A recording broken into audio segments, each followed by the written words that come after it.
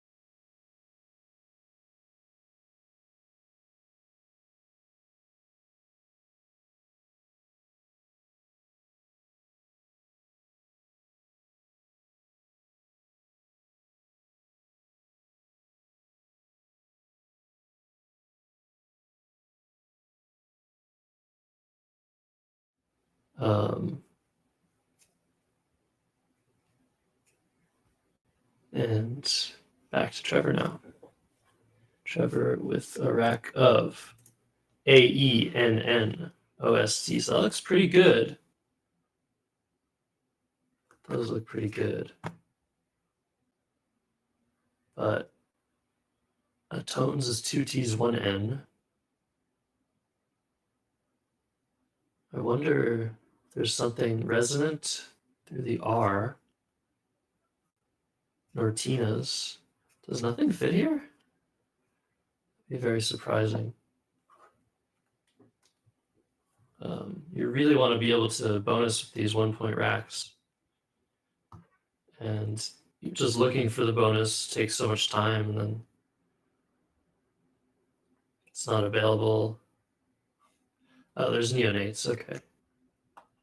And tonos through the U. Yeah, okay. So Trevor's found tonos. That's his highest scoring bingo, but yeah, slightly better would have been neonates through the E and lobe. Because that wouldn't open this big triple. And a pretty good draw from Esther, ADENS, and then the QU combinations. So Esther should be able to score pretty well here through that T. It almost feels like a bonus might be available here. But actually, squander through the R was just blocked. So neonates would have led to disaster. Sometimes how Scrabble works. Rotano is maybe not the best choice. Definitely avoided a pretty bad case scenario. That's 122 points down the drain. But Tono's was challenged. So that's another 5 points. Especially, yeah, if your play gets blocked and you're not 100% sure of the word, totally challenge. It's hard to keep track of which EAU words pluralize with an S, some pluralize with an X, some pluralize with both. Tonos has always been a struggle. Rondo, RONDEAU, I think is the one that doesn't take an S. I can never remember which of the two. I think after this one, got it figured out. I think all of us are going to remember Tono takes an S now. Yeah, that's crazy. Squander would have been really huge for Esther. But Esther still with the advantage, up a point and on turn, the very clear target of that triple word score in the middle left. Yeah, what else to say about these players? We have bios, but Quant is coming down for 42. So Esther won the 1985 British Championships. Oh, that's cool. Yeah, so both these players have been around a long time. So Quant for 42. Back to Trevor with DEIOPUV.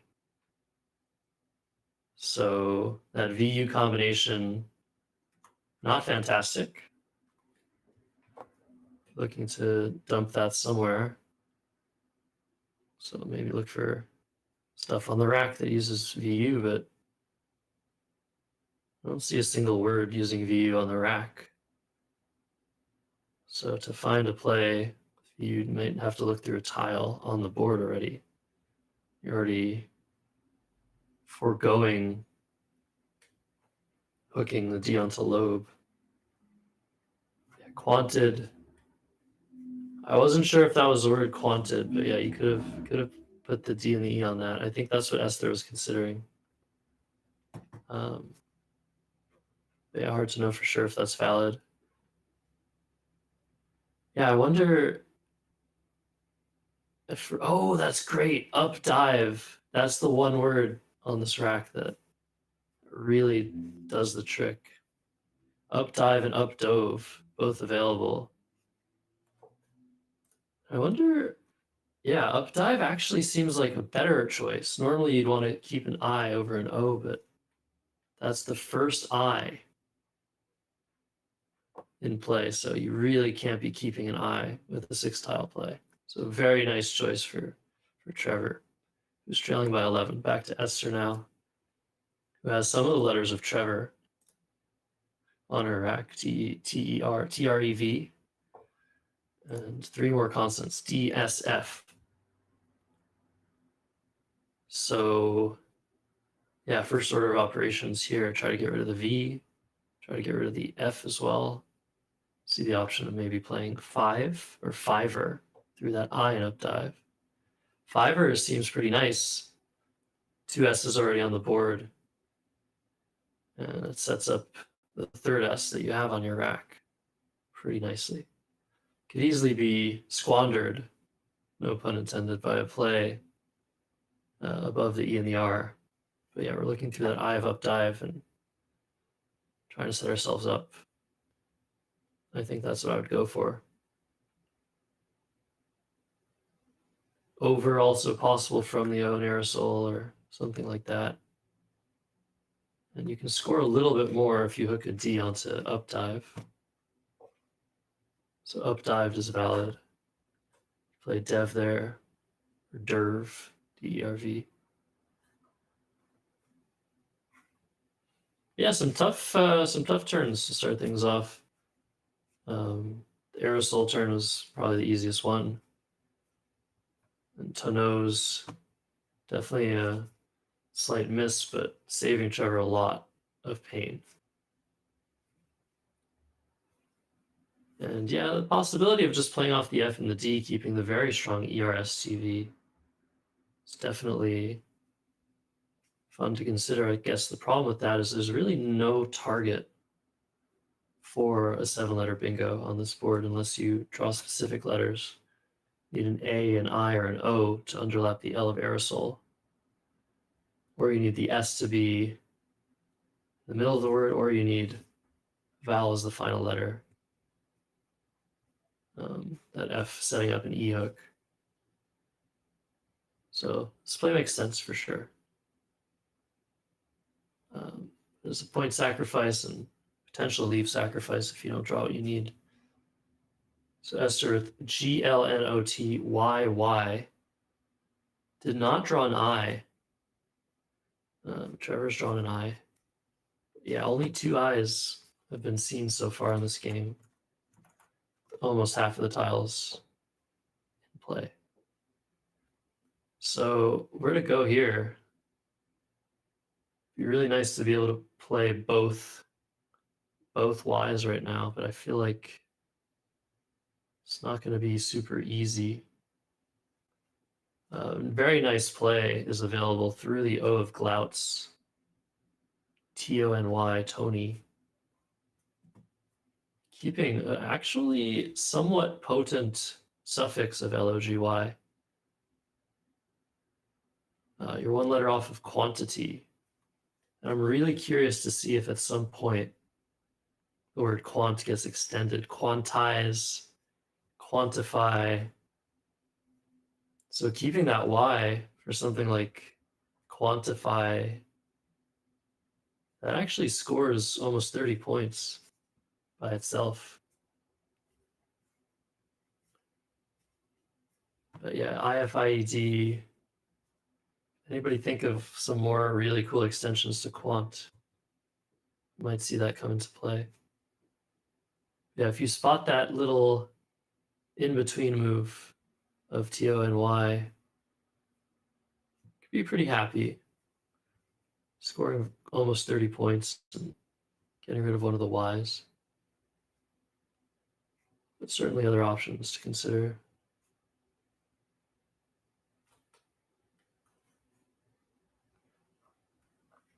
Yeah, I wonder if Esther's going to spot that.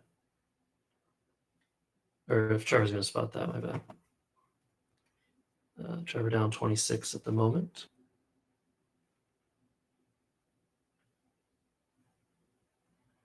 If you don't do that, what do you do?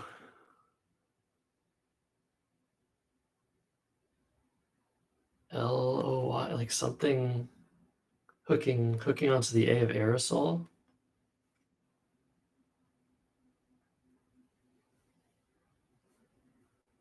interesting.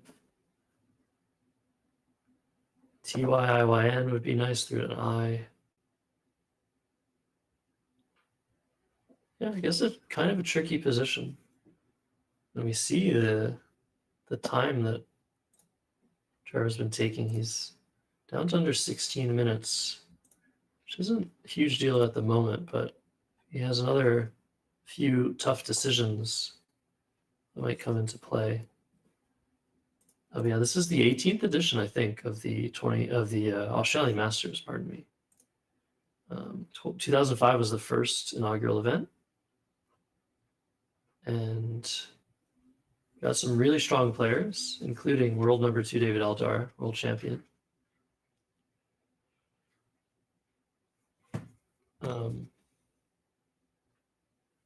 Also have Noeen Fernando, Andrew Fisher, and Oculus as well. So we'll be seeing Andrew, Noeen, and Ed later on in the stream, as we see Tony being found, and Trevor taking a 1-point lead. Very nice. EIRSTVW for Esther. So I think order of operations here, you could fish just the W. You could play for 10 points a W. And you're going to be pretty likely to bonus on the next turn, but instead we see view. Very logical. That's 29 points. The V in that triple isn't really that dangerous, and RST is a very strong leave. That was the top play on points and leave in the position. And Trevor now, who's drawn to his LOGY, looks like an I, an A,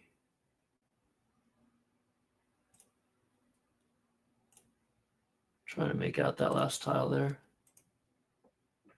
Oh, BEGILOY. So oblige with a Y. Looks like. Yeah, that's not so good. One letter off of biology.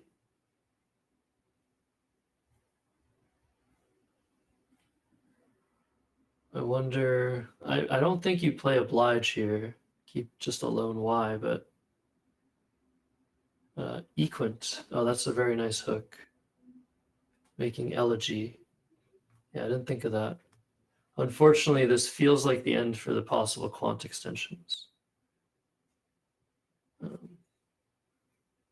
Top choice was possibly Beigey, B-E-I-G-Y, next to the Q, making Q-I-U-G and A-Y.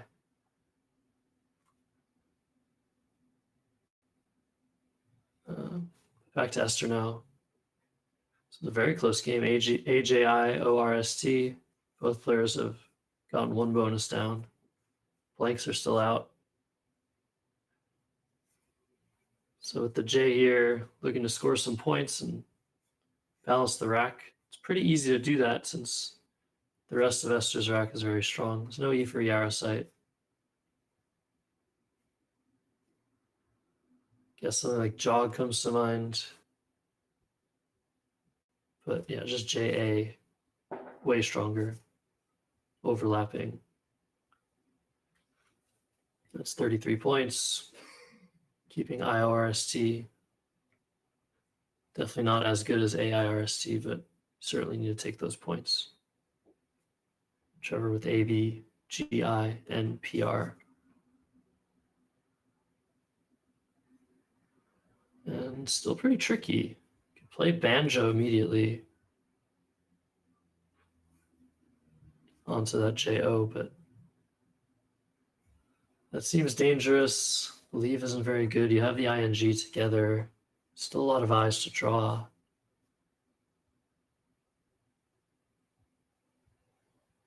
So maybe,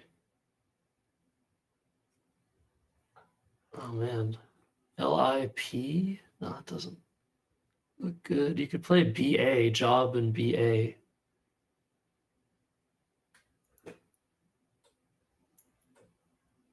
Yeah, this is tricky. Banjo is 28. Job is 20. Just play off the B, actually. What if you play Jav and BY? That's a very strong leave.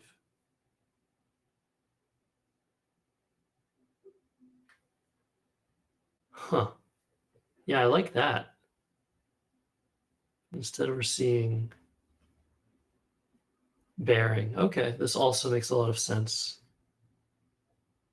Trying to draw into one of those blanks. Scores 27 points. The P is a good tile. AIORSTT for Esther. She looks pretty strong, but there's some 7-letter word. I'm not seeing it. Yeah, welcome to everyone joining. Oh my goodness. There is one bonus available here.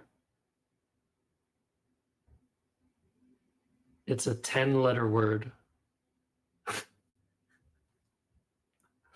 Oh no. That's just completely insane. Wow. I say 10-letter word, some of you are going to look, and really only one logical spot for a 10-letter word. Wow. If she finds this, that is just tremendous.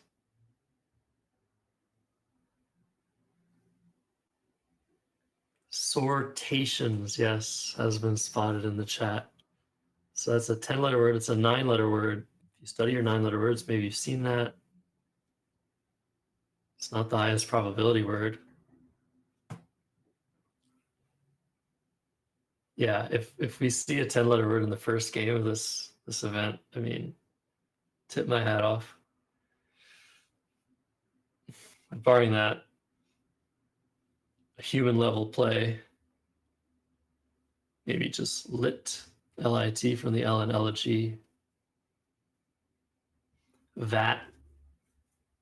Yeah, nothing looks fantastic here. Now that you all know there's a 10-letter word available, probably just cot and jot looks right. That's what she's putting down. 28 points for that. Really maximizing scoring potential of those 1-point tiles, barring the available bonus, of course. But we might as well just forget that was even possible. There might be one player in the room that could spot that word consistently. So back to Trevor now. He's down 201 to 230. But he has very nice tiles. His gambit of playing 6 tiles going for one of those blanks has worked out. But doesn't have anything fantastic, but he can hook that C onto AG at the top of the board and make a couple of 7-letter words. Expecting to see Chopper come down if he spots that.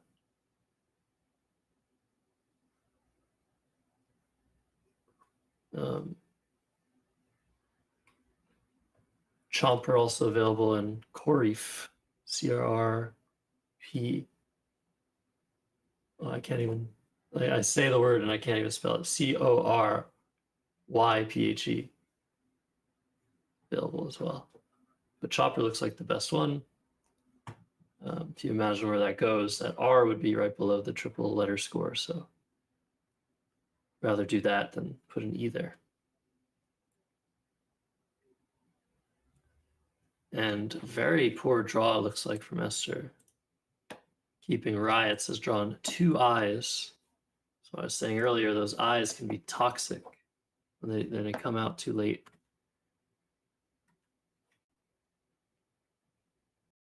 It looks like Chopper is the choice. Trevor Halsall.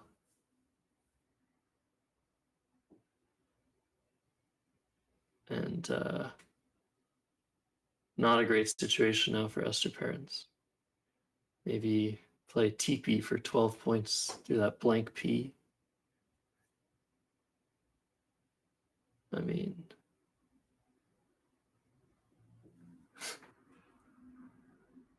that's unfortunate. TP would float a T in space, but would close down the sevens lane that was just created. So instead, maybe see something like an exchange of the two eyes. I don't think that's right. Maybe int through the N and bearing. Maybe obit, keep two eyes. Yeah, TP coming down. It's a sad 12 points. But Esther does have decent chances now of a bonus on the next move. Trevor now to act. His rack is ACIIMSZ. It's a pretty good draw. It's like he can score very well here, right? You're looking to triple that Z both ways. And you can do that by playing Saz, S-A-Z, Zo, A-H, and Skag on the top of the board, horizontally. That's a huge score.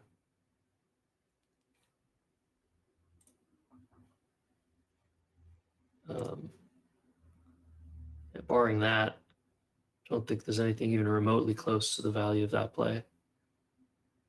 Feels like a must-find for maximal winning chances.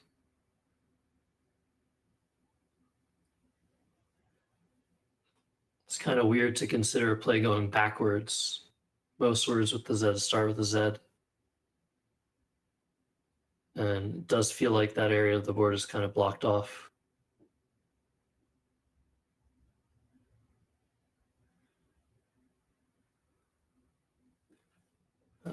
Esther, though, has drawn AM blank. So if we don't see Saz come down, Esther will maybe have a chance to equalize. But if Saz comes down, that's a 97-point lead. So even after a bonus from Esther, as we see Saz, yeah, very nice. Still Trevor's game to lose after this. So try Tomas maybe from the T. Bunch of stuff hooking FUD. Guess you have to ask yourself if BARING takes an S. That might come in clutch if it does for Esther, but in reality, that is not a word. BARING. Not much of an action. So it doesn't really take an S hook. So Tritoma is available for 80. It's the only bonus from the T. You can also hook onto FUD, play Oralism, Amorism. Those also score 80, but constrict the board maybe a little bit too much. But in either case, it's not looking great. Maybe you do take a FUD's play in the hopes that a response to the top right triple will open you the lane you need. It seems very difficult. It's the last blank. No more S's to draw. Don't really know where you're going to bonus. So I guess Esther probably needs to play Tritomas, hope for an unfortunate tile pull for Trevor and good one for herself. Try to get a nice score next turn, because though she is down almost 100 points, bonus will narrow the lead. And she'd just be one nice score away from equalizing a lot of the time.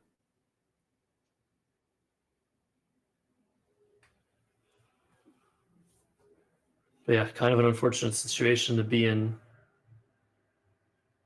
I think Tritoma is the correct choice here. You can also play Pastromi through the T of TP. That scores 77 because it hooks AH and Zoe, but doesn't open the board. It's not very helpful.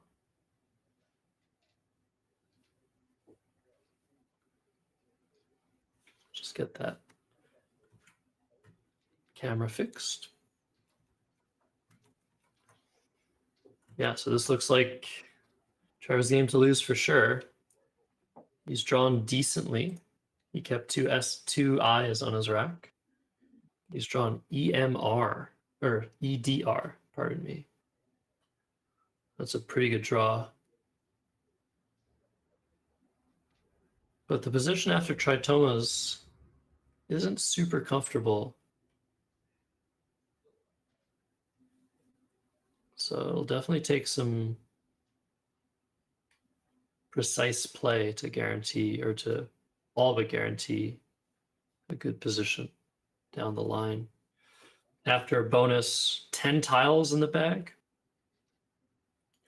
So does feel like Esther might have the tempo advantage in a lot of situations.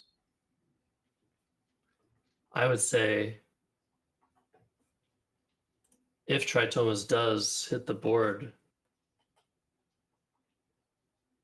it's pretty reasonable to just play Vim for 24 from the V in the bottom left, even though it does open. That's a strong leave. And you're leaving 8 in the bag, which you have to be thinking about in these positions.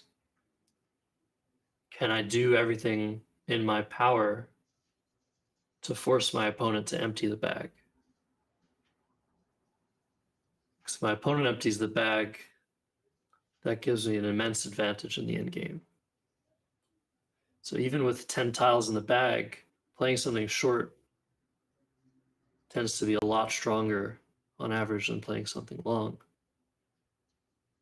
If you play 5 tiles, your opponent plays 3 tiles, well, suddenly you're probably the one emptying the bag.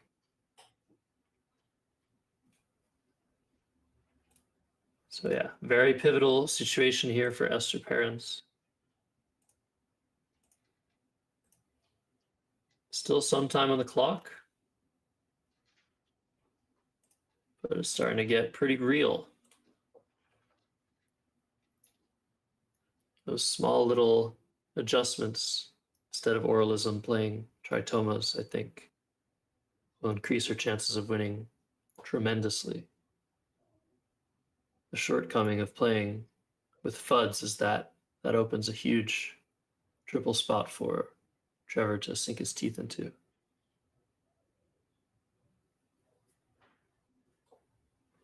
She has spotted oralism, but something about the play, she really doesn't like it.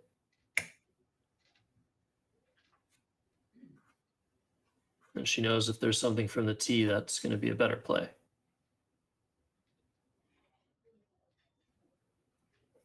See, she's seen air some as well. Yeah, these blank racks are so difficult. These letters are so good. There's so many options. Air some would score 76. That would probably be better, even though it's a 4-point sacrifice. Because what you're giving up in points now can really prevent you from getting burned on that triple. But it's tough. No matter what, there's really no spot for 7-letter words, so you're needing to hope for a good draw. There's still an X unseen. So the X might come in handy to play a small little play from the V in view. Also might come in handy to underlap Tritomas. Trevor checking the bag. Right now, 17 in the bag. chooses not to count. There's a certain threshold of letters when you feel the bag. It's like, okay, I'm not counting that. That's too many to count. Players will often verify on their time or on their opponent's time. Very nice. Tritomas was found. This really gives Esther the best chance. See if she can draw that X. So 27-point advantage now for Trevor. CDEIIMR. Now, ideally, maybe you want to play 6 tiles to leave 4 in the bag. But it doesn't feel like there's a good spot to do that. I'm looking from the A in Tritomas. It'd be really nice to play something ending in C. But I really think the play of Vim is very strong here.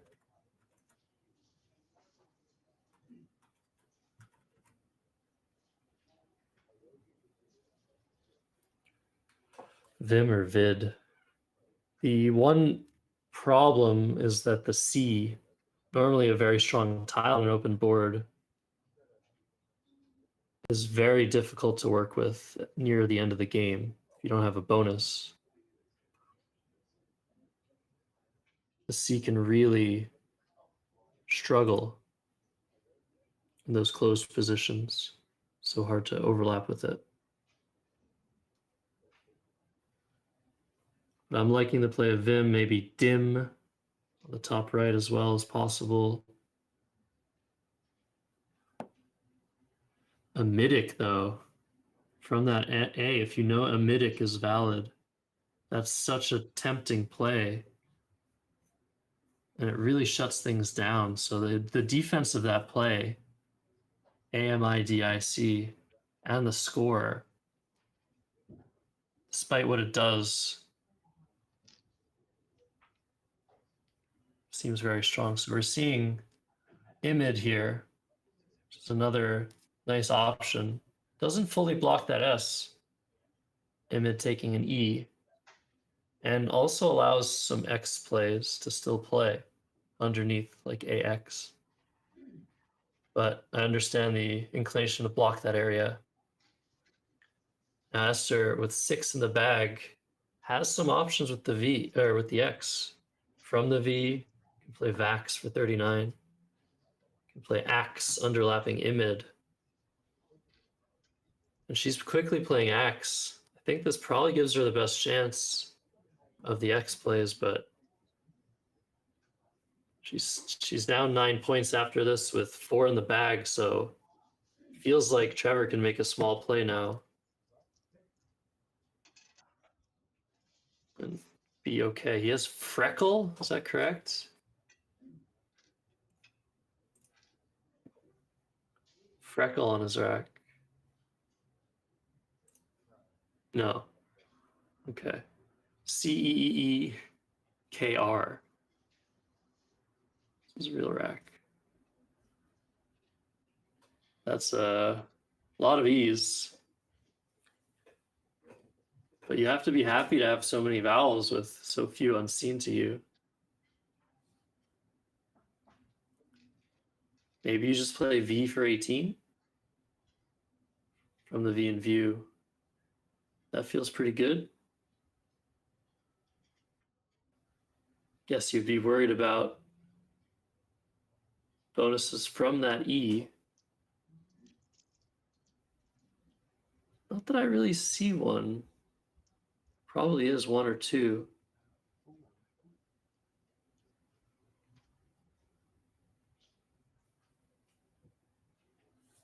Yeah, time is of the essence here. Trevor down to 4 minutes, Esther down to 6. Not the easy position. Maybe ever is a better play. Floating an R instead of a vowel. Or maybe you forget that V altogether Tough stuff here. I would like to set one of my tiles up,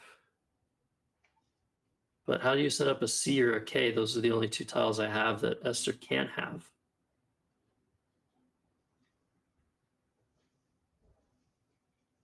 Feels like it's too close to do everything you want to do here, and playing Ever or V be a strong option here. Again, that C might really saddle Trevor in the endgame. Just don't really see a way to play it. Maybe you can play PEC. The peanut dive that sets up an H too, not just your K. I guess you could play PEC. P-E-C-K. There's no Y for Pecky, no S for Pecs. That's an interesting option. Also blocks the S if you're worried about that. I don't think you're worried about that S in tritomas. Also play Seek from that S. I like Peck actually. I wonder if that's the best play. Keeps 3 E's, but if you draw more vowels, that means that Esther has no vowels. There's tons of consonants for you to draw. Very interesting spot. Trevor down to 2 minutes now. He's gonna have to make a choice. Really, he needs to speed up for the end game. I don't think things are gonna be so easy for him, no matter what he does. As we see, Hinortu. Sorry, Hindrtu. Yeah, there's no O on Esther's rack. So the unseen letters, neither player knows this, but the 4 tiles in the bag are EF, L, and W. So Ever is the play. We like this play. Or I like this play. I'm the only one here. I will be joined by Helen Hines after this. And this puts Trevor up over 30. And with that final E, if he draws that final E, I think it's over. FWE. Okay, yeah. So the L is in the bag, so that's not good news for Esther. Doesn't feel like there's much left in the tank now. Best score is maybe 26 points, playing 9th through the N and bearing, opening a triple. There's no way that's correct. Or there's no way that's going to win the game. I just don't really see a hope here. You really have to hope that E is in the bag, I think. Make a play assuming that situation. But even then, what if we see something like Thir, THIR under OB and LA, setting up the T. Now that's interesting.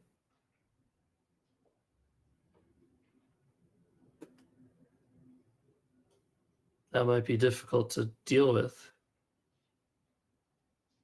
Or sorry, not TH. You can't play the T if you're setting up the T.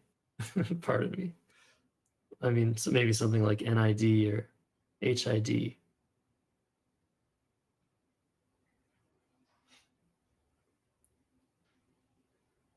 I feel like maybe your only hope is some complication in that regard.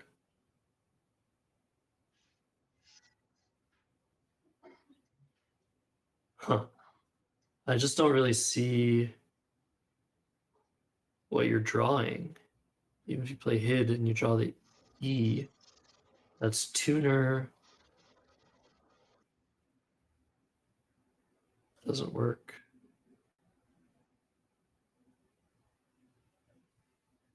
NID.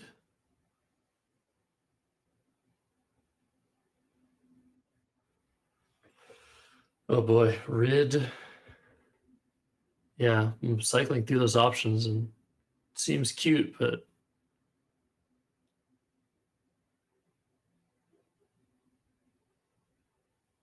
doesn't seem like it's gonna work. Yeah, what a game.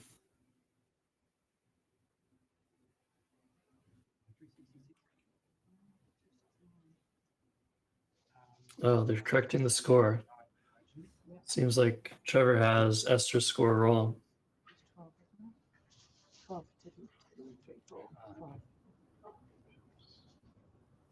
Yeah, some more information while they're sorting through that. Esther came third in the World Championship in Perth. Is that correct? Wow. The year that Wellington Jigari won. That's an incredible performance. Trevor himself has won 1994 and 2016 the Australian Championships. So there's the championships and there's the Masters. The Masters, that's for the top players. Championships for everybody.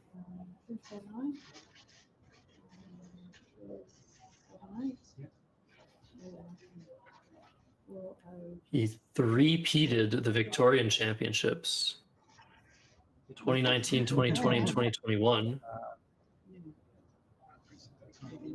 And he won the South Australian Championship last time around. So some nice acquisitions there for both players. You're not going to see a weak player on the stream, that's for sure. The next game we're going to cover is Ayarinde Saidu versus Naween Fernando. We won't be seeing David Eldar until after lunch. There are going to be 4 rounds before lunch. Round 6 will feature our reigning world champion. And we'll have to see. We'll have to look at the standings to see if he's lost a game. I think he's on a 34-game winning streak, David Eldar, which is actually incredible. Recently at the United States Nationals, there was an award given to the player or players that won the most games in a row in tournaments in the US and Canada. And the number of games, the number streak was 22, which is 12 games fewer than what David Eldar is apparently on right now. So, yeah. It's not like there aren't extremely strong players in Australia that can easily take a game off the world champion.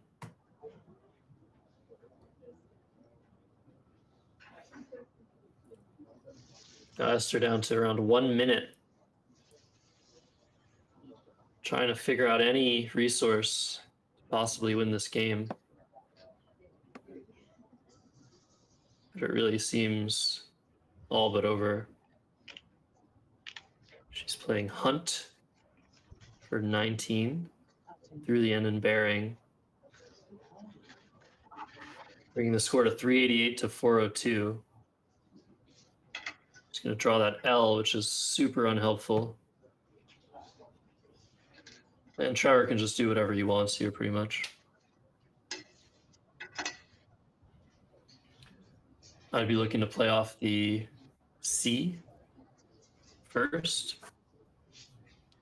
But I guess it's not super easy to find a move with these letters.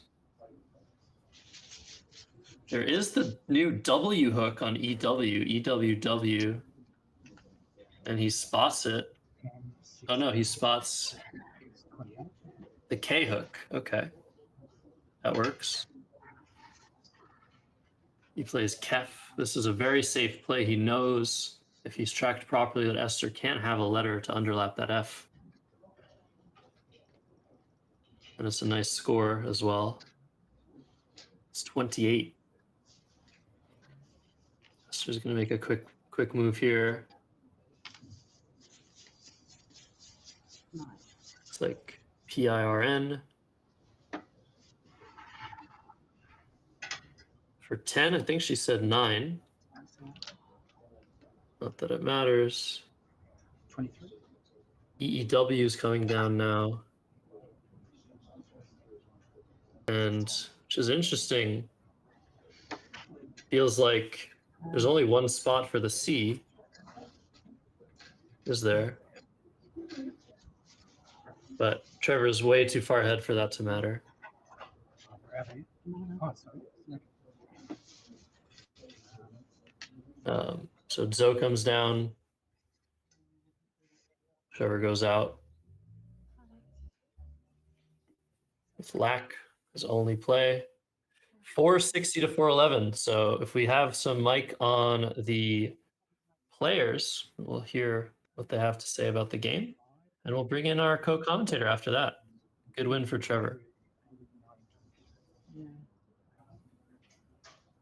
Could have done some of it. Yeah. 411 minus 1. 398 plus 13 is 411 14. Did you just go over? Oh, I did. 400.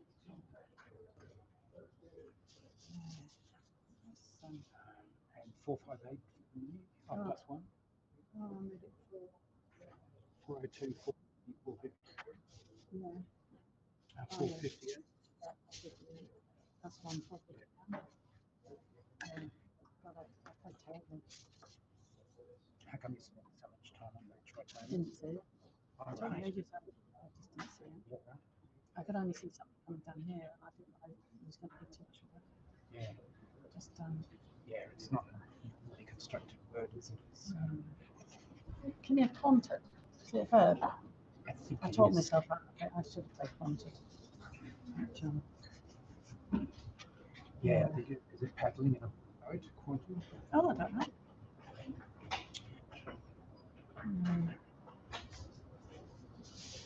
I wanted to play knights down there, Oh, yeah. but it would have given too much away. Well, You had all the heavy things to go. so I knew KNW for 30. So if you've been able to block this somehow. Well, I couldn't. I really wanted to do that. So no, that was my best score, and then that's going on next to it. But you were going to get lots of them. Cheek. I mean, Yeah. still going to. Yeah, Or Keach or something. I think. being able to get about 30. Yeah. And then you just want to be able to sit me up. Yeah. No, I don't. Did you have the blank? You played card? No. Alright. Decent letters? Not particularly, but I couldn't. I only had one foul, I couldn't really score very well. And then worry them. Because I spent 5 minutes on it. I kept A in. All right. So, one game done. Many more to go.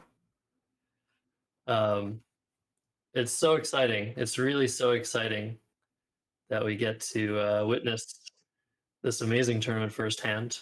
We're gonna head to a break here over in the studio and bring in our co-commentators or co-commentator, who I won't reveal just yet.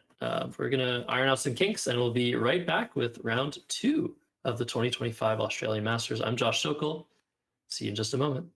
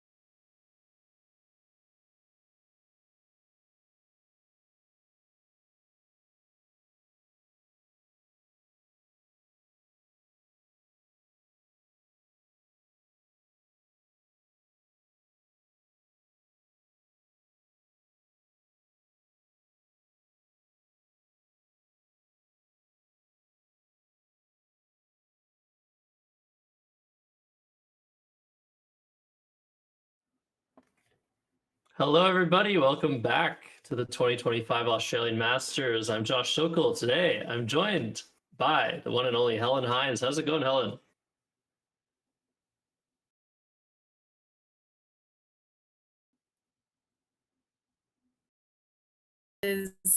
Event and excited to see if Queensland will get up. I used to play for Victoria, but I moved up here in 2007, so I'm a Queenslander these days. But g'day from Townsville, and I know both these players quite well, Naween and Saidu, so it'll be good to see who gets up in this one. Awesome, yeah. So, yeah, without further ado, the players can get started. We will switch to the and I believe that Saidu is going first in this marquee matchup against Naween. So what can you tell us about these two players, Helen? What's the inside scoop? Well, I believe, yeah. So from what I remember, Naween actually got his ticket to Australia from winning a massive event in called Channel News Asia. I think he got some thousands of dollars, and I believe he might have beaten Andrew Fisher in that event. And then he moved over and studied accounting, and he's been a resident ever since. So he's a Melbourne boy, 20 plus years, probably 30 plus years now. Really, really strong player. Has won multiple championships. He's won this event at least once or twice. A lovely person to talk to, incredibly humble, and accountant by day, auditor, I think, audits super funds, and very strong on word knowledge and really good on strategy. Nice. Yeah, I mean, we see, a very quick decision to play hijack. That is a very strong play. I didn't even see that. I was maybe going to play jack in this position. Adding the HI for 18 more points, certainly well worth it. That lone V is the only blemish on this opening play. So yeah, very, very nice start for Saidu. And over to Naween with AAENORS. So this seems close, but does he have a bonus? And welcome to everyone on our YouTube channel as well. I'm sure you'll all put in your 2 cents worth. Can anyone see anything that might go down at the moment? You can't see any 8-letter words that are jumping out at you, Josh, at this point? No, yeah, it looks like maybe just an underlap of ANOA might be the correct option here. Just one letter off that duplicated A, just not allowing the early bonus for Naween. So these are the sorts of moves that are kind of frustrating, but ANOA underlapping, that's 24 points, and that keeps a really strong RAS. I'd be pretty happy with that, Helen. Yep, and I imagine he'll waste not too much time over this. Have you played Saidu before, Josh? I don't think so, but I would have to check. Yeah, I guess I don't see his face right now. If I see his face, I might remember if I've played. I could actually go look at my head-to-head. It looks like no. But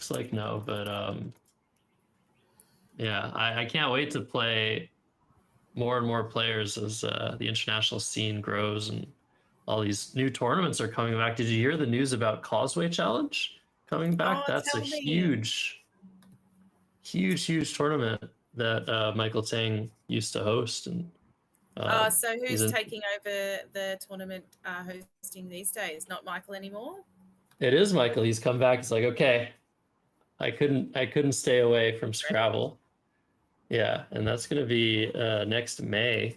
So hopefully I'll be able to attend that or maybe commentate that. But I played my first international tournament last year, and it's just so amazing to be able to play so many new players that are so strong. And I mean, Australia. Was that in New Zealand where you played? I played in the UK actually, but Australia, like, we know Australia to be the winner of the Alchemist Cup.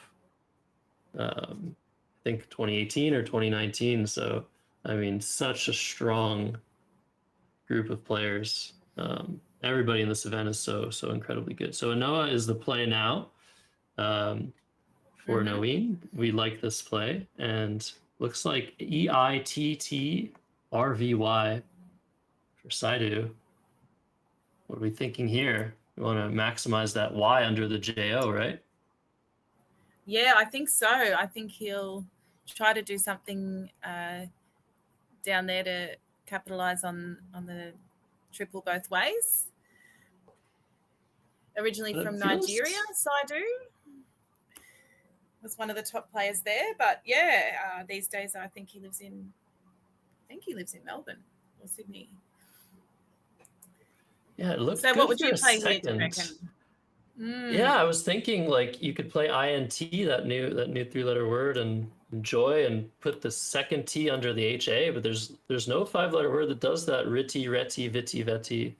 None of those are words, so it actually doesn't feel like there's a great way to score. The highest score is actually TYTE, making JOE, which definitely not fantastic. So I'd be looking to play the V off in this position. I wonder if playing IV and HAY is worth considering. That would set up the T hook on the triple. You have 2 of the first T's. Feels like an interesting gambit. And then he'd have to consider his leave as well. So yeah, just once again, I think it's a bit blurry, but TVEAIT. Why? So in Verity, very nice play. Wow. Oh, isn't that beautiful? Yeah, we like this play for sure. The one problem is, I guess, is that it puts that Y in that dangerous position. But Noeen, having played a Noah, I guess that sort of signals to Saidu that the leave isn't very strong scoring wise. So we're definitely just going to see bonus come down if we have those letters correctly. A, B, D, E, N, R, S. So banders and hijacks is a huge score. Yeah. Banders. So down onto hijacks would probably be my first instinct, but he may find somewhere else, maybe something through the I as well, or branders through the R. So he's got lots of options. He'll probably take a minute or so just to see what he's doing. Yeah, no, this makes so much sense. It's so high scoring because you get all those points from hijack. By far Noeen's best option. Yeah. So yeah, definitely a great choice. Over to Saidu with A. Noeen also has a very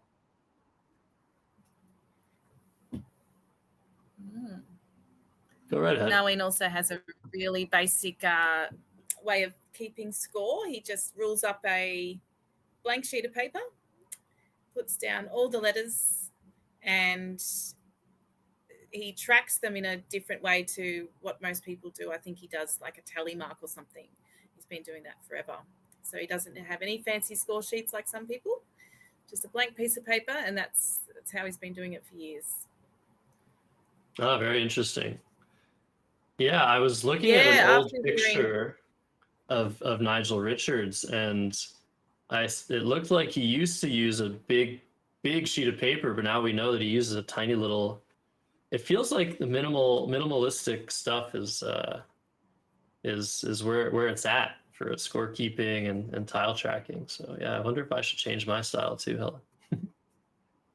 And if you don't, make sure you've got spares, because recent commentary I've heard about a particular tournament in the States, somebody lost their score sheets and it was a massive drama for them.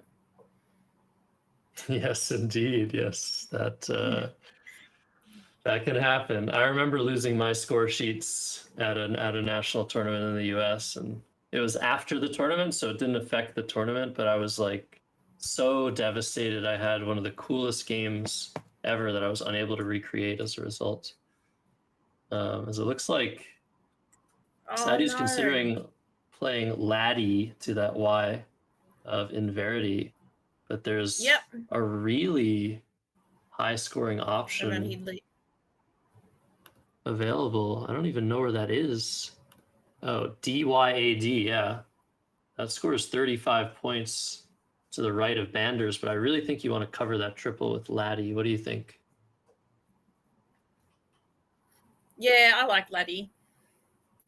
That's nice, and he still gets to keep a Y, and they're always good value, aren't they? So I think that would make sense. It's defensive, but it's also great for score and not a bad leave. So if that's what he's got set up, I imagine that might be what he goes for. Yeah, I wonder because, I mean, he's taking a while here. There are lots of options. This board has been sort of torn open by the last two plays, and Verity going down, Banders going up. That Y is still a pretty nice letter to keep because of that Y spot under JO. You draw something like Envy or Levy or something like that, it scores over 40 points. So I really think that Dryad being the choice here, missing Dyad, I think, for far more points to the right of the ANDE of Banders. Definitely a good play, but some points left on the table and some defense left on the table here. I suppose in terms of worrying about a triple, you're not really going to be too concerned in that spot, are you? But it's just the score possibility with that nice double letter in front of the Y down there. But yeah, Dyad would have been the best there, especially since he used exactly the same letters. Yeah. Yeah, so yeah, Dryad so 24. Naween has AELNNOW. So now I really think that triple is going to get covered unless there's some 8-letter word available, which I feel like Naween would have spotted by now since Saidu took such a long time on this decision. But I'd like playing something like No Way to that Y and in Verity here. Keep ELN. That looks pretty strong. Lawny also possible, or Wanley in the same spot. Do you like the ENO or the ELN leave here? No Way. I would prefer ELN personally. What about you? Yeah, I really wonder. I think in terms of balance, keeping the two constants is always a better idea. But the L and the N, I feel they just don't interact very well with each other. So I feel like it's very close between those options. I'm curious to see what Naween chooses.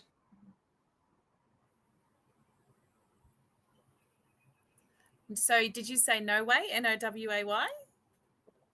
Yeah, I'm not sure. I think I would play No Way. But I wouldn't be super happy with it. He has the first L. We don't want to draw another L. So really something like Lawny or Wanley is definitely worth considering. It also makes it a bit harder to overlap on the second to bottom row if you play consonant Y versus consonant vowel Y. It becomes a little bit more difficult. So yeah, lots of things, very small things to consider here for Naween, but yeah, one play to the Y is what we're hoping for here. Yeah, especially when he has so many options at his fingertips there. Yeah, and Saidu now is hoping, I think he's hoping that that T of Inverity stays open. He's drawn into letters for ultimate and mutilate through that T, but it's not, I don't think it's going to stay open. I really expect that Y to get covered. Oh, well, here we go. Not what we thought. A down comes down. Okay, so he's leaving E, N, and L. Is that right? That's correct. Yeah. So this uses the same letters as No Way, but once again, both players missing a stronger option with the same tiles. But No Way have a very hard word to spot for sure. And this has some defensive merit as well. Look at this. Saidu's just absolutely smashed down a bingo. Amuletic. Wow. Beautiful. Yeah. So he wasn't worried maybe about that T getting taken anyway. He probably thought that C would stay open. And you know what he'll do now, Josh? He'll grab that bag and he'll shuffle it like very aggressively. Yeah. Well, first we're gonna see a challenge of the play of amuletic. I would have challenged this too. This is a very nice word. I wouldn't have been sure of it myself. So that's gonna score 94 points. As Lenores, I think, is the rack for Noeen. So will he be able to respond in turn? And Josh, can you remind me and those watching, is it a 5-point challenge tournament? Yes. Okay. Clearly, I've really done my homework on this one. Now I know. Extra 5 points for Saidu. Yeah, but I mean, look at what this play of amuletic did. That play of banders completely blowing the top of the board open, but amuletic just totally inhibiting those letters and banders. It's gotten a lot harder suddenly to play a bonus. So there's only one available bonus now for Noeen, and it's not the most obvious one. Is it off the A? Or should we throw it to the people on stream to see if they can find it? Apparently, there's only one player bonus, folks. Who can find it? Yeah, do you want to give them a hint, Josh? Yeah, it scores over 50 points. Oh, well, that's just really narrowed it down, mate. Will Narween find it? Do you have faith that Narween will find what you have seen? I don't want to. There's something called the commentator's curse, Helen. If you wish too hard upon something or happening, it feels like it doesn't happen. So I'm gonna leave it up to the tile, or not the tile gods, but the play finding gods to see if Knowing spots his 8-letter word through the O of a down. Not the most obvious spot. If he doesn't spot that, he has some 30-point options through the V of inverity, like novel, but nothing nearly as good as the 8-letter word of loosener. Loosener, okay. So that is tucked in under that A of Dryad. Is that right? That's right. So very, very off the beaten path. But yeah, top players, they know, and they can just sense when there's something available. And I think, Noeen taking some time, he has spotted plays through the V of inverity. But if he resets, he might be able to see loosener. It's not obvious at all. I've missed this word multiple times, Helen. Yeah, it's not. If you're looking at the R, you might look at RE. You might look at something starting with re, for example, and then obviously you've got the double as well. And yeah, it's not something that will come. But if I was a betting girl, I reckon he'll get this. I reckon he will find it. So. And you know what? He'll be grumpy afterwards if he doesn't. There we go. All right. As you say that, well done. All right. So I think you're good luck, Helen. Yeah. That would have helped in our $80 million Powerball the other night. But anyway. Nice. So back to Saidu, who is now down 17 points. He has ADFF. NRW, and he's very quickly going to find Daffy to that Y. That scores 57 points, by far his best play here. Yeah, it's the kind of thing you just don't muck around with, is it? So you get bingoed against, you have a quick look, make sure he didn't have an S, I don't think, to pluralize listener down that lane. So he just went for that and put it straight back on Narween, who can't even look at his tiles yet. He's too busy tracking what he's just done. So time is on Saidu's side. Yeah, and so they're correcting the scores. They're making sure everything's in order. Sometimes the nerves can get a little nervy, I guess, when players play so quickly in response to you using all of your letters. You really have to just reset. You have to just do your tracking, make sure you have the scores proper, and I think Noeen's pretty good at that. He seems pretty calm under pressure, Helen. Yeah, he doesn't get too rattled. He's fairly settled, and he knows that he has a really good arsenal behind him and many games under his belt. So this won't rattle him too much. Yeah. So Naween has on his rack. What's Naween got in his rack, Josh? It's got EGIILUZ. It looks like, and apologize or something almost. Yeah, close to a bunch of stuff. Yeah. I'm thinking first thing I see is just ZE on top of the AF of Daffy, but the leave there is pretty bad. So I'd be looking for something that scores maybe a little bit less, but that gets rid of some junk on the rack. But that might not exist. So yeah, Ulzi ULZIE. I don't see a spot for that. We might just see the little ZE play. I think so. It's going to capitalize on the bingo score he just had. Wouldn't it be nice to have an O out there for eulogize or something? That would be so nice. Yeah, close. I think Noeen does have two of those I's though, instead of the two E's needed for eulogize. Oh, I'm with you. Yes, of course he does. Yeah. My favorite IZE play ever. I got something. Oh yeah, tell me. I'll tell everyone. 260 something points, I think it was. It was ridiculous. It was Lyricize through a triple LYRIC on the blue. IZE. Lyricize. That's amazing. Absolutely wrapped. I mean, plays like that, they keep you wanting more, right? Yeah, it was magic. And that actually didn't even win the high word. It was an equal high word that tournament. I believe Andrew Fisher got the same score for another one. I thought I had it in the bag. Okay, that's actually the most unlucky thing I've ever heard. Really. Wow. No, you know what happened that day though? He got given this porcelain owl because it was the Queensland Championships, and our mascot in Queensland's an owl. They had all these beautiful porcelain owls they were giving out.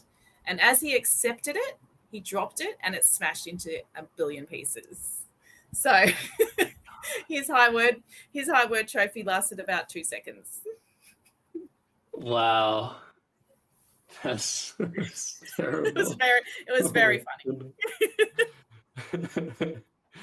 Wow, yeah. That's very unfortunate. So it looks like Noeen taking a while on this turn. This is one of those turns where you feels like you can't really do everything you want to do, and you have to look. There is something to be said about making a play like Aguize from the A of a down, and maybe also the possibility of playing GUILE next to the A and D ER of Banders. If you want to keep that Z for later, it's very possible you'll get a nice score with it on this board.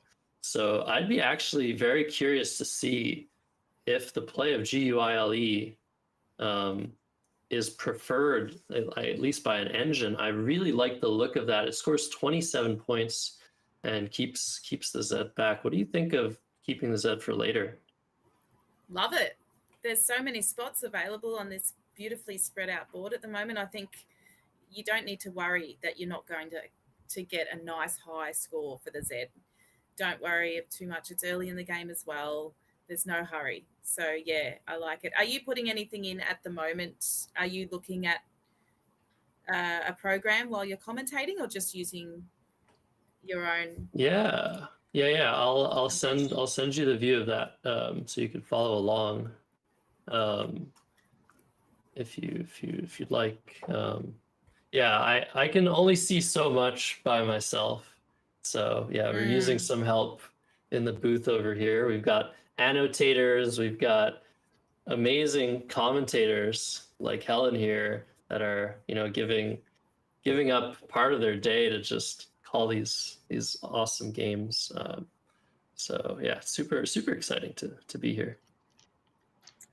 And I think being in Canada, you're burning the midnight oil in the end for today. It'll be midnight before you go to bed, I think. Yeah, I'd like to say that that's not the norm, but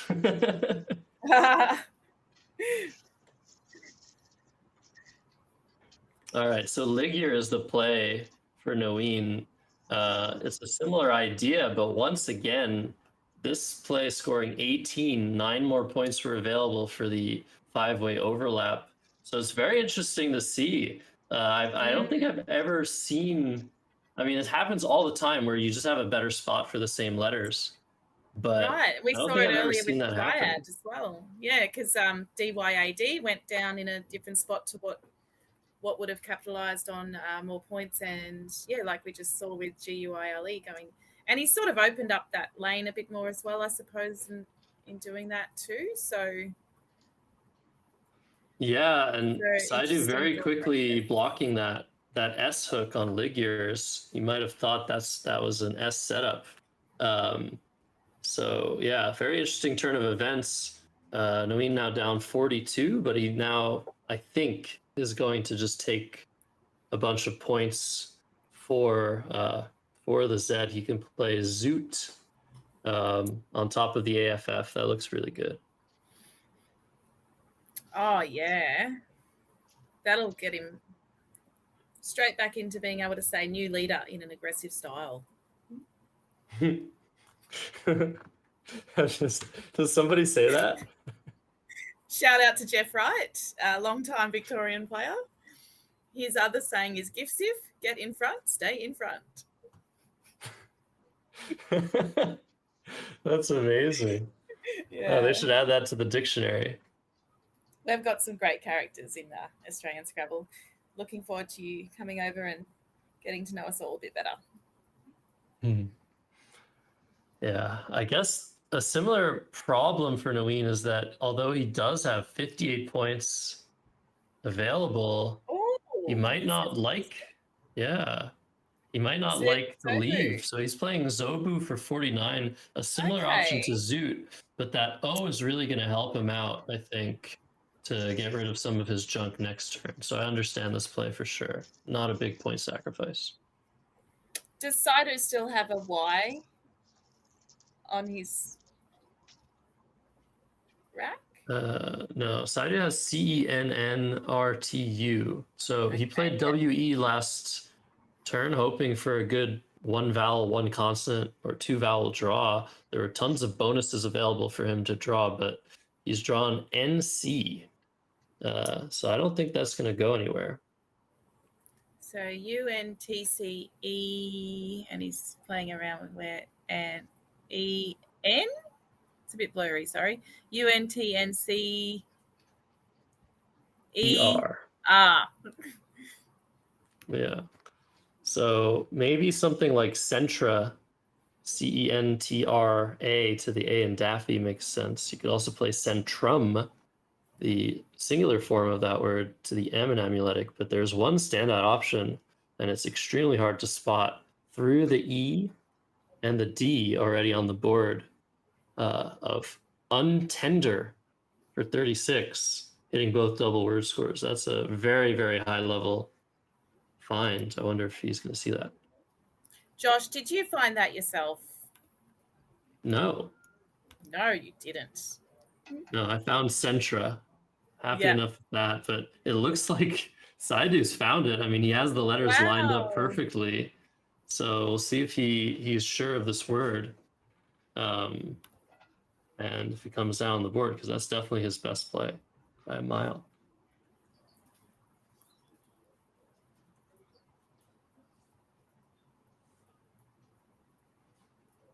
Yeah, so he's got it set up. And it's got the spaces exactly where they're going. So I'd say he's just making sure and having a look, and we imagine that will come down. That'll be lovely, won't it? Yeah, I think he really I just wonder is if they've unsure. got one of those prizes.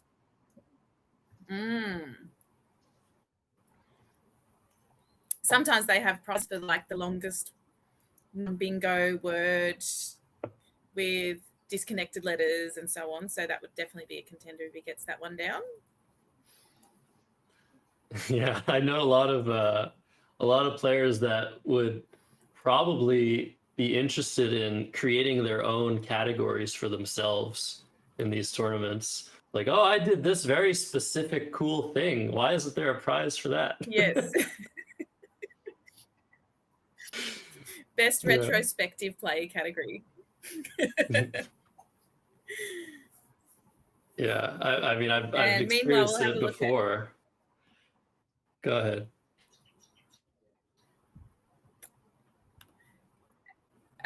Just looking at Narween's rack while we're waiting for what he's doing. So I think he's got a Q there, Qitovie. So Narween with a big scoring letter waiting there, probably having a look around if he can do something while he's waiting for Saidu to find that 8-letter word. Do you think Yeah, that's the I'd be best play as bored. well? I mean, it's obviously the most gorgeous play. No, yeah, I really do think it's the best play. I'd it's be a really double-double bored if too. I was Yeah. Noeen, because I really feel like QI and LI is the only decent option at the moment onto that triple on the right middle, Yeah. and really doesn't feel like anything else to think about right now. So it's one of those situations where it's like, okay, if my play is blocked, I guess I'll have to look for something better. And it's important to have a plan B for sure. But if I was Noeen, I'd already know what I was doing if my spot got blocked, and if it didn't, just play QI very quickly. Yeah, so second choices for Narween. There is a U there on the board, but I don't think he can do anything with it, the one with Amuletic, with that Q. So he'd have to look if he can play. Has he got a? I have to have a look if he's got a T on his rack. Yeah, it's He almost does, possible to play something between the MUL of Amuletic and the BAN of Banders, making Yuva, MIB. Yeah, so there's something almost not using the Q. Yeah, Yeah. just do something and keep the Q for next time. And the I, obviously. Yeah, I feel like even if QI is blocked, I think I'm playing QI somewhere.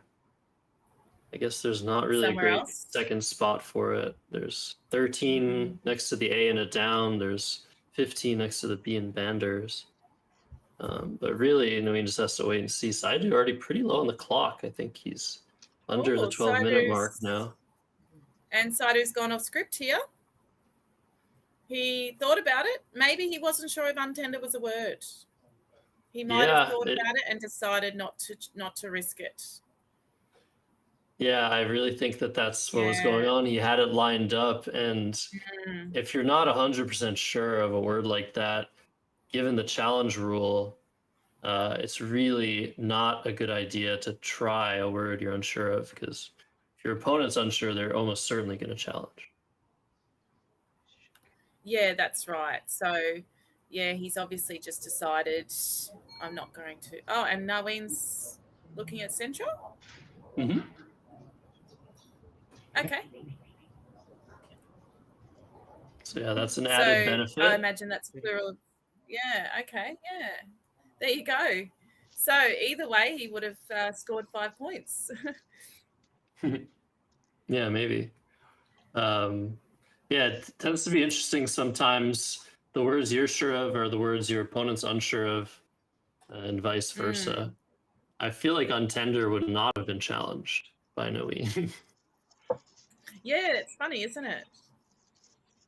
So as you called, Josh, within moments that QI went down on that triple word lane for 35, yeah. 5. And a very good draw for Saidu here. He's drawn into IMNRTU blank. So he's going to be able to bonus here. There's an somewhat easy option to the E of Amuletic of Ruminate, but if he looks a little bit harder, there's a beautiful disconnected 9-letter word, and we were talking about that earlier in the stream. Those letters in Amuletic next to the letters in Banders, definitely a lot of potency there for 9-letter words. But he does have muttering available. Muttering. Oh, look at that. Yes. That would be very nice. So we know our that scores at the moment are very close, aren't they, Josh? So 317 to Naween and 308 to Saidu. So Saidu will get himself up to 400 odd after this move, whatever he does, and then Naween will be playing catch up a little bit. Yeah, indeed. It's been a very close game. We love to see those close games on stream.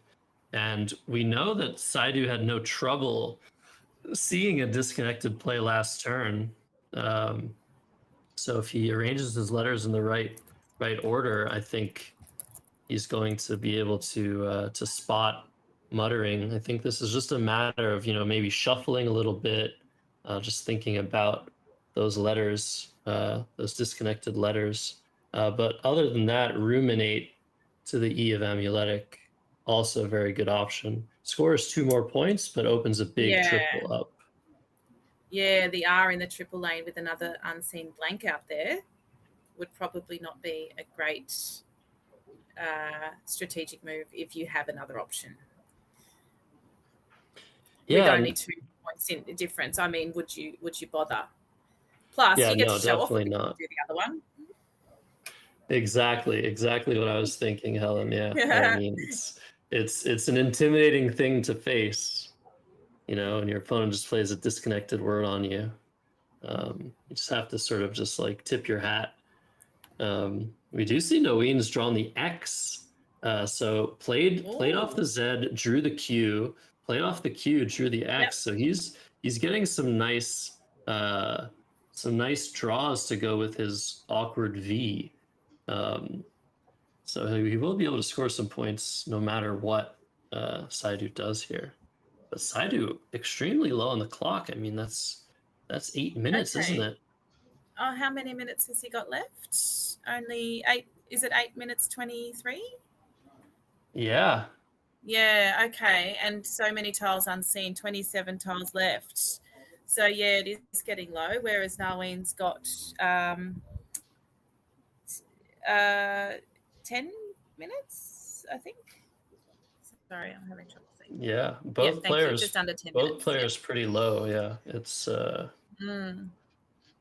it's definitely going to be a time scramble if players aren't able to play a little bit faster. Ruminate coming down now, so that's going to give multiple spots to Naween for the X. I guess the question is he going to play through the R, play Vortex, or is he going to play on that nice juicy triple letter score both ways, which looks appetizing, but I really think we want to cover that triple. Yeah, and get rid of that damn V too, right? Just get it done. It's been sitting there for a couple of turns now. I don't feel like they've been spending that much time on their turns though. Like as a spectator, it hasn't felt like there's been a long lag between turns. So it's interesting with the time looking the way it is. Not sure. Yeah, maybe it's easier to say from the desk chair here, but yeah, it just hasn't felt like one of those filling in the gaps sort of games. I do feel like though there's just been sort of a lull about this game where I think this happens a lot at the start of tournaments where players don't really get into the I guess motions of the 25-minute game immediately. I do feel like they haven't been like taking incredibly long amounts of time, but each turn taking two or more minutes feels like. So Vortex comes down. There actually was 66 for Retox, which would have underlapped all the way under the UMIN, which probably would have been the right choice, even though it keeps that V back. But a very strong play for Naween. He's down 8 points now over to Saidu with POOLSTU. Okay. Right. And our scores are still very close. So 8 points in it. So it's a really wonderful close game we're seeing here. And Saidu plays WOOP with an S, swoop as well. So he's made a nice overlapping play there. Yeah, that is very nice. That's 35 points. I do wonder if there was an option to play through the ZE with something like Auzel or Taus, which would have set up a lane next to those letters. So maybe despite Saidu having the S, he decided because he's up, he doesn't want to open a lane with another blank unseen. So I think this is a very strong decision. 5. And just checking a score, I think. But yeah, just going back to what you said before, Retox, what a lovely score that would have been, and quite a bit more than Vortex, or not that much more. Yeah, that was 15 points, but the leave, of course, the V, definitely a terrible tile to keep. So not much there, I would say, but it would have been interesting to see what would have happened. Now Noeen's struggling. He has a somewhat balanced rack of tiles, AIIOPRS, but this board is not prone to any of those letters. He's barely going to be able to score 20 here with 4 tiles in the bag. Right. So, yeah, I think this is Saidu's game to lose at this point. It's going to be hard to imagine an easy path back in it with a 43-point deficit. Okay, yeah, he doesn't have any big ones, and there's still a blank unseen. Have we seen that yet? Yeah, that is correct. Saidu has drawn it, so that's another reason to fear for Noeen's chances here. But maybe playing VoIP from the V in Vortex, keeping AIRS, hoping for that blank draw, those complications. That seems like a good option, but it might come up short. So he needs to make sure he doesn't play more than, how many are in the bag? 5. So he doesn't want to do a big play. He needs to keep a couple in the bag. He doesn't want to risk Saidu just going out. He would never do that anyway. He's very good on the end game, Noeen. So he'll be able to think this through. If it's winnable, I think he'll be able to, but it may just be that the tiles are against him. Yeah, I mean, especially looking blank. Yeah, obviously, Noeen doesn't know that Saidu has drawn that blank. But looking at what's unseen here, it feels like E, G, G, and an I. Those are the 4 tiles in the bag. That is not a good sign. Especially when you're looking at 2 eyes on your rack already. And one of the other ones is another eye. Yeah, I do think with that A and amuletic still somewhat open, with the possibility of a 9-letter word to the ON on the bottom right, and maybe potential for some disconnected 9-letter words still on this board. I do think that VoIP makes a lot of sense here, and there are some chances if you draw that blank, but it's going to be very difficult, and Noeen with not much time to consider what to do. 5 minutes 32 on the clock for Noeen and 6 minutes and 20 for Saidu. See, this may take some minutes. I think he'll take his time weighing up his options and the possibilities of what he'll draw and what he could do with that. So not really a lot of possible bingo spots on this board at all anymore, really. Is that what you'd say as well, Josh? Yeah, but I do think that it's just open enough. There are just enough sort of marginal spots on this board to play through that. Yeah, the play of VoIP really does feel like the best fighting chance for Noeen. It plays 3 instead of 4, so he's not fully emptying the bag. He's going to leave some fog of war for Saidu, who's not going to know exactly what Noeen has. But what we do know from the booth here is that it's not going to be a nice draw for Noeen. No, we know. We know, unfortunately. But yeah, so I like your call on VoIP as well. It makes sense from all angles there with the leave and getting rid of those particular letters and so on. So yeah, I imagine in the next minute or so, if he's thinking along the same lines, we'll see the OIP Yeah. come down. I really so do there's think that that A up there to go through. Maybe if someone, that's something you could look at. Other bingo spots, that M, I suppose, and is that it? Yeah, Oh, so there you instead go. we're Something seeing different. poi. Yeah. That makes a lot of sense. That Mm. makes a lot of sense. That's creating a new lane Mm. for 7-letter words. So that's going to increase his chances of a bonus. So Naveen has decided that he's really going to need that bonus. And he's made a play that has given him the best chance, I think, of drawing a bonus. Okay. But Yeah.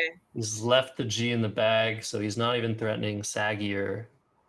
And I Okay. think Saidu's gonna So he's be able picked to up do pretty much S, anything here. E.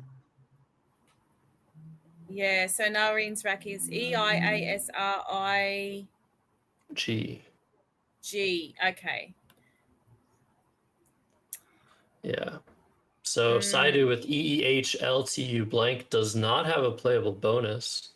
And I think from his Okay. perspective, given that the G is the last tile in the bag, he can see the 8 tiles unseen to him if he's tracked properly. But even if he hasn't, it just feels so obvious to want to inhibit that spot that was just opened up by POI. So yeah, some play making AIL or AIT seems very reasonable. But yeah, Saidu's not going to have great options, but it really feels hard to lose at this point. Yeah. Bit of a pressure play of sorts, isn't it? Because he doesn't know if maybe he is in a position. Those watching, there's actually only one playable bingo plus with those letters that Naween has, with one extra letter, and it's not available on the board. So there's only actually one playable bingo with that combination with one extra letter, so an 8. Yeah, so But there it's is not a spot now, but it needs to get blocked by Saidu because of the play of Poi opening that lane up. But I think Saidu's going to sniff it out and eventually make a play blocking. Yeah.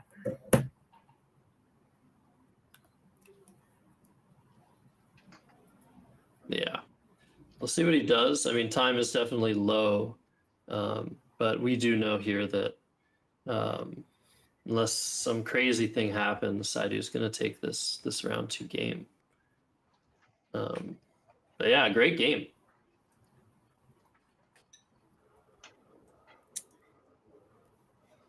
And while we're waiting for him to decide, have we heard if Eldar's still on his streak?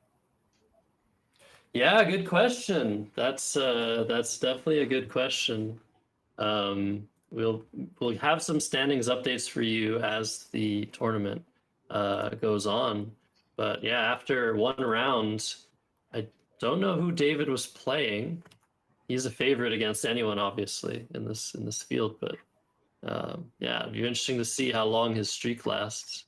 Round 3, we're going to have Andrew Fisher versus Cameron Farlow, 2 very, very strong players. So that's going to be nice to feast on. Yeah, I'm just having a look for some results, but they're not up yet. But yeah, it will be interesting to see how many more games in this field David can keep going on that record-breaking and counting streak of 34 games won in a row.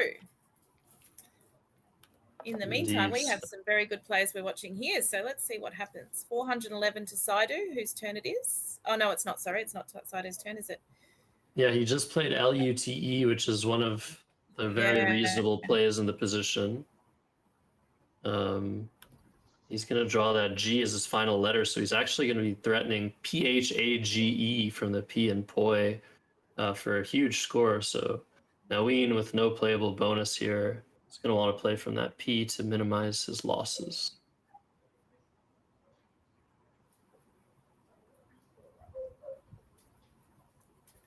So the bag is empty. Yes, indeed.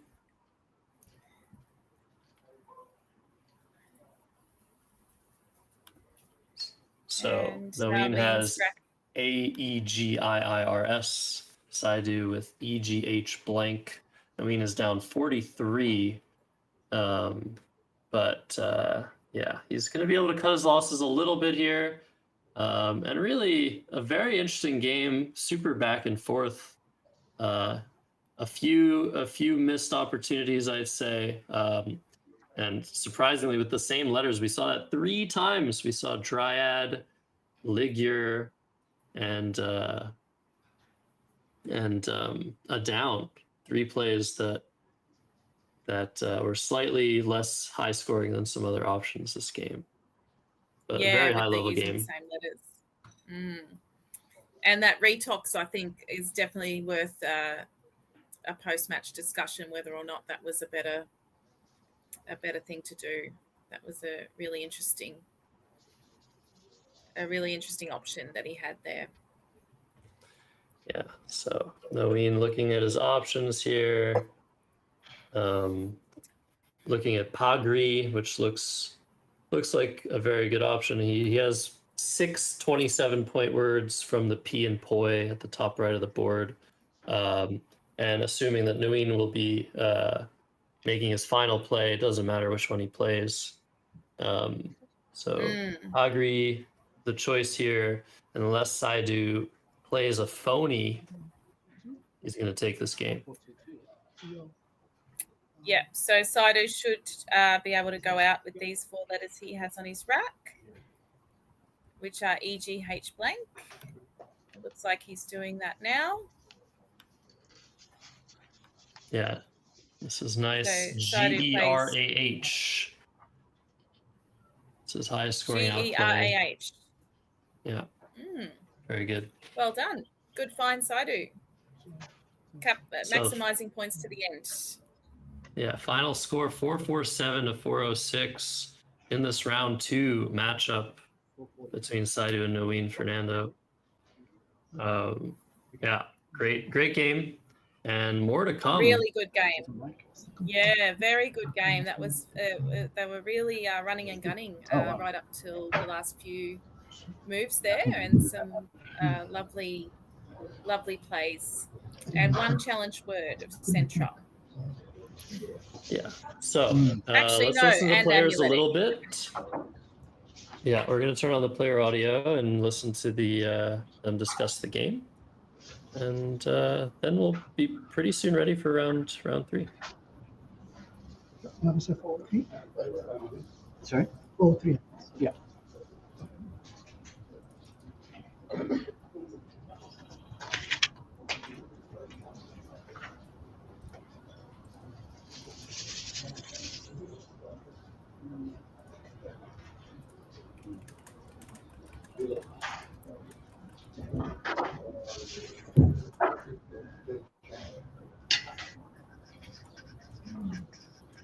All right. So not much of a postmortem. What did you have? But oh, there we go. Wow. Okay. Yeah, I think we're going to take a short break while we get the players prepared for round 3. But once again, thanks everybody for joining. Before we go, Helen, there is a link that we would love to put in the YouTube chat to support this streaming opportunity. buymeacoffee.com/OZ Scrabble streaming. I'm not sure if I could post the link, but any of the money you would be happy to donate to this cause will go back into the streaming future events in Australia. And because this is the first event, it's super exciting, and we really want to get the ball rolling, right, Helen? Yeah, I'll pop that link in the chat in just a moment for everyone. So lots of coffees purchased would help our ongoing efforts to bring you the best of the best from this year, Melbourne, but wherever the tournaments are being broadcast from. This is a really great way to involve people who are not involved or who can't make it or didn't qualify. Awkward.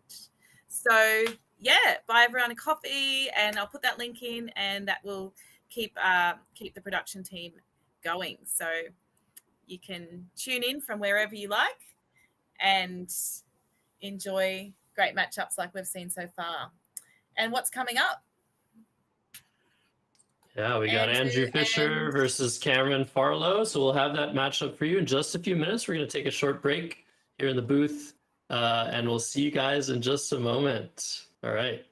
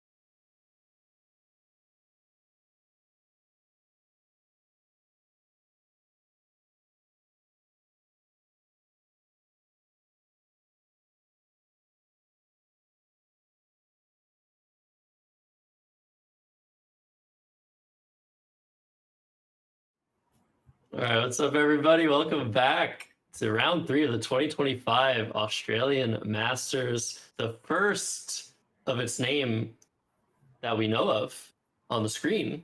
This tournament, those that haven't attended, nobody's seen it.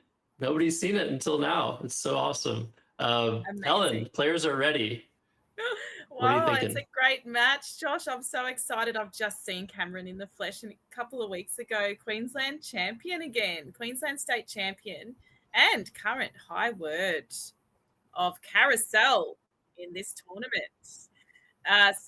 And Andrew Fisher, we all know, is a fabulous player and really good gamer in general with trivia and so on as well. So, Oh, yeah. actually, there's can a I lot tell of a story? overlap. The best chase, if anyone watches The Chase, which is one of the best game shows around, Andrew and his team won something like $80,000 between them a few years ago. And Andrew's cash builder was the best I've ever seen to date. He got 22 grand in a minute. So that means 11 questions right on the fly. So very, very knowledgeable on trivia and so on. Wow, yeah, that's amazing. There's a lot of overlap, but yeah, it's lots of talented people in the community. As we see, Andrew to go first has drawn. Oh no, is it? Yeah, it's Andrew first. He's exchange. No, he's played. Okay, Change 7. sorry. Yeah, change 7. Yeah. So over to Cameron. No, I'm actually Did we even confused. I get think to see the rubbish that No, I think- Andrew threw back? no, I think Andrew played Ducks, Okay. right? Or is that Ducks? Yes, sure. he Let me did. Yeah, check. for 22. Yeah, so So Ducks for someone changed 22. 7. Yeah. Yeah, it was Cameron that changed 5, I think. Okay. Yeah. We'll get that updated for you guys as soon as we got it. Yeah,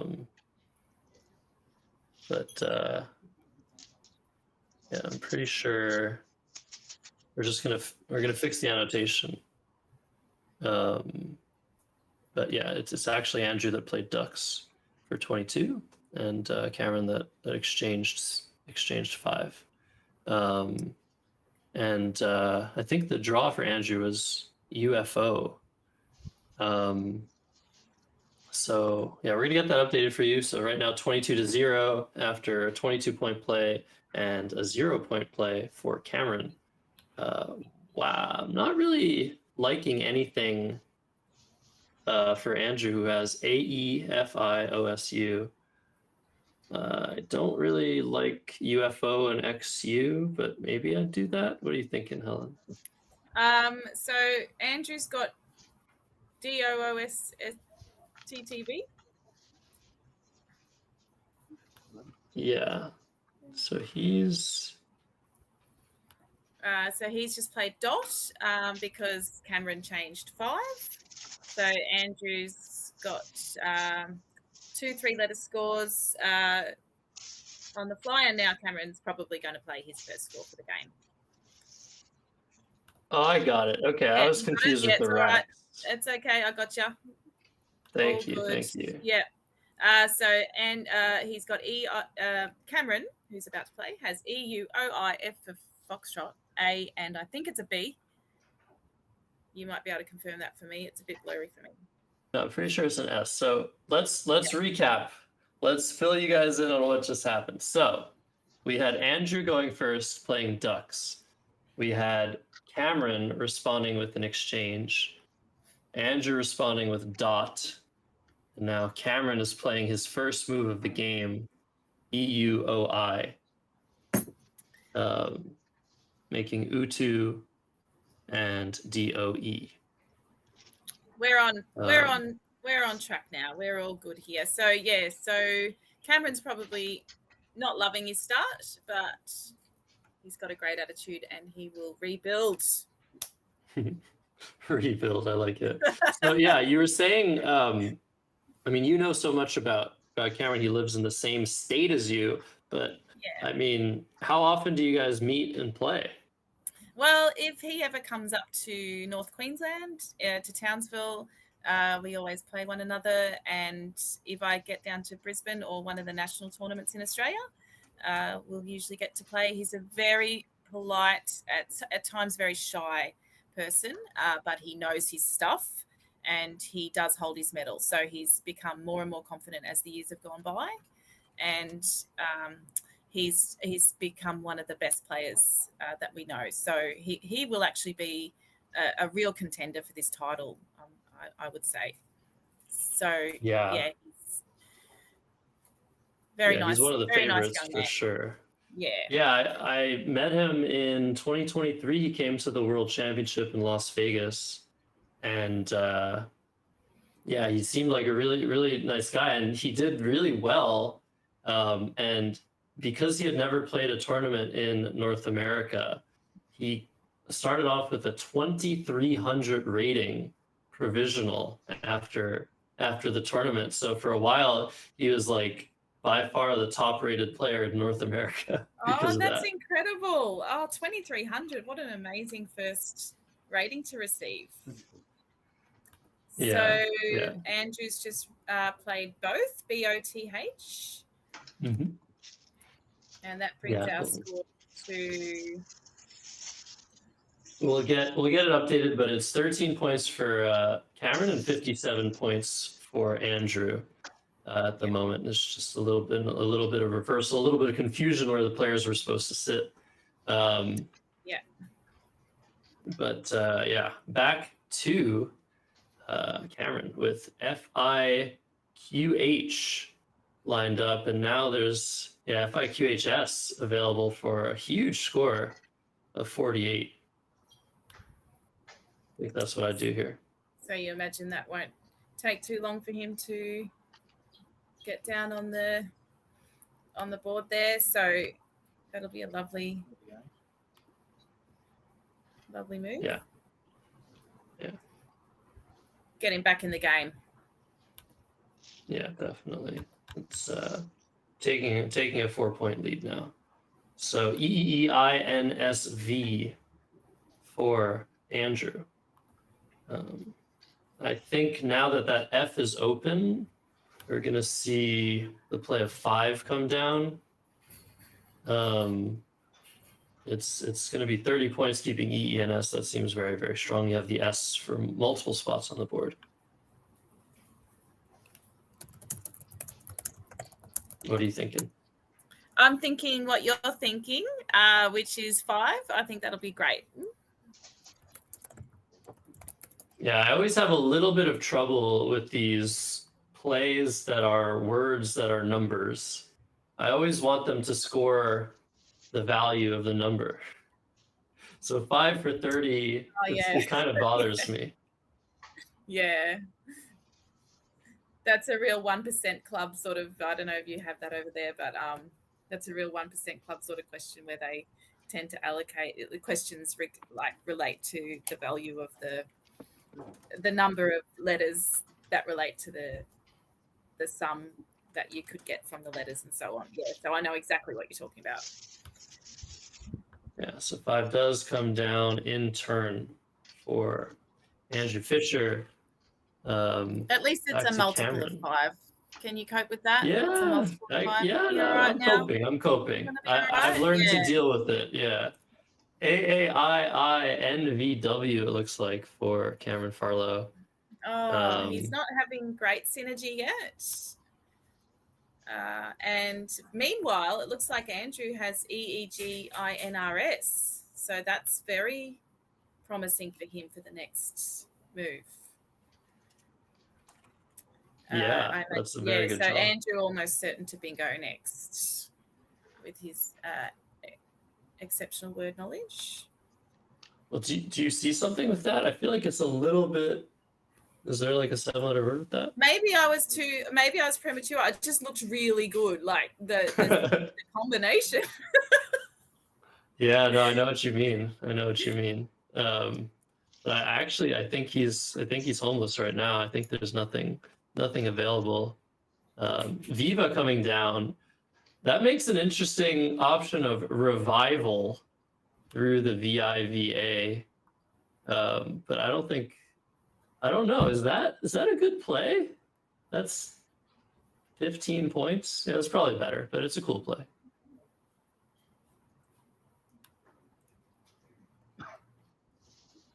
What are you thinking? I am trying to find your lovely generator that lets you see what a good option is. But in the meantime, while I sort that out, well, it's funny, isn't it? So his rack is EEGINRS. Is that right? EEGLNRS. Oh, that must be where I went wrong. Yeah.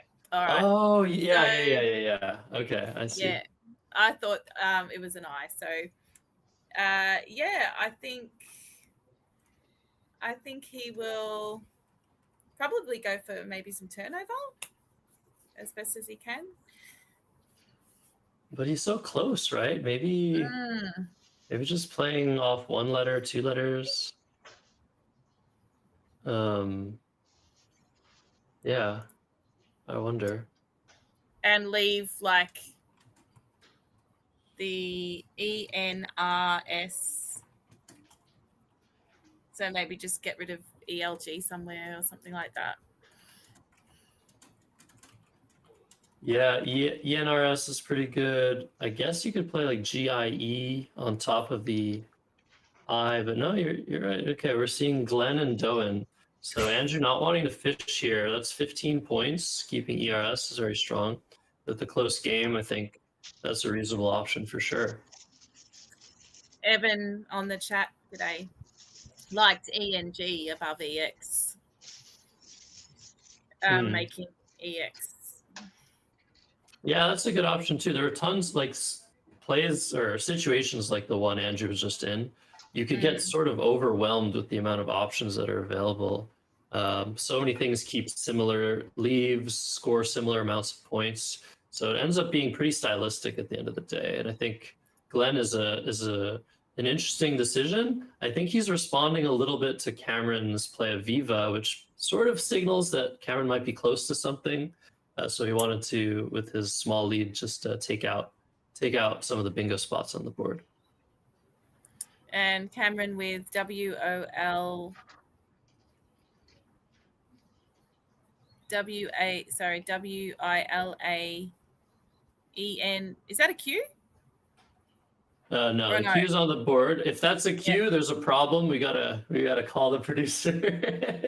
That's a whole thing that happens at club a bit when people get their tile bags mixed up. Once I played next to a couple of people who had something like 4 blanks at the end, and I said, "Did you not notice that this was not?" And 2 Qs, like their whole bag had been mixed up. They must have had the most lovely game with 4 blanks. Yeah, so it does happen. Playing Wilga. Mm-hmm. Yeah, that's a very reasonable choice. Scores 26 points, gets rid of that W you don't want. Definitely like this play from Cameron. And I was gonna say, it's really nice to square the tiles at the beginning of the game. That's standard practice at tournaments. Squaring the tiles, usually 5 by 5 squares, 4 of them on the board, so that players know that all the tiles are there. But that's not everything. What if the wrong tiles, the wrong distribution is there? Because we work with a known distribution of letters, and we actually saw for the first time on stream the wrong distribution in a recent event in the United States. Yeah. So something happened with the bag, or the tiles in the bag just weren't right, or Yeah. So the story is the player had lost a couple tiles and then asked for replacement tiles and thought they knew what tiles they needed to replace. So they had 100 tiles, but 13 E's and 8 I's. And so that was a hilarious situation. It didn't actually change the result of the game, but the producers were very upset. And I was just like, no, this is great content. This is awesome. Fancy that happening on a streamed game as well. I mean, it's weird to happen at all, but the fact that you were actually broadcasting that. Oh, Yeah. everyone on the chat must have just been losing the plot. So SORICES comes down. Yeah. That's either the plural of SOREX or not a word at all. And it's challenged off. So there you go. Is it? Yeah, it just got challenged off. Wow. So Yeah, not a Andrew word. is fallible. Yeah, that's a very rare mistake Who would have from Andrew thought Fisher. that? Yeah. That is something I haven't seen much at all from him. So he will recover and find something else. He may even be incensed now because he hates making mistakes. So he will really, he'll really come back all guns blazing. Yeah, this is a huge swing, as Nortina would have been blocked potentially, depending on what Andrew did. He had the option of playing cryoses. So there are 2 7-letter words in the rack that Andrew played sources, and they still will fit. But had he been able to play CRIOSES in that same spot that Nortina just came down in, I don't know if Cameron would have been able to respond. So, yeah, Andrew's got to be. He was. Yeah, what do you think happened there, Josh? Like just a brain fade? Just thought he knew the word. Obviously, he would know the word cryoses and on. So I wonder what. I mean, he's human, but yeah, it's a bit funny that's happened. I think I know exactly why this happened. So obviously, Sorex is a word, SOREX, and a lot of those EX words pluralize to ICES. Yeah. And like so vortices and so on, like vortex to vortices. And the way that most players navigate learning words is that they study them by alphagram. And so I'm sure that Andrew has seen the combination of letters he had on his rack before, CEIORSS. And the fact that there are 2 kind of weird words in that rack, coziers and cryoses, probably means to me that when he studied this in the past, he struggled to find those 2 words and has guessed in his study program sources, the word that he played, and he just keeps making that mistake. That knowledge. It's a compounding of an error. Yeah, absolutely. Yeah. And this happens to everybody. Something he could play. Yeah. So at least Nortina gave him that that he needed to now be within 2 points of Cameron with Croziers. Okay. Yeah, no, that's a great explanation. Thank you for that, Josh, because I imagine there'd be a lot of people out there who know Andrew and would have been equally as surprised as I was, considering there were other options. Yeah, his word knowledge is extremely strong, but like you said, you put it very well. These players are human; they do make mistakes, and it doesn't seem to be phasing him, as Paola's coming down for a massive score. What a fabulous word! He's going to propel Andrew right back into the lead. So Croziers, followed up by a very nice blank draw, is putting Cameron in some trouble. So Paola's is getting challenged. And this is a word. So back in the game is Andrew Fisher. Sometimes that's just how it goes. So Cameron has on his rack ABDGGRT.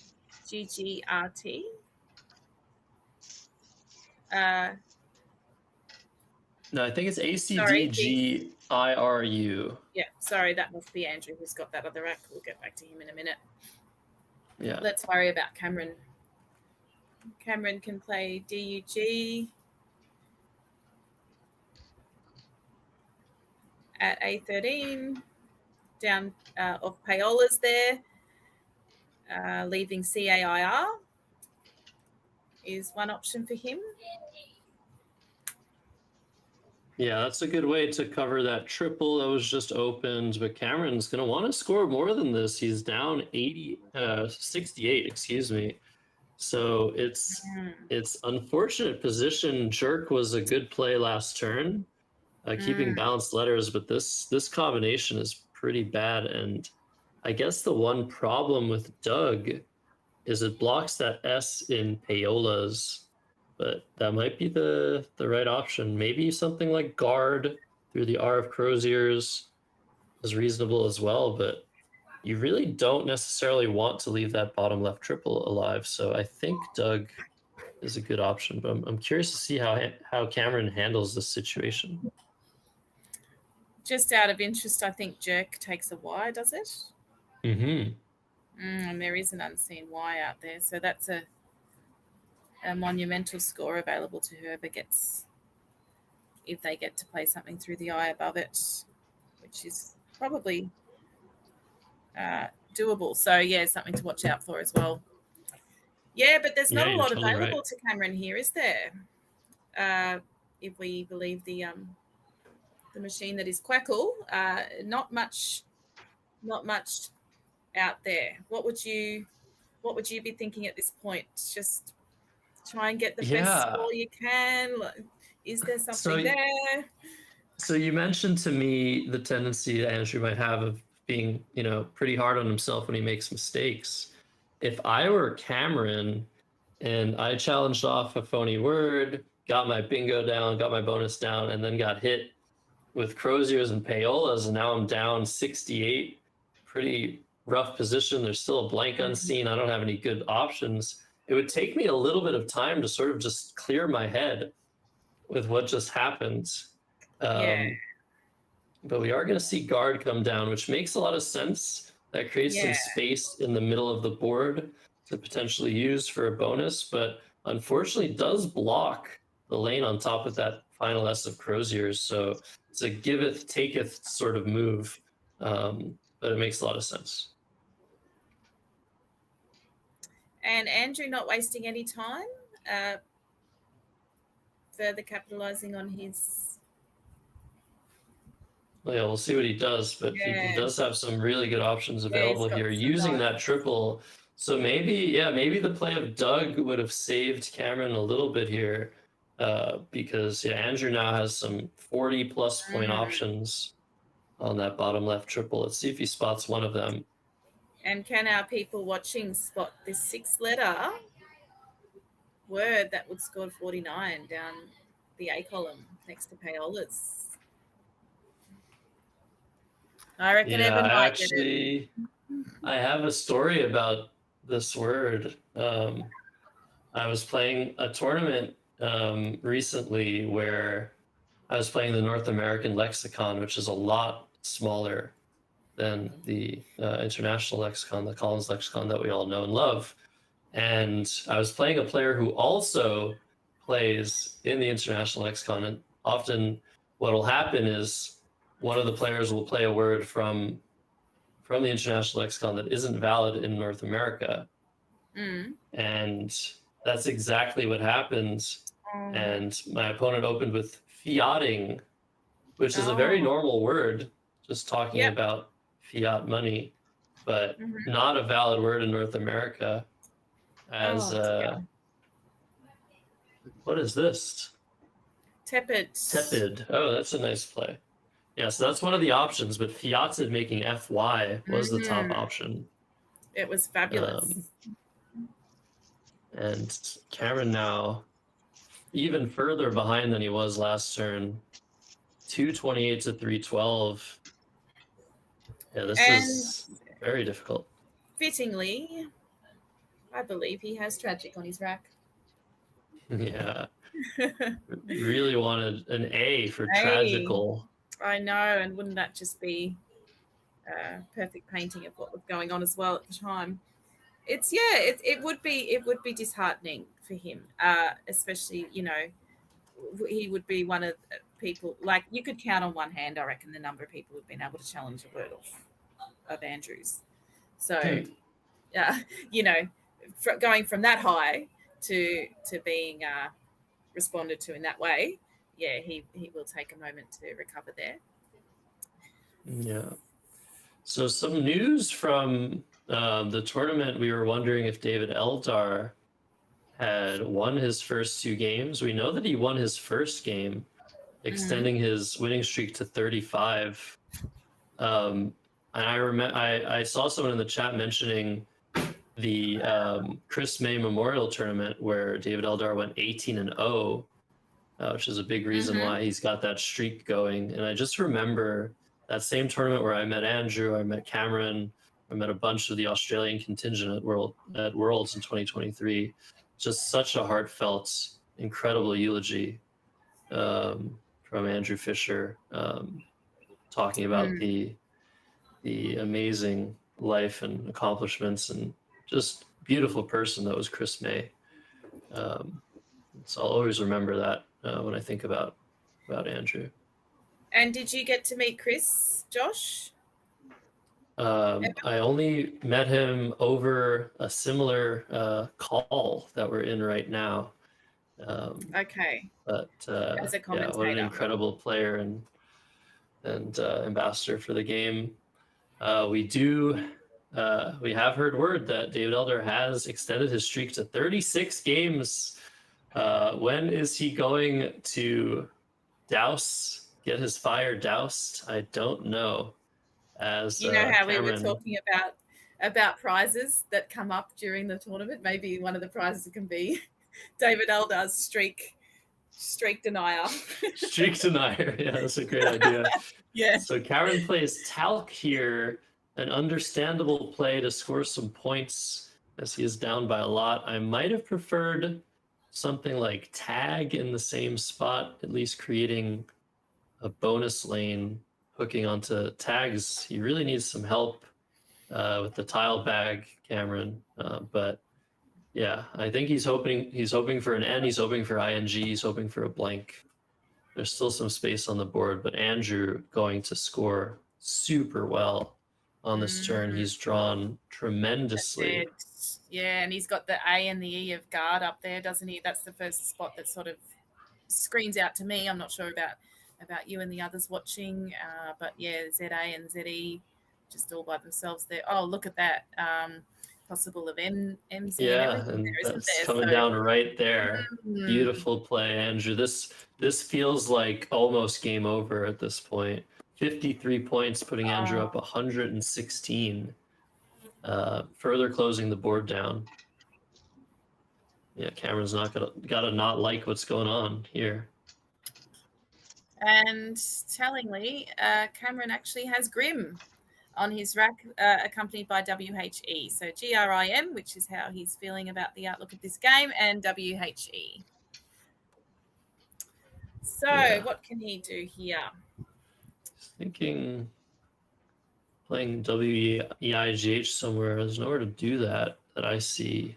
He's thinking maybe he's close to like Reway through the E of 5. But yeah, he's got 34 available for HM next to the PA and IS of on the bottom left of the board there. What would be really nice is if that M that was just put on the board for MZ was still available, because HM would then set up spot for that final M. And because Cameron's so desperate, he's gonna need a lot of things to go his way here. Yeah, there's still a blank out. There is still a blank. That is something to remember in this moment. And games have certainly turned around by more points than this, so it's not out of the question yet. But yeah, he would be very much feeling on the back foot at this point. Do you reckon he will just go HM? Yeah. Next to is making ISM and PAH. Yeah, even if it doesn't look like his leave of WIG ER has much of a future on this board, I think you just need to score as much as you can. You're going to have a couple more turns to try and get back in this game. Maybe that W will help you score a little bit. But I think, yeah, this is by far his biggest score. And it does set up a potential threat for later if he draws that blank and can make it an M. So I think this is exactly what yes. Cameron needed to do. Yeah, that makes sense. Of course, lots of words available to him if he gets a blank. So yeah, hopefully. So Andrew has FA, lots of doubles, 2 A's, 2 N's, and F for Fred, IR. Yeah, and the first thing that jumped out to me is just playing Frank, FRANC, to the C of Talc, but he would really like to reach a little bit further up and block that G of guard. And there's one beautiful way to do that, playing Finac, Finac, which just completely annihilates the biggest spot on the board that Cameron kind of wants to leave open. So I think that would be by far the best play in this position. Is that a word a typical top player would know? Is that a fairly standard sort of word that he would have? Yeah. I feel like, as you mentioned, so few people have caught Andrew Fisher on a word in the past. I feel like at his level, he's gone through the words. He's seen this word before. There's also something like Fennec. I guess the one question is he still reeling from his phony earlier in the game? When you play a phony word, it gets challenged off. It really messes with your psychology and makes you question words that you would normally not question. So yeah, you do see Finac come yourself, down. don't you? Yeah, you do sort of say, "Oh, am I not in the right headspace here? Have I lost my memory for all those words? Am I actually misremembering that one as well?" That sort of thing goes through your mind. So yeah, it's possible he's trying to find a word that he definitely knows, but by the same token, he's a very measured sort of guy. So yeah, so there you go. So he's played Frank, as you said, leaving that G available, but there's also the E of 5, and if a blank comes out, like you said, the lane at the bottom of the board starting with an M. So it's a few options still. Yeah, so I really do think, I mean, Finac was definitely the right play there, but it's really just a difference between maybe winning 90% of games versus like 95, 96% of games. So Andrew's still very much in the driver's seat with a 102-point lead, but he did just give Cameron a pretty nice option of playing off his Y and W at the same time with U. But you mentioned this earlier, Helen, that jerky spot's still open. Cameron can score 40. Now? Oh, Yeah. sorry, going the other way. I was trying to make it start with the I, but no, of course, it can still go down. Yeah. Yeah, I was like, what's starting with an I there? No, but yeah, so just playing Y-E, yeah? Jerky Yeah, and just Y-E. YE. And I wonder, it's definitely more reasonable to play the W off since you're trying to get a bonus down. And yeah, things are starting to get a little bit closer to the end. So I totally get this decision. Very interestingly now, Andrew Fisher has one available bonus with ABI NORS, but look what this does, Helen. If he plays C Robin, really E in 5, that is going to open up a gigantic triple word score both ways. So you have to ask yourself. There's one C Robin out there, isn't there? So yeah, he can definitely. I wonder, did you just circling back to jerk? Was that because of the W? He just had to get rid of the W. He decided not to. I think so. Yeah. I think he wanted to maximize his chances of drawing that blank and drawing a bonus next turn. I don't know if he was going to get another chance if he just played YE, because there are 5 tiles in the bag now. So I think that makes sense. This also has another added benefit of blocking the potential for Andrew to block that G of guard in the future. U does a great job at securing that part of the board. Okay, it does, doesn't it? Yeah, there's no chance of going up into that lane now. And it's not like he missed it because he played jerk and he would have done that. Yeah, so here we see C Robin for 67. If I were Andrew, I'd be asking myself, is there a possibility capitalization of a... Yeah. Oh, you still there? Yeah, I am. Can you hear me? Okay. Yes. I would just wonder how much Cameron can score off of sea robins. Like Tongers, for example, with the blank S, would score 107 points. So I think Andrew did the math there and realized that even in the worst case scenario, given the G was the highest scoring tile unseen to him, even in the worst case scenario, he would still have won. And he's going to get rewarded by drawing the blank. Cameron, another terrible rack, Beegiru. Oh no! Oh, I feel sorry for him.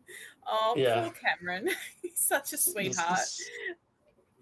Oh dear. At least he can say that he didn't. It's not like he's the one who phoned, right? It's not like he's going to be beating himself up here.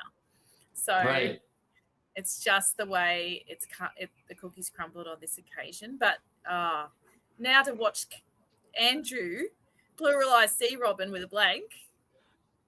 Oh, I don't think anyone's doing an interview after this. Yeah, I think if you're Cameron, I think you have to block notes or tones. I think you have to play something like green or GEE or something to block those outplays. It's just so brutal that you can't even fully block that hook. But I think Cameron's going to want to inhibit it because tones scores 45 points. You can't allow that. Okay, yeah. And it is such a tournament that really in the end it often comes down to margin, doesn't it, Josh? Like you really need to get as close to each player that you're playing, even if you're losing. I noticed Saidu was finding the best play, the best high scoring play he could, even on his last move, making sure that every single point counts in this sort of event.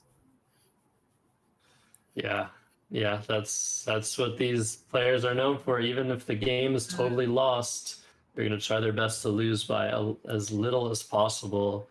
But it's just so brutal, Helen, that no matter what Cameron does, it really feels like he's not going to be able to go out next turn if he blocks sea robins. He's not going to leave himself with an outplay. It's just such a tough position to be in. But does it matter though if he's not going out? I mean, he could still score more points, I guess, if he doesn't go out straight away. Does it really matter if he doesn't go out? It matters in that Andrew will then maybe be able to figure that out and not go out himself and maximize his score. Yeah. So if we see like a partial block of sea robins, Andrew's just gonna hook that S, maybe make a 2-tile play and then go out on the next turn. So it's such a brutal situation for Cameron. I do feel so bad for him in this booth. Man. I know he often travels with his mum, but I think these days he's a bit more independent. But I reckon anybody, after a game like this, all you want to do is just hug your mum. Yeah, that's definitely would be a nice way to sort of deal with the pain. Yeah, shout out to all the moms out there. I'm taking my kids out to Argentina versus Australia rugby union this afternoon. They're having an international matchup here in Townsville of all places. How good is that? Wow, that's really cool. Yeah.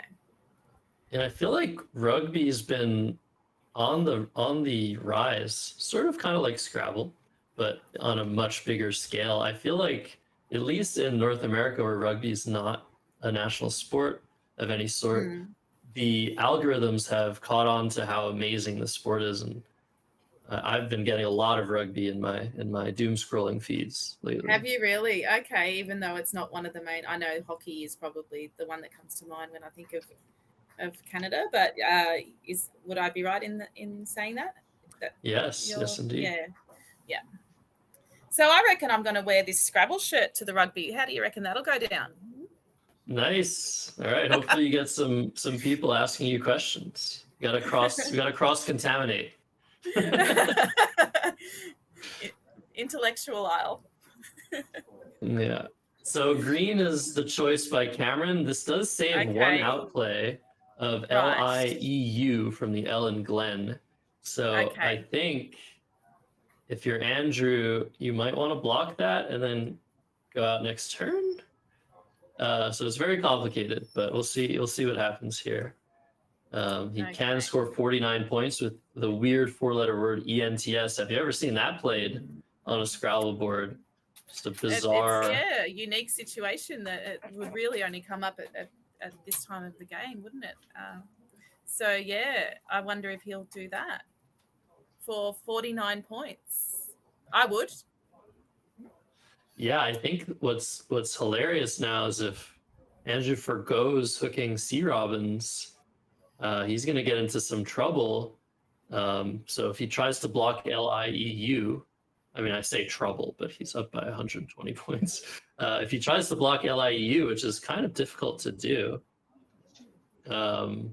he's not going to be able to maximize his score with C Robins. So he just goes with ENTS. LIEU is the outplay for Cameron Farlow. Hopefully he spots that to score 6 points.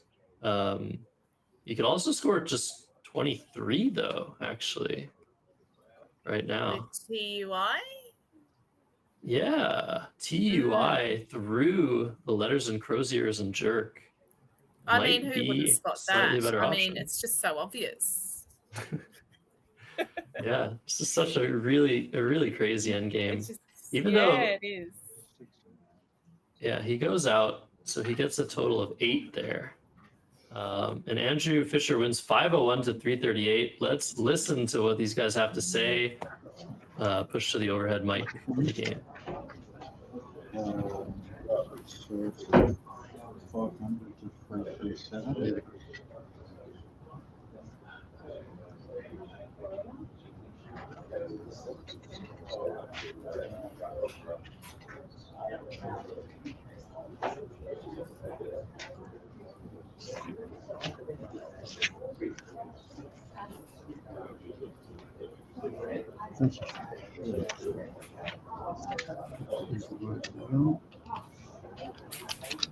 That's the front.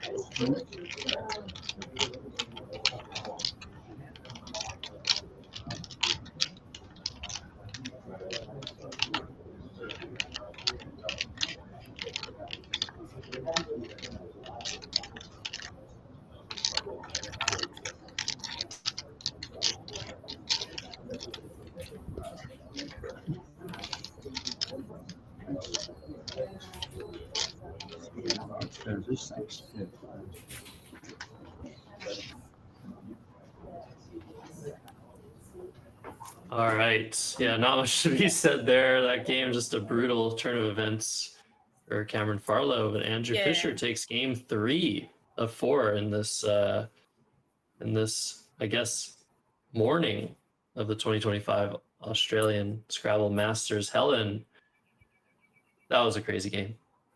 Yeah, it was, and like I know we both felt Cameron's pain after he was successfully able to challenge off a word of Andrew's, and then Andrew came back and just bingoed and got the blanks and got the S's, and it was all good night from there. So heading towards midday here, so our morning's almost over of Scrabble, and here's some standings. Yeah, look at this. We've got player cards available. We got a nice, yeah, I really like this. Look at this. Andrew's won his first 3 games, so he's 3-0. Got a nice picture there. Got some nice stats for you to sink your teeth into. Do you reckon that's awesome. a recent picture, Josh? No. But yeah, just a little show off of what's been going on behind the scenes. Some awesome producing. And we love stats. Honestly, like more stats the merrier. Player cards, that's what we need. But yeah, the stats right now, David Eldar might have won his 3rd game. We know Andrew won by a large margin, so right now he is in first place pending certain results. from other players. Cameron Farlow, not in a great position, but it's only been 3 games. Oh yeah, Cameron. Yeah, I know he can actually sometimes have a late charge. You know, he is someone who will just stick at it and play every game as it comes. So there's no reason I can't see him still getting into the top 3 or perhaps 5 by the end of tomorrow. And the other person at the top is Saidu. I think might have won his next game as well, so he might be up there. And Nice. we'll wait and see if David Eldar's streak has been broken yet or not. So we're going to take a small little break before the final round of the morning. That round will be played between Ed Oculus, who has made the stream happen, and Noel Barrett. So we'll be right back for that game 4, and we'll see you in just a moment. See you then.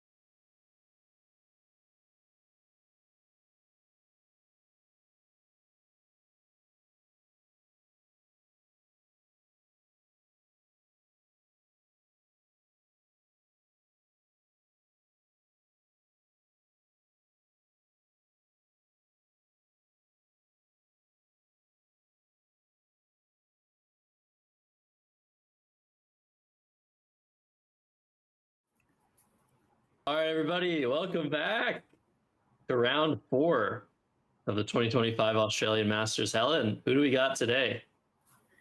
We have Noel Barrett, who lives in Canberra, which is our nation's capital, and plays mainly in New South Wales. No, other way around. I think he lives in New South Wales but plays in Canberra. We have this thing in Australia where our capital cities are not always on borders, and it's a whole thing. So, yeah, often people will actually play in the state next to them because it's actually closer to where they live. Anyway, Noel Barrett is playing Edward Okulich, who is the person who has actually made all of this possible. So he will probably be slightly distracted, making sure the stream is going well. Hopefully he'll be able to focus on his game. Yeah. So he has, go over he's the won lots board. of tournaments. You played ST today. Yeah, I mean, he told me prior to this tournament, I'm sure he's told everybody, don't worry, this game is going to go very quick. Apparently, he's a very speedy player, and he doesn't have time to take any more time. He's doing so much of the He doesn't have organizing. time. I love it.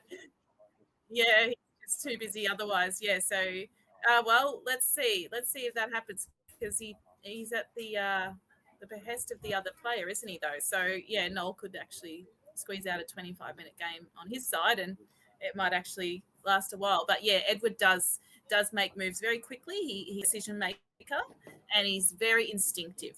So he will often go with the move that he sees and feel that would be the best. He practices a lot. He plays a lot online, and he's won many Australian tournaments. And Noel is probably he has probably beaten Edward once or twice, but he's the underdog here. Yeah. I had the pleasure of commentating with Ed in one of New Zealand's recent live streams. And yeah, he's definitely a very strong player. But this opening draw is going to damage a lot of strong players for Noel. I mean, look at those 3 eyes, but also the WU for Ed. I mean, what is going on here? So Edward to play. Yeah. So he's going to play Whore for 30. And Noel is just going to struggle to do anything here with his 6 vowels and 3 eyes. I think we're just going to see an exchange immediately. Unless I don't think I played through this. High Oi or something. You don't think you'd play High Oi and just get rid of a few letters and get a score? Not worth it? That's the only play that I'd say might be worth it. Because, yeah, 15 points isn't nothing. There's also the option of playing AIA, but that keeps 2 eyes. If I'm going to play through this rack, I am not keeping 2 eyes. So yeah, either Highway or exchange is what I would say here. And I think the best time to exchange in Scrabble is very early on in the game when there's really not too much at stake. And do you know what I'd do if I was exchanging? I'd put all 3 eyes back and I'd still get 1 back. Oh yeah, you're one of those players that thinks they're unlucky, eh? Only with eyes. Very specifically. So we need to make a prize for you. Yeah. Most eyes drawn. Most eyes drawn, yeah, after exchanging them. Very nice. Yeah. I remember when I was trying to get good at Scrabble and I was struggling with, the luck aspect of the game and all these things happening, and I'd noticed these patterns, and I was just asking like stronger players, why does this keep happening? How is this possible? This doesn't feel mathematically sound that this is happening to me. And this one guy was like, it's all in your head, Josh. You're only remembering the times that this happened, not the times that it didn't. And I was like, mind blown. Yeah, you might be right. It's perspective on it all. Yep, it's probably right what he said. Yep. So Noel ended No. up playing AIA after all that. Yeah, I mean, it makes sense. It definitely makes sense. It's pretty restrictive. There's really not much going on the board now, and lots of draws can help Noel play from the W next turn. So I'm actually warming myself up to the play as Edward goes with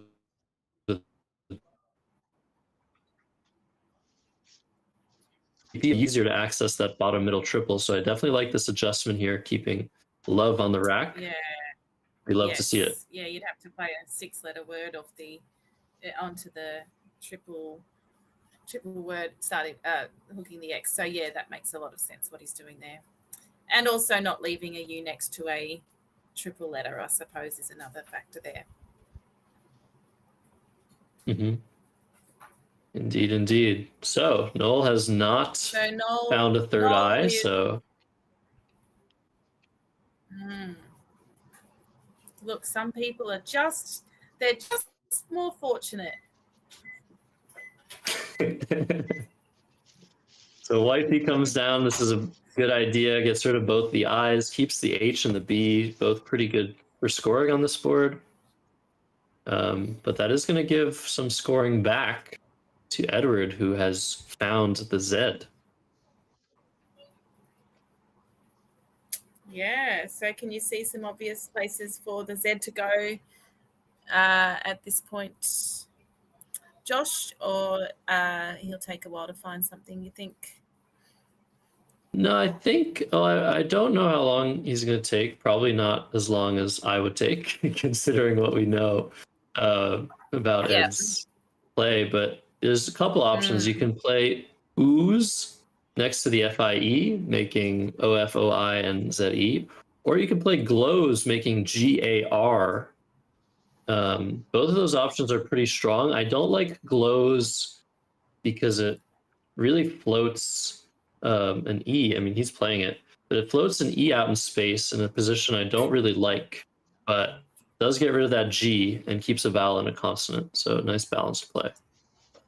And that's what he ended up doing. And Edward is now 94 to Noel's 36. Noel to play. Yeah, so Noel's drawn one vowel, and that E, like I said, I called it a little bit dangerous. There's a couple ways for Noel to maximize his score, making a double-double through that E. Yeah, the very next turn. You said put an E there. Could be trouble, and here we are looking at a possible 56 pointer if he decides to use his S to make belches or Bethels. I think Noel will probably do that. Yeah, if he sees it, for sure. He's good at seeing opportunities. Yeah. He's a very calm sort of person as well, so he won't let this get to him. He often just sort of, it's almost like he's just playing at club a lot of the time. He's just very easygoing and plays letters as they come. Yeah. Yeah, so he's found belch, and I wonder, he's found that word, and it does play in a couple of spots, but he's just one small bit away from finding the double-double of belches for 56. Do you think it really is just a play. I really just think it's a matter of lining the tiles up properly and realizing what's going on. It looks like he's considering bleches, which is very reasonable sounding. So I think he's identified that double-double, but Leches also plays there for 48. The belches is the play we want to see, I think. I don't know. I think Horde and Leches on the same board, that looks pretty good, doesn't it? Yeah, well, I mean, not to mention the first play that Noel had lined up through that eye of Wifey. That would have been a little bit much. And he's lined it up again. It feels like themes are hard. Yeah, themes are hard to get off your mind. Yeah. But we're gonna see belch here for 32. Okay. So keeping that S, but a 24-point sacrifice and a triple. So definitely a missed opportunity for Noel, but a good leave. He has good chances of drawing something big next turn. And Edward's got some interesting stuff going on his end. Yeah, so he's holding VOFYKED.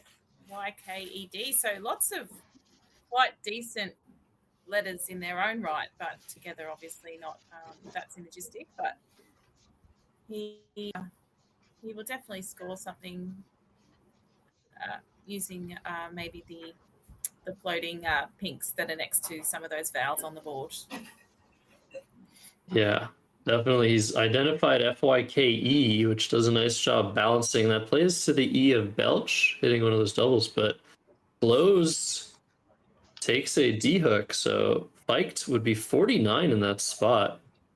Instead, we're seeing Hoved, which makes a lot of sense. Sorry, not Hoved, which actually does two things really good. It blocks that triple, and that K he's keeping behind Helen fits right under the C now. There might be opportunity for humongous plays next turn. Oh, wouldn't it be great? Yeah, and if anyone's going to do that, it'll be him. So he would totally thought that out and decided that he wanted to leave that there, because it's just not an obvious spot for anyone else to go, really, is there? Unless you've got something that decent. And with both H's out now, that would be, one of the only other ones you put there. So yeah, Noel's got 3 S's. My goodness. But he's got insists, and he finds it. That's a beautiful play by Noel, taking a 16-point lead and just completely throwing those S's onto the board. Love to see it.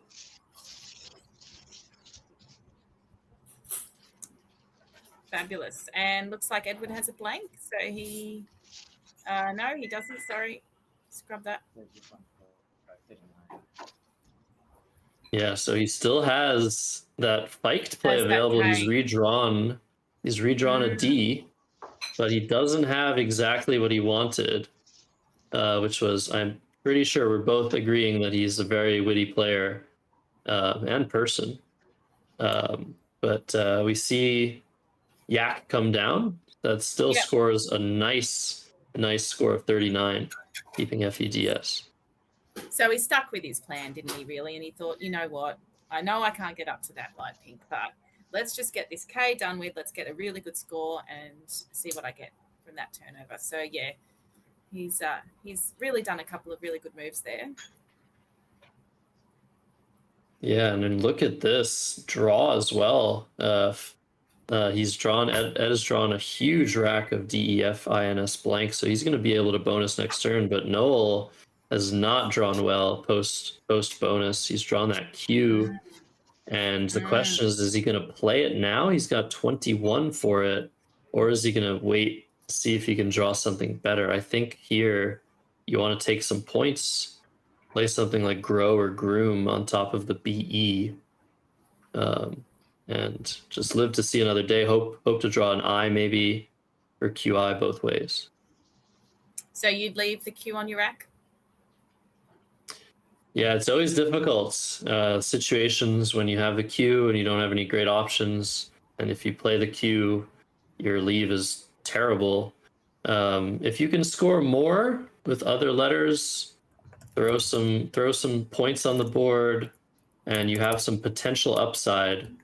And in this position, the upside of drawing an I is very large. Right next to the IF of wifeys, you could score 47 with that. So yeah, I think in this case, it's worth keeping. So Wormy, a good decision by Noel to try and draw something with that Q. And Edward has, the first thing that comes to mind for me is defines down from Hoved, just because that F sticks out to me on that triple letter. But I know that there's probably a whole lot of other options as well. No, you're right. This is it. This is what you do here. It's the best score you can find. Yeah. And it's 92 points. Yeah. Yeah. It's really nice. And That's he's going to put almost Edward 100, well into the lead. 100, almost 100 ahead now. So, and Noel still has that cue, but he wasn't lucky enough to get an eye there. Although, hang on. Oh, no, he can't play QAT, sorry. AF's not a word. So, Yeah. speaking of the Q, we have some inside information. Noel's favorite word is tzaddik.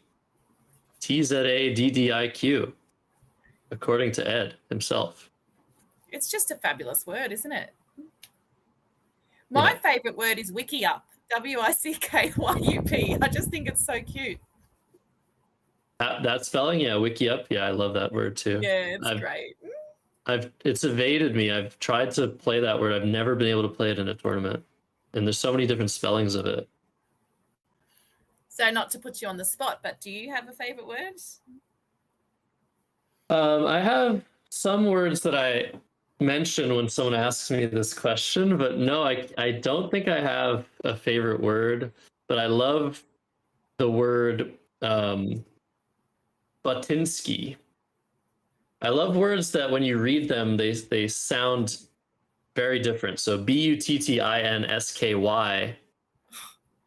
doesn't feel like a word, but it also sounds like butt in sky, but it's actually just a word that means someone that butts into conversations. Oh, nice. Yep.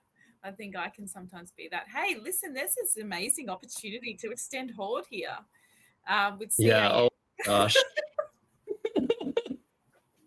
What a ridiculous situation. I mean, who's For a moment, Ed had it lined up. This is so funny. Cam Horde. Yeah, that is a word. Cam Horde would be 60 points. We were not thinking about the possible extensions there. Imagine if he finds it. Did he really have CAM on his rack at one point? No, this is the first time this option is available to either player. So good. By far the best play in the position. But it doesn't look like Ed's seen it. He's thinking about playing. I mean, he's looking for bonuses for sure. I mean, with this rack, it feels like there should be a playable bonus, but Alembic, that's the one thing I see. It doesn't fit on the board. So and once he exhausts... Yeah, go ahead. Wouldn't it be funny if the guy in charge of the stream played Cam Horde? Oh my god. That would be very funny, yes. I don't actually know what it means, but I'm actually looking it up now. Oh, it's okay. Yeah, yes, I know what it is, and that is very funny. Yeah. Okay, we got there. I'm glad I didn't have to explain that one to you. But yeah, I mean, it's just crazy in this position that it just feels like you're gonna have a bonus. I mean, you've redrawn a blank, but no, with the and sometimes a really cool word is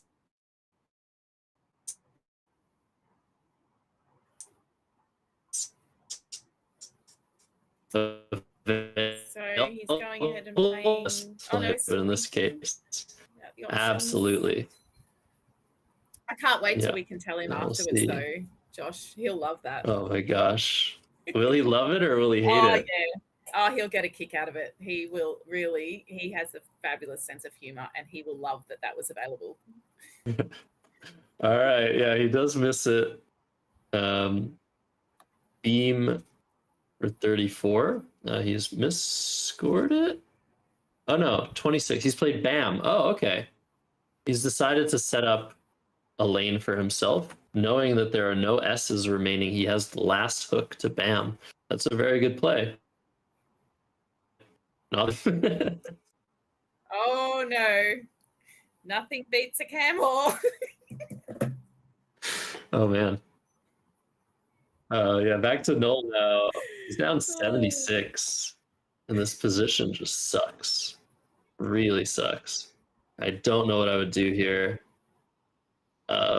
Nothing scores more than like 24 points.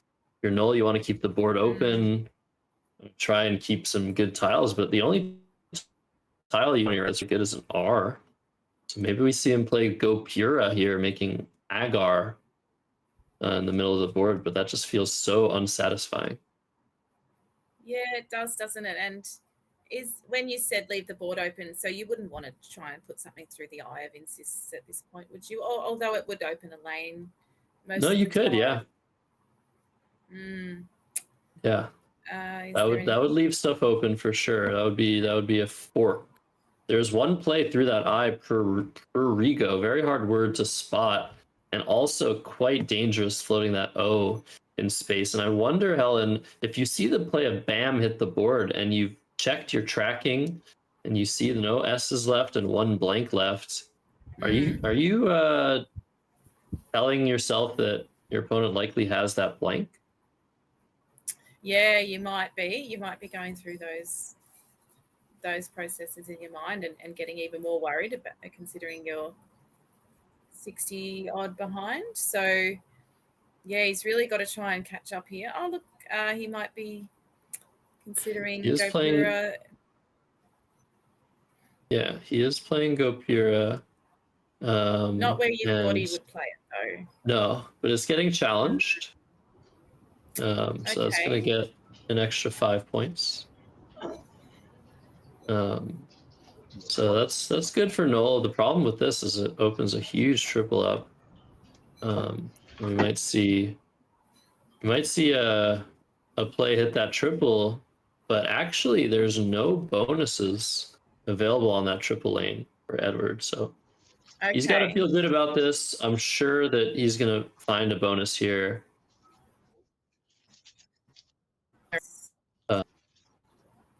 Something like Scenario onto Agar or something, or yeah, Scenario or like hooking onto the W. And he's not. I mean, he is so fast. That's crazy. He's playing Fiancé for 78. Yep, lovely. I love it when you get. Don't you just love when you get the things like a C on a blue, like, or it's so much more satisfying. It really makes it. Yeah, it's very, very satisfying. And this is another theme. We had wifey on the board. Now we have fiancé. Yep. Yep. It's continuing. Got some momentum. Yeah, maybe we slightly prefer this theme, right? Yeah, like sort of. I agree. Yeah, I think it could have got a lot dirtier if Edward had found what Quackle saw for us. Yeah. So, all right, Noel has done all his paperwork. Now we're going to see what he's drawn to his leave of R. Looks like he has drawn ELDOPRU, so PROULED. So no, two O's. Yeah. Okay.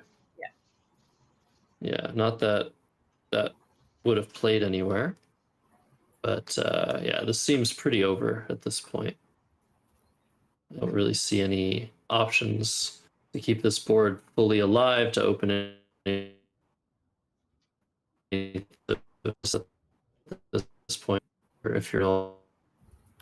Yeah, you do, and you're probably wondering if that's going to happen at this stage. So the times for them both. So Edward's got 15 minutes on the clock, and Noel's is ticking down 13 minutes and 30 seconds or so. So they've both still got plenty of time with 24 tiles unseen. Yeah, there's some time, so there's some hope, so long as there's enough tiles in the bag to get a second bonus down. But you need that first bonus, and I'm not really sure where to go from here other than what Noel's doing. This makes perfect sense. He's covering that triple, playing POO 29. But is PU a word? Is PU a word though? No, he's playing it to the left, making OU and OP and PO. Oh wait. Oh no, he's playing UPO. He's stuffed up. I wonder if Edward's going to notice that.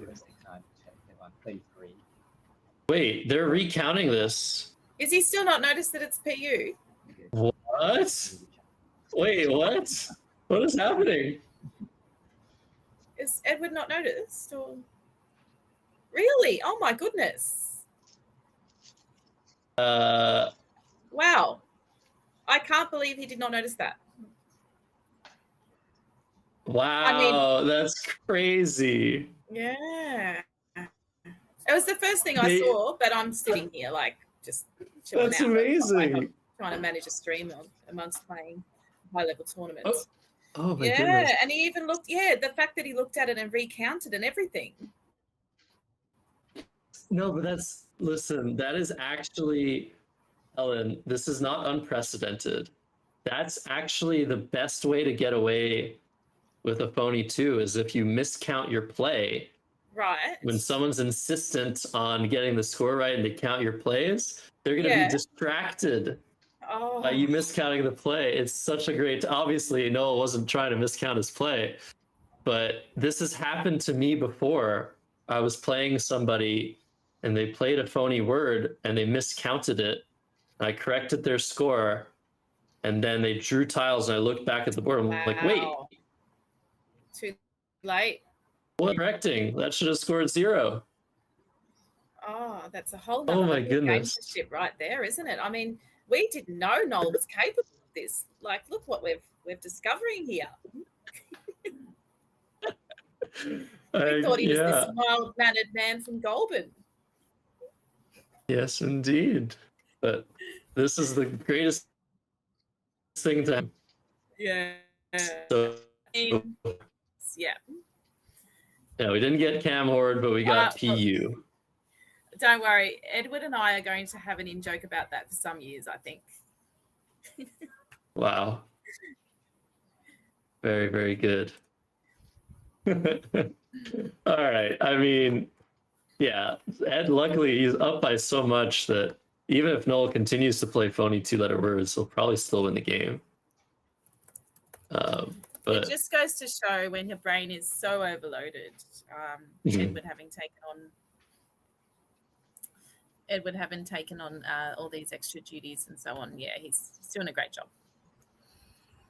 yeah, is this worthy of an investigation? No, taking advantage of the poor man. He's the sort who would have a beer later on and have a good chuckle about it. Yeah, awesome stuff. It's all fun and games. Yeah, Yeah. I really love the vibes that I've been able to bear witness to in on the other side of the world. I really feel like you guys know what you're doing with Scrabble, and it's really great to see things like this stream continue to help the game gain exposure and show people how it is just a game, but it's really, really, really worth showing off to the world, I think. I agree. And we really have the New Zealanders to thank for that. I know Alexander and Gander and Chris Tellman, I think, were 2 names who were the instigators behind the stream that has been happening the last couple of years from their big tournaments. And that sort of spearheaded this initiative. But yeah, we Australians, we know our Scrabble, and we also get along like houses on fire most of the time. So it's a good vibe always. Yeah. So Noel now 11 tiles in the bag. Is going to want to score something. He's got some tiles that just feel pretty, but yeah, nothing available. And the top plays are so difficult to spot. They're making glows that we saw Edward either miss or purposely not play the D hook on glows earlier. Right. So there's a bunch of plays available there. Probably the best of which is Reeder, Reeder. Okay.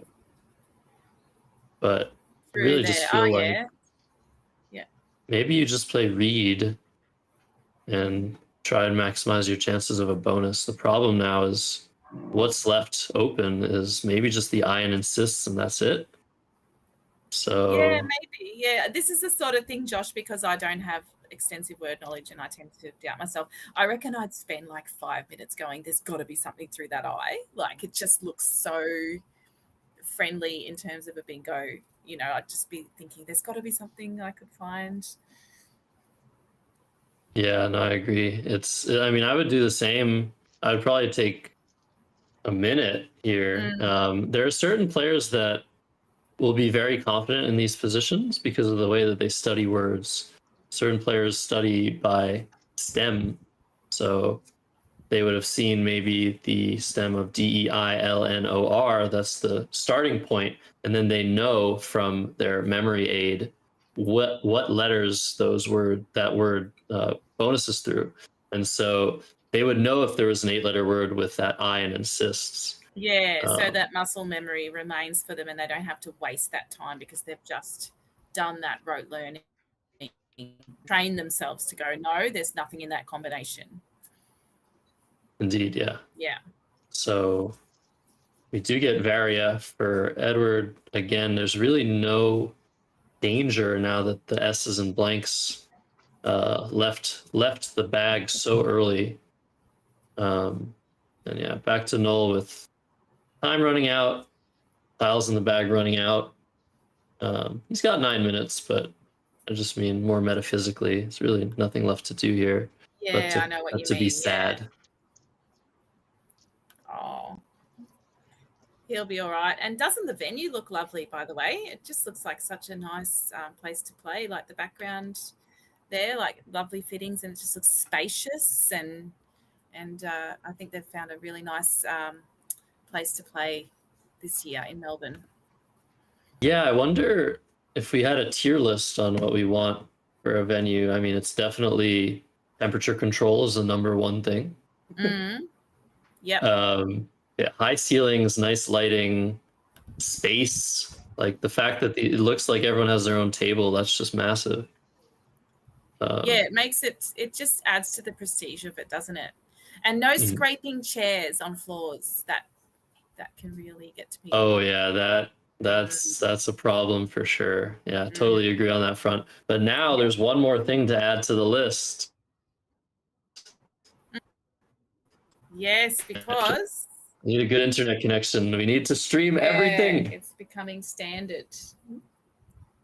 And if you want to support the endeavors of Scrabble Australia at Oculich, everybody involved, our producers, feel free to buy them a coffee. Just put that link back in stream. All of the proceeds, any donations that you might find yourself willing to make, I'm going to go right back into this whole streaming situation here. So thanks everybody for being here, for watching, liking, subscribing, all those things.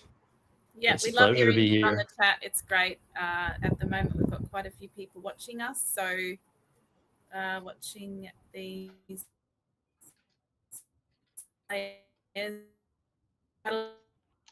last few tournaments, the audience increases as it goes along. It's real how classy it all is. Yeah, the audience increases, and this is the worst it'll ever be in terms of quality. And that's the thing with new initiatives such as this one. There are always a few hitches, but it'll just continue to improve. As we see the play of Nor come down, Noel leaving one tile in the bag, and it's drawn into lotting. No spot for that on the board.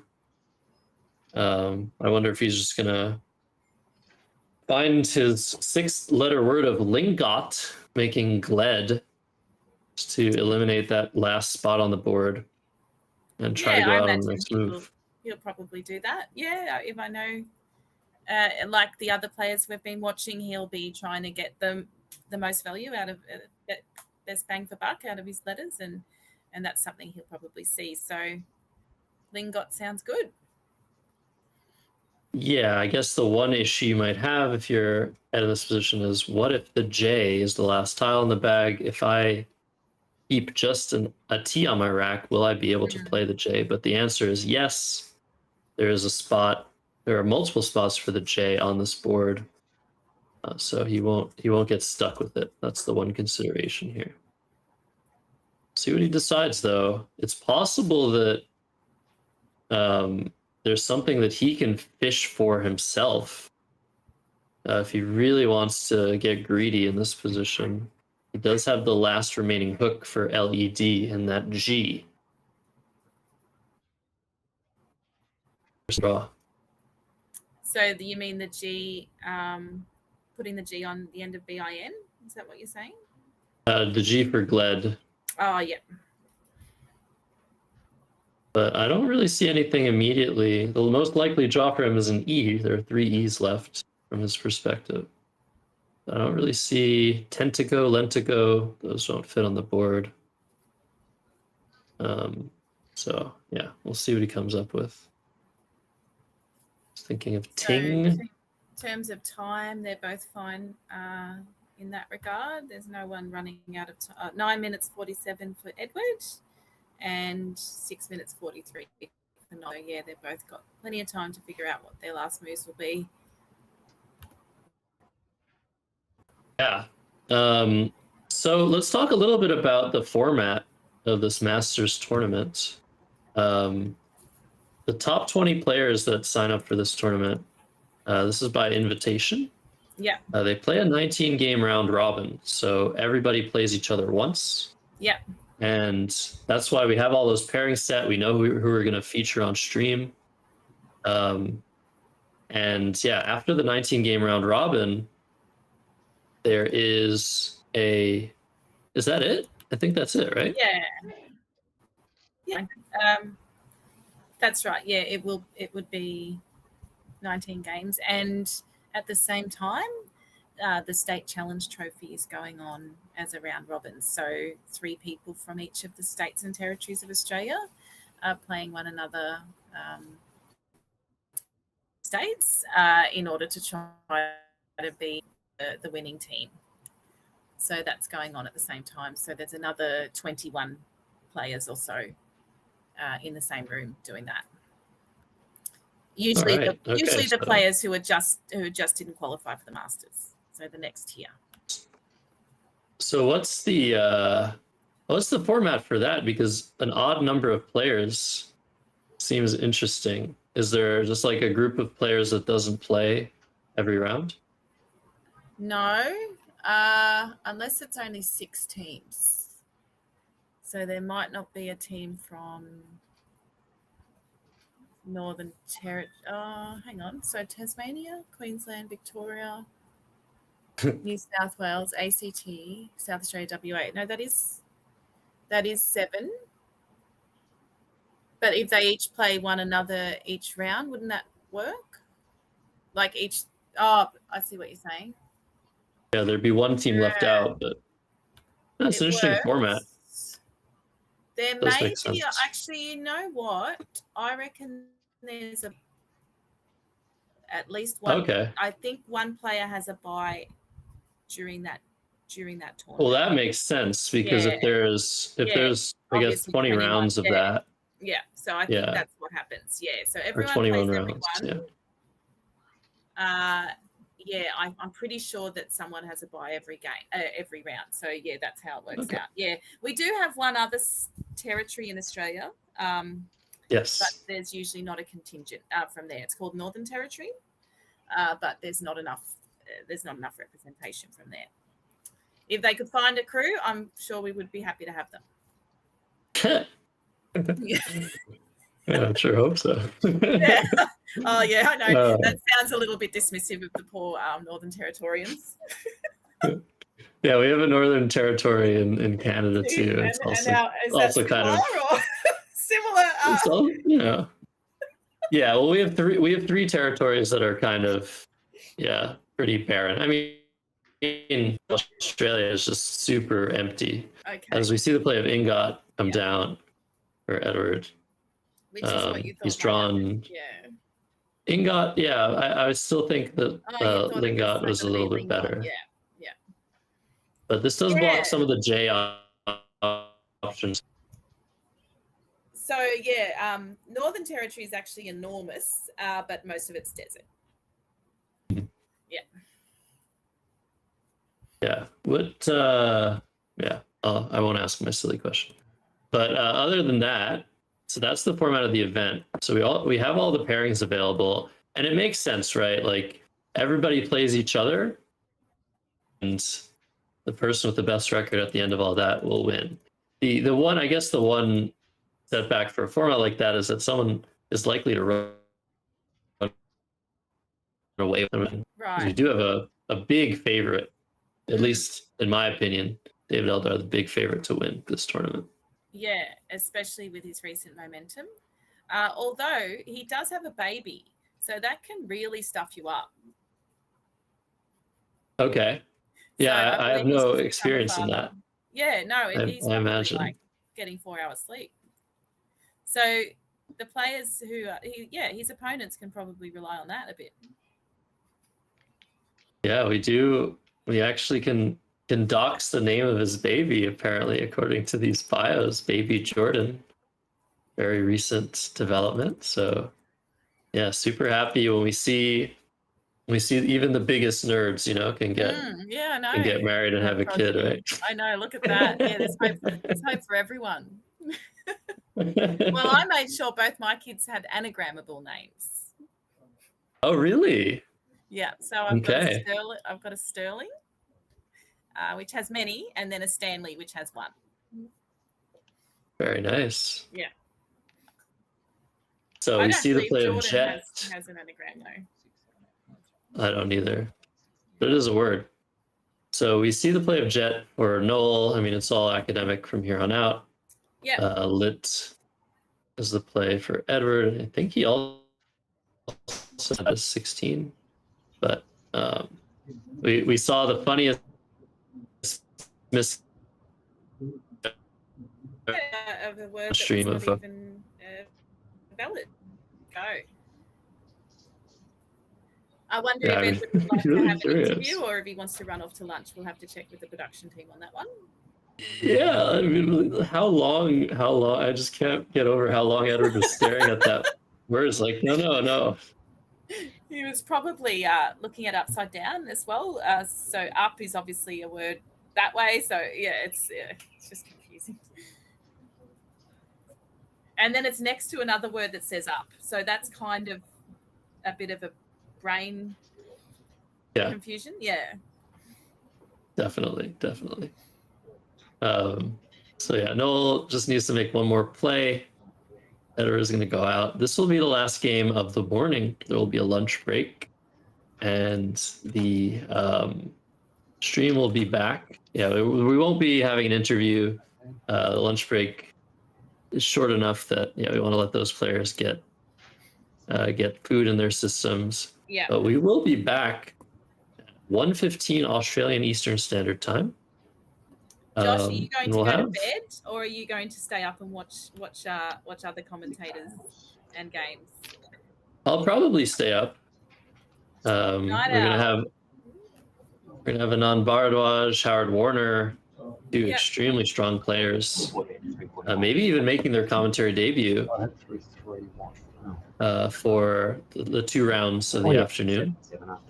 They're gonna take a round 7, but yeah, let's just listen to these guys real quick and take you through to lunch. I think I missed quite a lot of plays on that stream.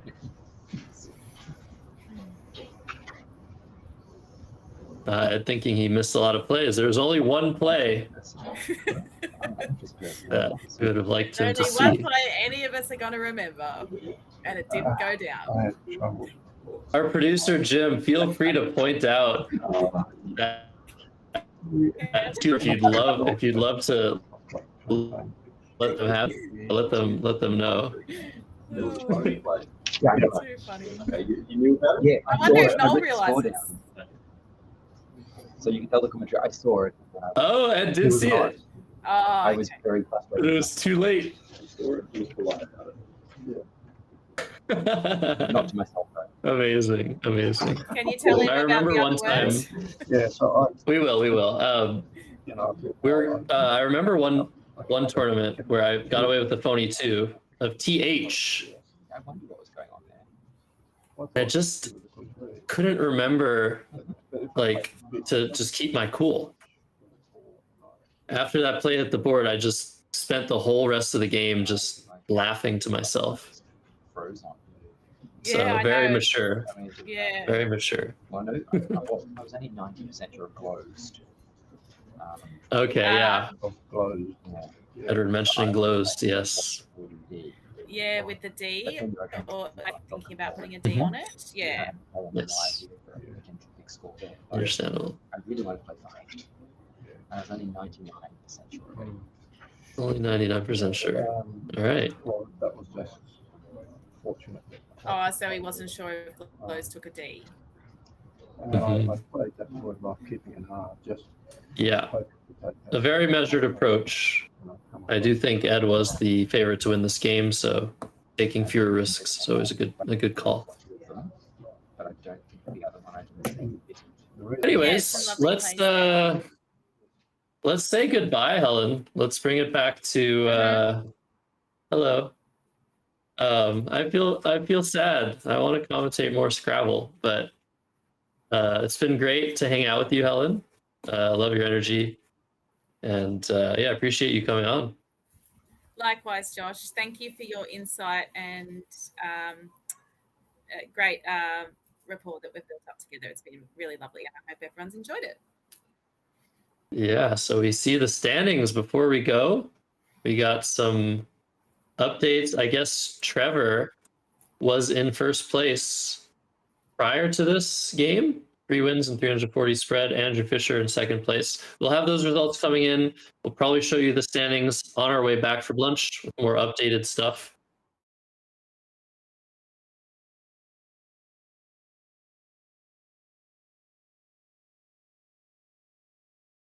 Goodbye. Any last words? You?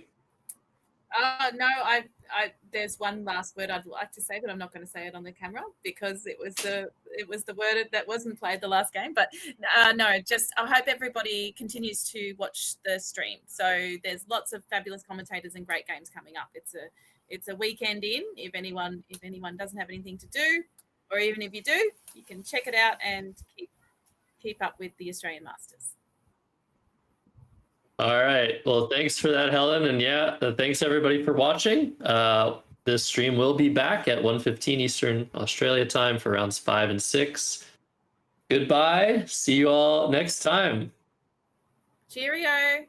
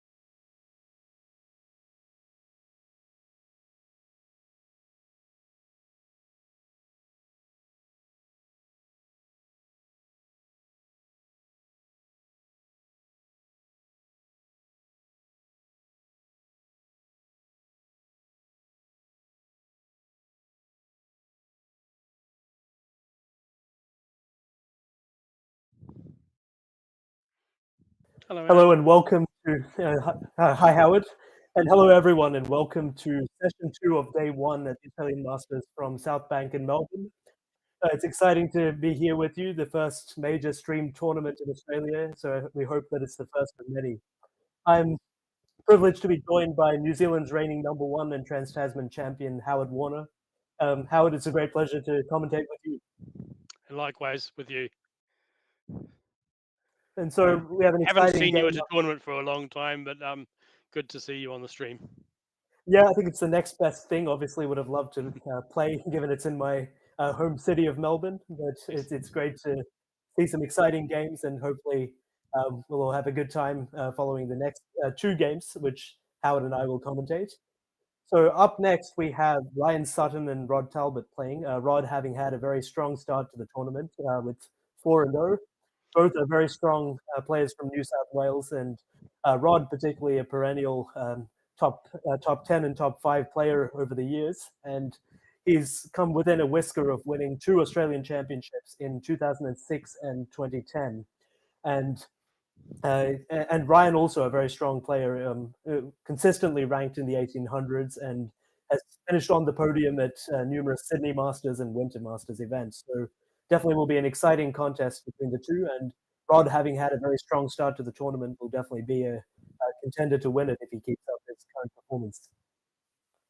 Also, Rod is a former Trans-Tasman Challenge winner. Were you aware of that?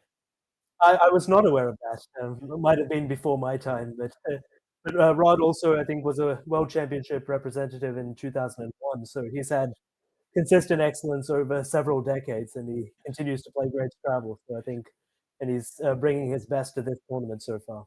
And particularly good at any words to do with flowers, plants, gardening. Yeah, I think he worked as a horticulturalist for some time, wasn't it? If I remember correctly. Absolutely. It should be an exciting game, and I think both of them comfortable on all kinds of boards. So it'll be exciting to see what they bring us now. Yes, the veteran and the not quite so veteran. Indeed. Yeah, definitely contrasting starts to the tournament for the two, and Ryan only 1-3 so far, and Rod, of course, as mentioned, 4-0. So it'll be interesting to see. Yeah, as good as it gets. So I think it's great to see him playing some great Scrabble. So let's have a look at.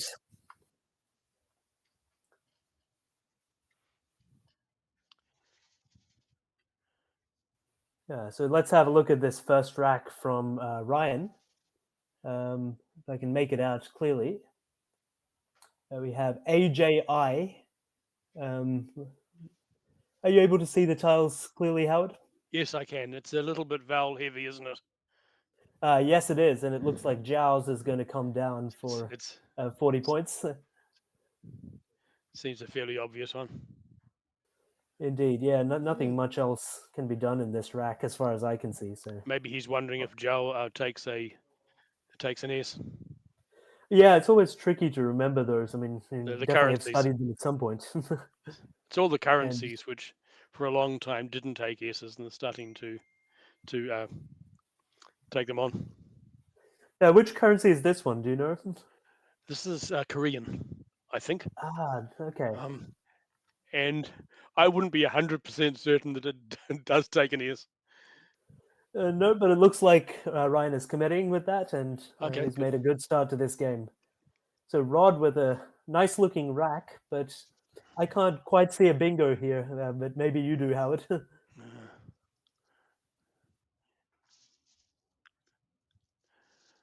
Shame there's not an E for DL8, but... Exactly. Yeah, looking very close to many different things, but... facilitated, but no, I can't see anything with the... Yeah, I think Rod never likes fishing from my experience playing him, but I think he may have to go in that way to start off this game unless he's able to see anything else to do. But definitely the strength of the leave looks like something where he wouldn't want to just dismantle the rack. Exactly. Do you know a bit about about the respective styles of these two players?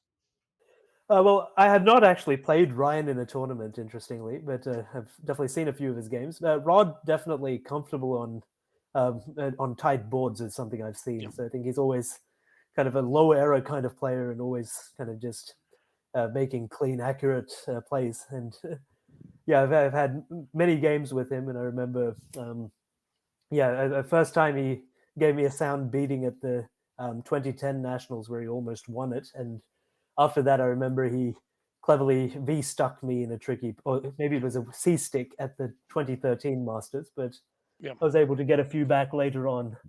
And Lad, so not a bad play at all from Rod. Maybe a Da and Ja, another possibility, keeping the L, which is a strong tile, but this seems like a perfectly reasonable play in my view as well. I've got no problems with that. And there's a bingo there through the S. Oh, for yes. So although yeah, and lovely, nice big score, 86 or something. Oh, yes.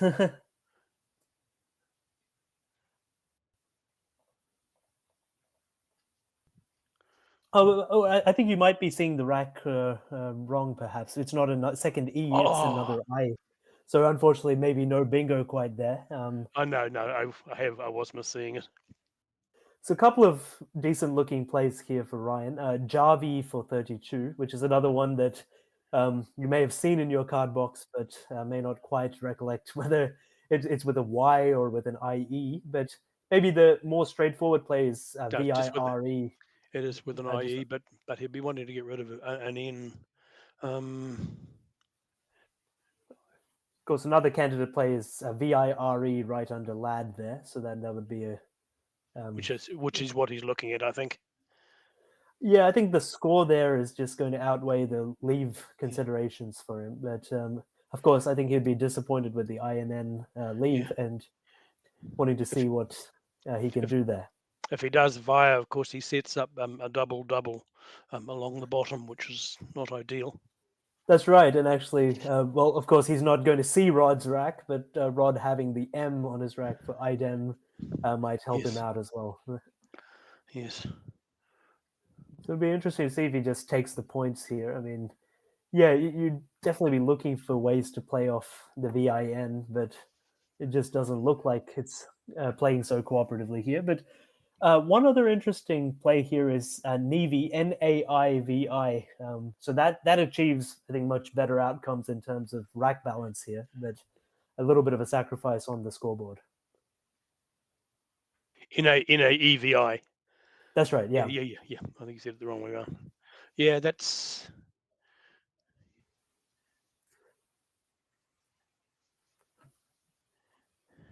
But yeah, I'm not familiar enough with Ryan's play style to know whether which of these he might prefer. Because I think if he kind of likes the staircase form of boards, I think VIRE is the play of choice here. But I have played him a few times a couple of times at Trans-Tasman Challenge.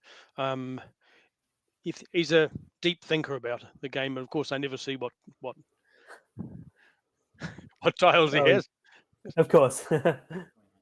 Oh, So Rev here. So I think Rev is interesting because it eliminates some of those risks with the double, but 2 I's, 2 N's is not a great leave, is it?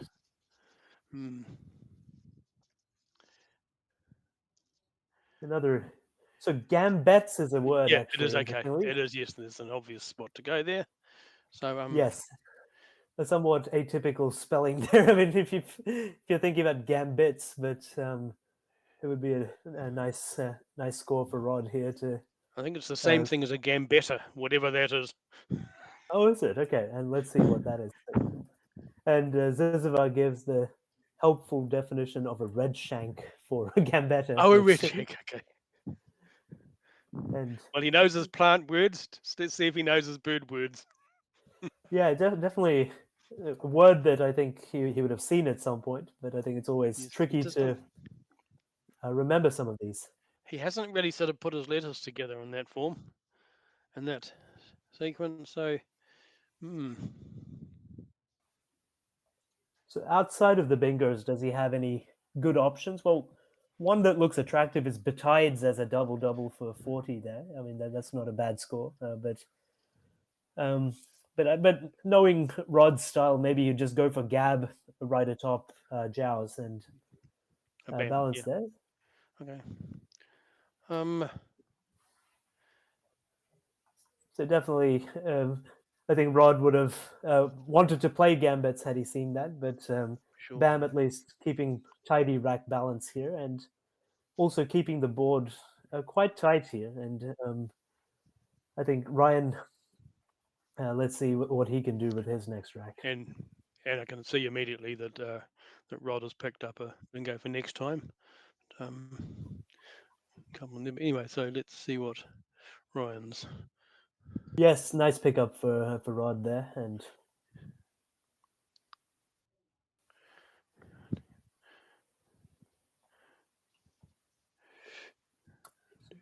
interesting rack here. Definitely, it's a tough one to see anything very attractive for Ryan here. He'll be pleased he hasn't picked up any more N's and I's. Yes, it was somewhat self-inflicted from the past rack Yes. in that way, but of course that's part of this game. But the nice play of lenity and Erev available to him, and Vaney is also a reasonable option, I think, to shed some of these duplicates and hopefully get a good draw in the future. So definitely some options, but Well, lenity, yes, very nice. You have. Yeah, lenity looks pretty safe too, and he needs to. It does. He needs to clear his rack a bit. Start again. Yes. Yeah, I think that's probably the way he'd want to go. But I think he takes the find of yen here, so keeping the double eye. So double eyes. Not an abysmal leave, but I think lenity or Vaney would be preferable here in terms of the net rack. I'd definitely be getting rid of one of the eyes. Personally, hate eyes. I also don't like eyes. I think there was some new findings off late that the eye is not as bad as it was in the new, I think, computer leaves or something. But I have to say I remain a little bit skeptical, and so I think it's just a question of placement now for Rod. And I think EYAS is a valid word. So egotize right atop yen there might be his best bet. But I don't know if I want to be putting. I would have gone for the goatees. I think. I think so. I think the S in the second position is relatively safe, but that I don't like that either. Yeah, you really don't want that. I think one mitigating factor is now you have two openings, one at A12 and one at A8. So maybe it'll kind of go one for Ryan and one for Rod. So in that way, it kind of equalizes the risks a little bit. But I think definitely probably not the ideal placement here.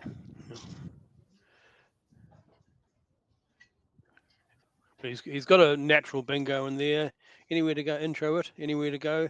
Onto the ego ties, obviously. Am I seeing those letters right?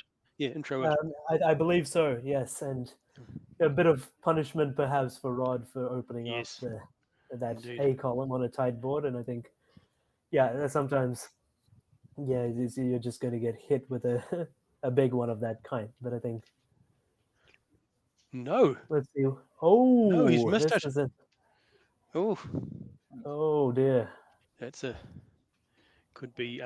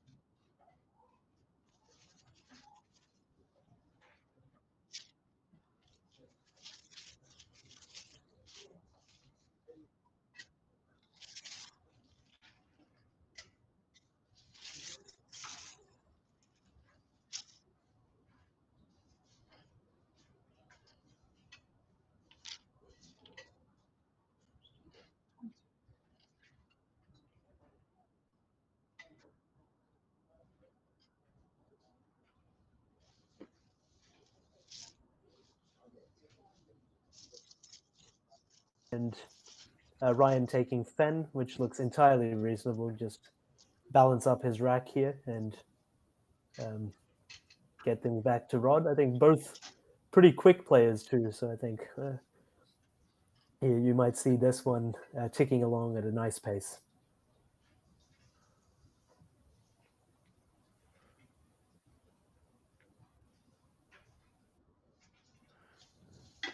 Jim, I don't seem to be able to see the board at the moment. Yeah, I think it's like perhaps on a different orientation there.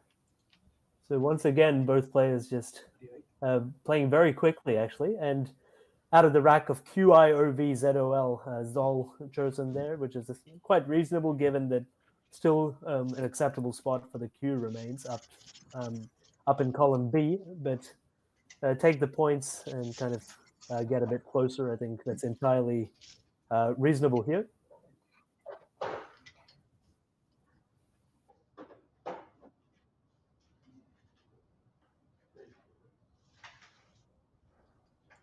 Let's take a look at Rod's next rack here.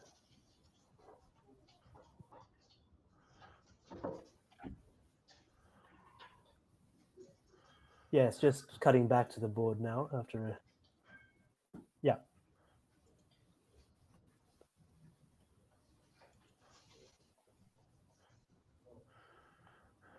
So Ryan now with OUMETIN, and it'll be interesting to see what he picks here, because I think definitely tight board at the moment and just running out of space to exploit it. And he might want to play something like Pinetum, PINETUM, just opening things up a little bit and turning over tiles again.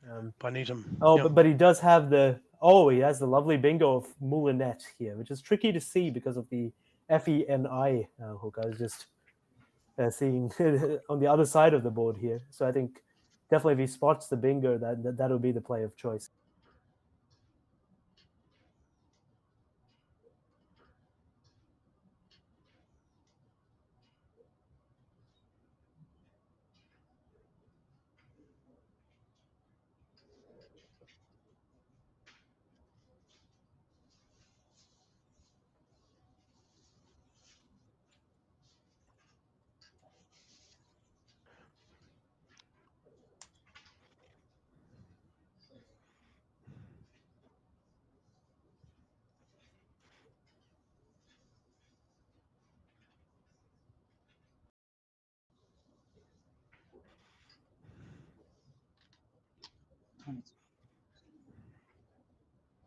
So Ryan has chosen Mizen here, M-I-Z-E-N. That was another play that I think looks reasonable, but I think obviously another somewhat costly miss with the bingos miss. But nonetheless, it's a reasonable play. But the problem is he's kind of just running out of space on this board, I think. And Rod is just going to kind of take the points and keep...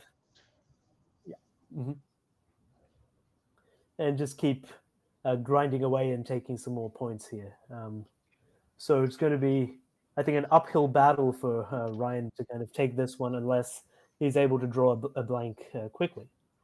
So Rod playing just the Q off now and just seeing what else he can, and just rebalancing his rack somewhat here. And I'm not sure of the necessity to play off the Q there, because you do have the QI spot at B2, so definitely the possibilities exist to just keep the Q and kind of score a bit more, but entirely reasonable. And in no way does it open any fresh opportunities for Ryan. And I think it keeps the advantage that Rod has carefully cultivated so far. And it'll be interesting to see whether Ryan can do anything in the coming turns to kind of get back into this. So nice play here of KHET for Ryan at C12 that I see. I have to think that might be the best for him here. And I think that looks extremely strong in terms of scoring. Other options. Do you see anything, Howard? No, look, sorry, I'm actually having a bit of a problem with at the moment seeing the screen. So, no worries. I'll just keep going until that works again for you. If you could just keep going until I manage to solve that. Well, hopefully you'll have it back very soon. But KHET at C12 looking very strong if he's able to put that down. I think, often you find against players like Rod who are able to Yes, control very the nice. board I can well. see that. Lovely. Yeah, I think that's probably got to be best as far as I can see. Another candidate, the tricky Toke, T-O-K-E with Jock and ID, but I'm not such a big fan of that, especially if Rod has an S. I think he'll just be able to cash in and keep control of this board and lock it up. So I think Ket probably the play of choice here. Yeah, pretty good. It opens up the a T on the bottom line, but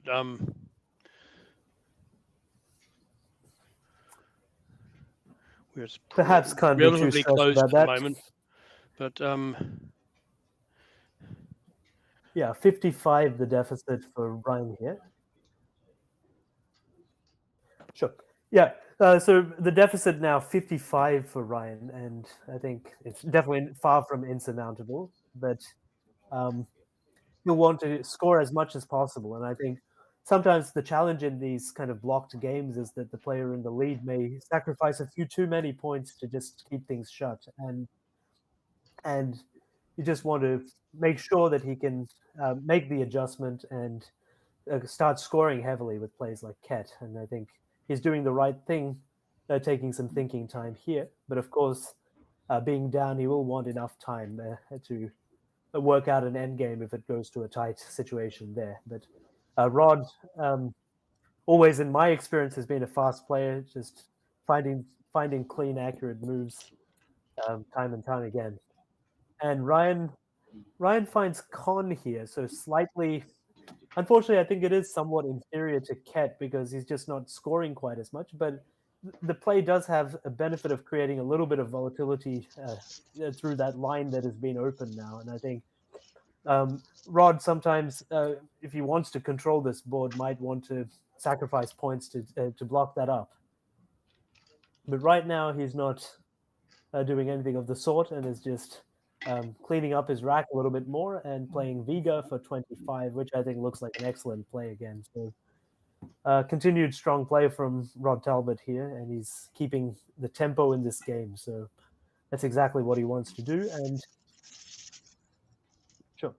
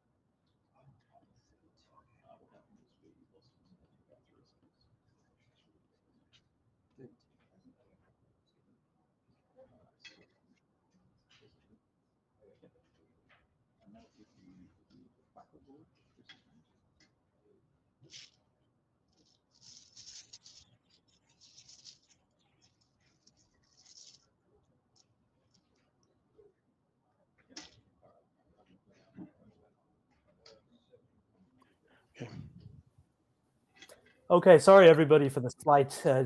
Sorry everyone for the slight delay there. But there's always a few teething problems with these things. But hopefully you can bear with us and continue seeing this exciting game. And Rod with a nice rack here and a few very interesting options. So obviously he can the straightforward siphon. I mean, straightforward is always a relative term in this, but I think being a common word, I think he has a good chance of hitting that. But there's also the tricky play of Pujaris around the jar, which is I think, a much trickier spot here. But I think Siphon probably the. But let's see what. That's a lovely, Rod lovely plays here. spotting So of he Joey's. I like. Yeah, it's I think a tough one to see there, but I think but Pose is also an excellent play from Rod, and he has the confidence to know that UGH takes the S over there, which I think is another of these tricky interjections that you just don't remember whether they pluralize or not. But Rod is playing great Scrabble, and you can see Absolutely. why, He wouldn't have played it he's if he didn't, if he wasn't sure. No, I've seldom seen Rod play a phony in my several games with him, and I think he's like very confident with the words, and I think I've always found him to be a very tough opponent for that reason, and I think and I think he pockets 5 points as well for the probably either Pose or it's hard for us to tell which one it is, but I think it's always like very tricky to be so confident with these, and I think. But nonetheless, Siphon does remain open at the bottom, so there is a little bit of risk there and opportunity, depending on which way you see it, for maybe Ryan to mount a comeback here. Both were challenged. So I always forget that in Australia, is it 5 points per word or per turn? So whether it's +10 or +5. I remember when I went to India for the Capgemini tournament, I was very confused because everyone was like, which words are you challenging? And I was like, why does this matter? Because like you're so used to playing online and you just challenge the turn or whatever. But 5 points per word, so he's pocketed another very valuable 10 points that will put him far in the lead here. And for some reason, I thought that Australia was always free challenge. No, just at the Masters, I think, is the exception, okay. actually. So sure. I think, definitely. Good to know. I think New Zealand is always 5 points, is it? If yes, I remember that's correctly. right. Yeah, per word. So so those Aussies who played at the Trans-Tasman Challenge most recently will be sort of relatively comfortable with that. Well, that's good to see. I think 5 points does strike a good balance. I think. I mean, I remember.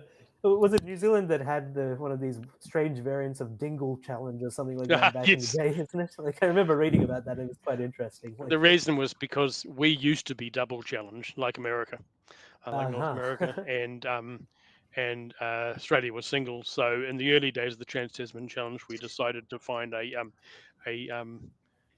middle ground between the two, and we came up with this idea of the Dingle Challenge, where I think the first challenge was free, and everyone after that was double. So coming back to proceedings, Ryan takes 40 valuable points here with Giles, and there were a few other candidates for him, like Pueblo would have kept the S here, which I think the S is probably the most valuable hook on this board, I think, and he.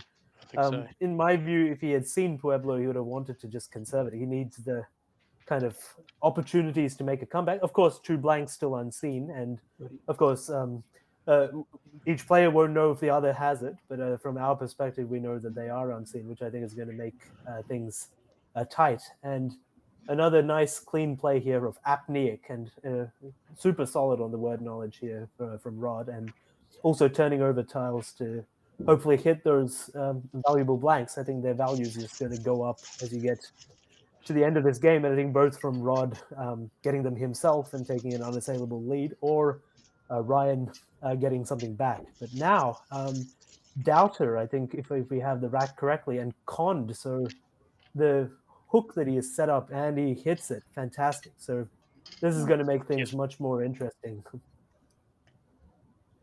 Yeah, so I think seeing the value of Con played earlier here, and obviously tricky for him to plan ahead to the extent to hit the hook. But I think when you're down, you need to create those opportunities, and that's precisely what he's done, and he's been nicely rewarded for it. And the only playable bingo there, I think.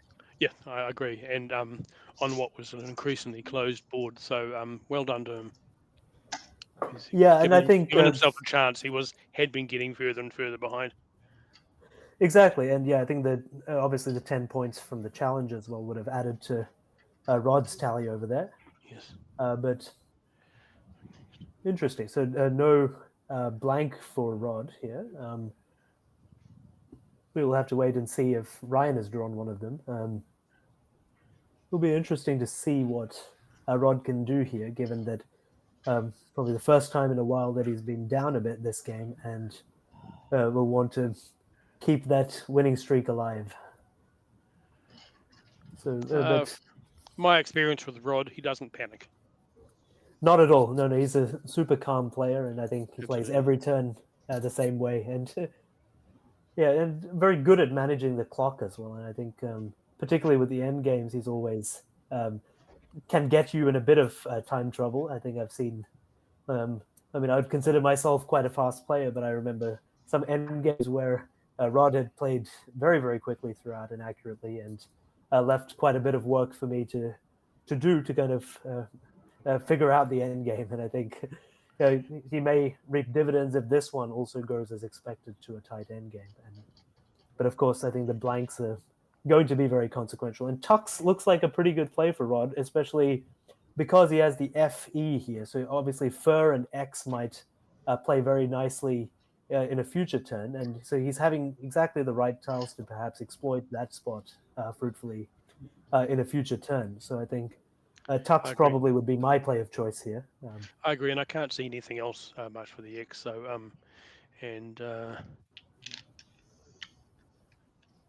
and that's a reasonable lead because it gives them a possibility of an ING. Oh no! Rod has taken Fug. That's an interesting choice, and not sure it would have been my play of choice, especially maybe he with didn't the think there was remaining tiles. Maybe he was hoping he would get more points for the X. Very much possible, and I think you often want to use that well, but I think the priority perhaps shifts towards the blanks on this kind of board, and I think and Ryan has not drawn well here, unfortunately for him. So this is going to go down to the wire, I think, and he's going to have to think carefully about how he balances this rack as the unseen tile pool kind of dwindles down a bit. So I think he's got a challenging decision and doesn't have perhaps as much time as he would like to solve this position himself. Yeah, it's definitely looking short of attractive options for Ryan Sutton here. So almost might be a time to have a change.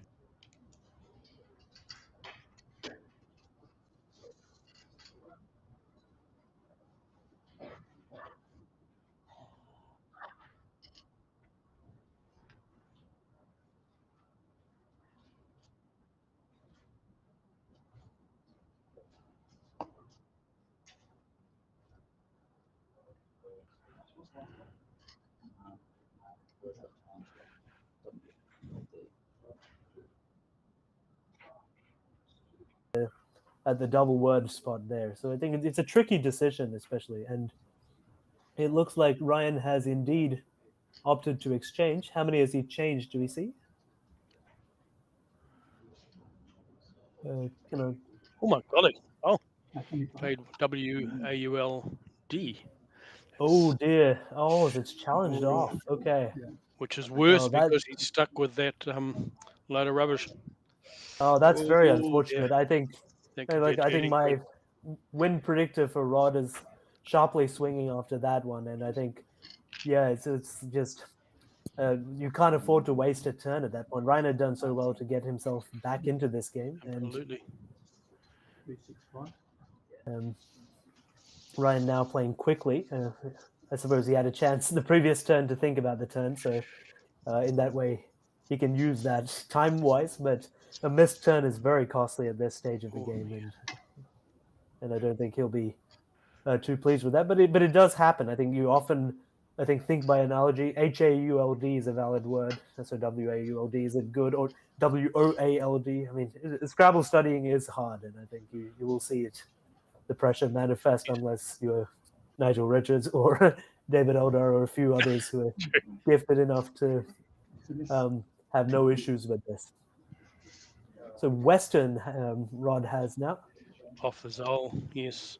And he's in very good form here, and I think he's going to be able to take it away from here fairly easily, you'd think. That would be my thinking for sure, and I think he's control. Yep, that's nice and clean. Gives him quite a bit of control of the board now. Yes, indeed, and Yeah, all of northern, southern, eastern, and western are valid words without, I think, the capital letters. So, Yes, absolutely. another miserable rack for Ryan here. He does get the blank, but it's perhaps too little, too late here. And he's going to really rue that challenged word. It was such yeah, an it was very opportunity, costly. such an opportunity to just reset, change, and Yeah, reset. exactly, and the game might as well have gone to Rod anyway. But I think he made it considerably easier and Yes. almost gave Rod the information that he had a bad rack Yes, too. I think indeed. in the process Indeed. too. So I Yes. think, so I think Rod could definitely breathe a sigh of relief, and what is probably a close game will be a 80 to 100 point win for Rod here. So 5-0 for Rod Talbot here at the 2025 Masters. So fantastic performance. And I'm not sure anyone would have picked that. No, I mean Rod obviously very Given strong, some of the but quality players in the field. yeah, and Rod actually is, I think, somewhat underrated at present, and just in the 1600s, which I think is a bit of a travesty given his consistent play level. So I think it'll be good to see him hopefully make a large rating rise at the end of this event and get himself back in those 1800s where he definitely should be. So, But don't jinx him because there's a lot of games to go. that's right. No, the commentator's curse or whatever people call it, I think, is often a thing, and it is difficult to maintain a streak at an event of this quality, and many excellent players here, and it's not going to be easy. But I think looking at this game, he's definitely played very, very well too. So I think perhaps barring the placement of egotize, which is a bit of a marginal thing, and a few other maybe slightly contentious things here and there. Or the gambets was a play that one would perhaps chalk down as a miss, but barring that, a very clean and accurate kind of play style. So I think I've got a feeling that if he knew it, he would have found it. Yeah, I think it's a tricky word, and probably even if you have seen it at some point, you're just gonna perhaps not remember whether it's quite good or not. So I just think you would automatically put the M and B together. yeah, absolutely. Well, I would. But Well, M and B are surprisingly synergistic, I think, and quite a bit you can do with those two. And yeah, I think it's probably too late for Ryan to do anything to save this game now. I think unless he plays some phony of choice, but I think you just play Unai and then go out in the next turn. It looks pretty good to me. I think then that's about it. And get the hell out of there and on to the next game. Well, I think that's lick his wounds. You can't underestimate, overstate the value of that. And so, what does he play? Ilya is fine too. Perfectly reasonable. Many paths to wrap this one up, but Ilya is good as well because I think it takes away some of the score that Rod could have got from decoy or something like that as well. So, in that way, it's good to see Ryan continuing to push on even despite the loss being assured. But Rod can play his own name here, Rodney through the N, which would be nice. or its slightly superior anagram here, Roind, for 42, which would be another very good score here. And I think, yeah, what he's done effectively this game is just keep scoring. And I think very few turns wasted fishing or anything like that, even on a tight board. And I think Rod did benefit, I think, from the power tiles quite a bit. But then again, Ryan did have the J and K, so in that way, it was not a complete whitewash. So I think Rod did use his tiles well to kind of control the board. And I think the pose play and picking up the challenge points very, very helpful there. So I think playing very effectively. I think he pretty much made the most of his letters while still balancing fairly well. Indeed. And he has he's earned the time to think a little bit now, even though it's probably not. But no, he doesn't. Coined perhaps slightly weaker than some of his other options, but he doesn't need to worry too much about that. I think it's time to take the win and maybe take a little bit of rest. I mean, the Masters is definitely a grueling event with 10 games on day 1, 9 on day 2. I wonder if he didn't see Rodney. You'd think that he, of all people, would have seen it. Well, I think he would have liked that one for sure. I think it's not every game that you get to play your name, I think. And to close off a game with your name. I can't argue with that. But he's played a very clean game here, and I think. I agree. And definitely, as I was saying, the Masters quite a. Yeah. It takes a K, doesn't it? W-A-U. Yeah. Yeah. Yeah. Not wrong.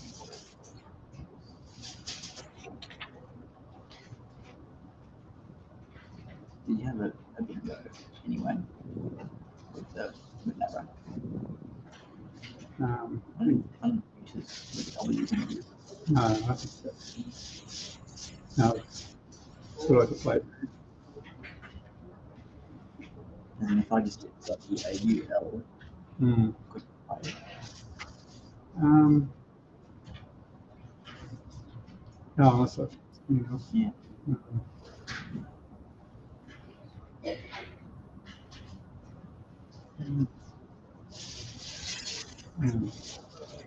Okay.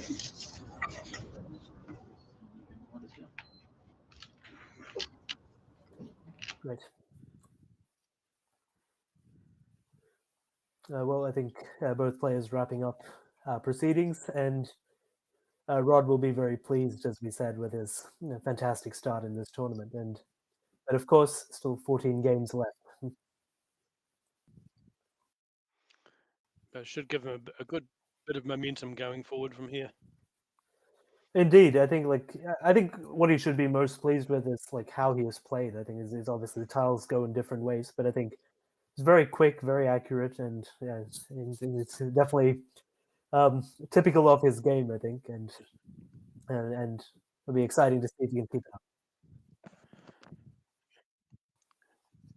Also, of course, when you're getting nice tiles, you tend to sort of be more relaxed and you make good decisions. Yeah, I think that's kind of an unfortunate scenario in this game, because I think you'd want to play better when you have the worst tiles, but it just never works out that way. I think I know. Yeah, I think whenever I certainly find that when I'm drawing well, I'm making better decisions, like managing risk properly. But you find that you're getting a bit desperate sometimes when you're losing or on a bit of a bad streak. So I think, it's definitely maybe only Nigel and a few others who have the temperament to take every game the same way. I think in the approach, yes, irrespective of what they're getting. Yeah, you can never tell from Nigel what's happening. He just looks the same all the time. Anyway, I think that's we've come to the end of that round. Indeed, we have, and it'll be exciting. We'll be back soon for David Eldar's first game on stream of this championship. So really looking I'm forward sure to you, that one. Likewise, I'm sure all of you are equally excited. So we will be back very soon for that. Cool.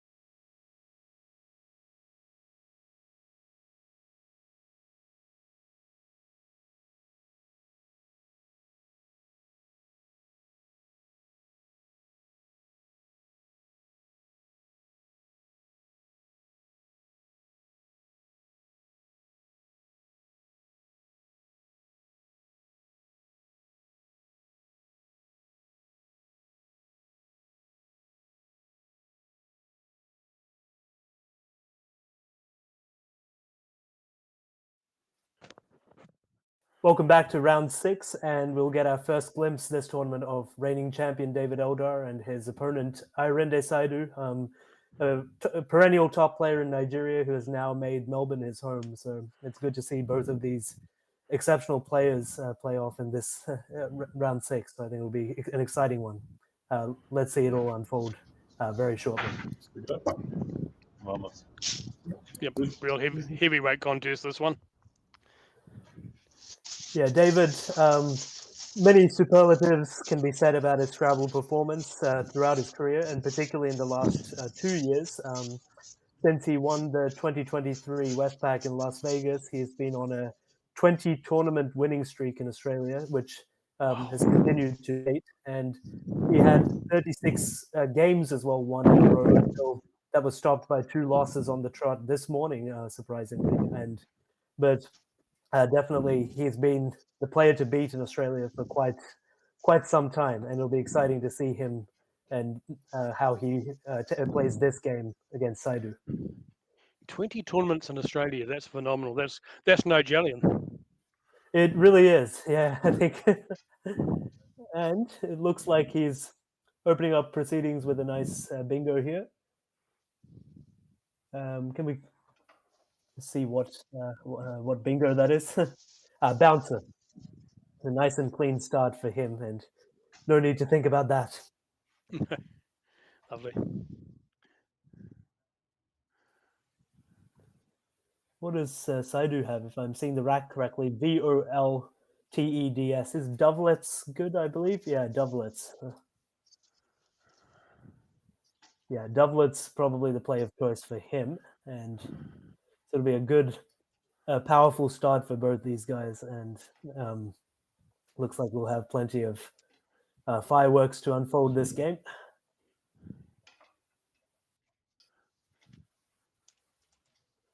A little bit of thought.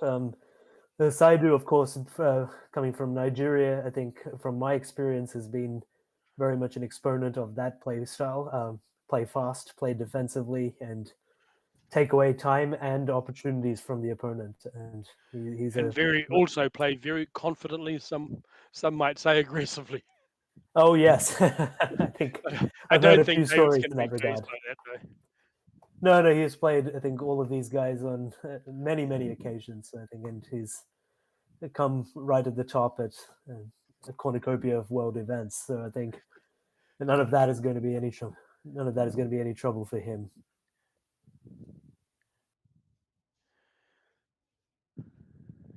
But definitely, perhaps a surprise that he did not start this event 4-0. I think a couple of losses to John Spahn and Carmel Dodd, both strong players and frequent giant killers that I've seen from my experience at tournaments in Australia. But nonetheless, it shows that anything can happen in this game. But Saidu taking a little bit of time and perhaps has not spotted Dovelets yet. So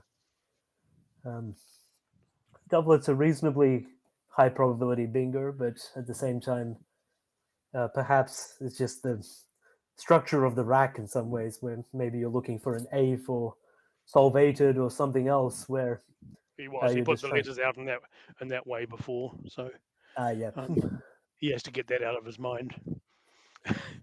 Yeah, I think in that way, I still my guess would be that he spots it, but he will. We'll have to see. I'm pretty sure he will. Let's see. Ooh, an exchange. Oh, he just swapped the me. Wow, he didn't see it. That is a miss from Saidu here, yes. And oh my god, you will not be happy about that. But a nice synergistic-looking rack here for David, but perhaps not a huge amount of scoring opportunity. Any plays that strike you as effective here, Howard?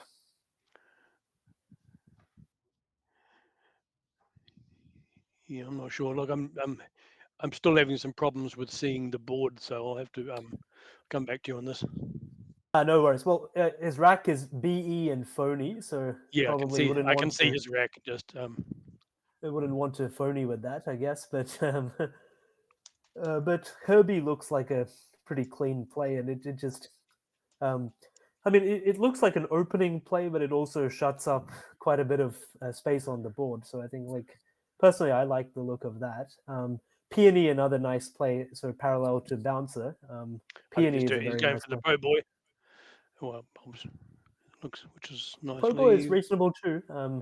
Obviously, he is going to infer something from Saidu changing one here. So he's going to think that his opponent is very close to a bingo here. Yes. But it's interesting that he doesn't choose to actively block things. So we'll have to see. So this is interesting. So And Saidu now he's now seen it. spots Scrabblers. Sometimes better late than never, Yes. but interesting for sure. He'll be very annoyed with himself that he didn't Yeah. see it last time, but at least he's still got the spot. I mean, it's a tough one for David to know what exactly Saidu's leaving behind when changing one, but perhaps you'd want to block off the bouncer's line and the E with Herbie, so that's why I like the look of Herbie, but Po Boy a perfectly reasonable play as well, so nothing to complain about at all. And headings, or shedding is going to come down from, or sheeting, however you pronounce that. Yeah, David. I think the thing with David is he's now a very quick player as well. I think he always was quite fast, but I think in recent years he's kind of, as he writes about on his very interesting Scrabble blog that I encourage many to check out. He's talked about speeding up on the quick decisions and just not taking time on those, and he's taking time away from his opponent as well by doing this. So surging far into the lead, and my guess is it'll be tough to overhaul him from here.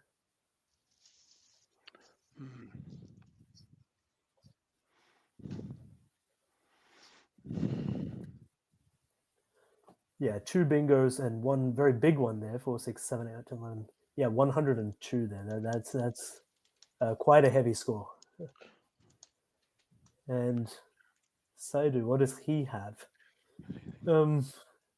Interesting looking rack here. So FUNGHEW. So I think just Fung or Fug or something just under Po Boy is probably going to be his best bet here. And it's going to be a tough one for him to mount a comeback here. And I think he will need probably both of the remaining blanks, I think, to mount an effective comeback, as well as David's scoring drying up a fair bit. So I think quite a bit of fortune needed for him. And I think the initial, it's always like, I think if you miss a bingo against David, you're in for a tough time. And I've definitely had that experience. I remember the 2021 Vic Champs where bingo I missed in mid-game and kind of off tempo for the whole thing and couldn't really get much of a look in, but Waff, a perfectly sound looking play here. Yeah, and a reasonable leave. But we'll have to see if he has the opportunities to mount a comeback. But one part of his wish might have come true here with David drawing a very poor follow-up rack, and which might sideline him for a little bit. It'll be interesting to see what he does here. I mean, Org next to the shedding word there, that's one possibility for 22.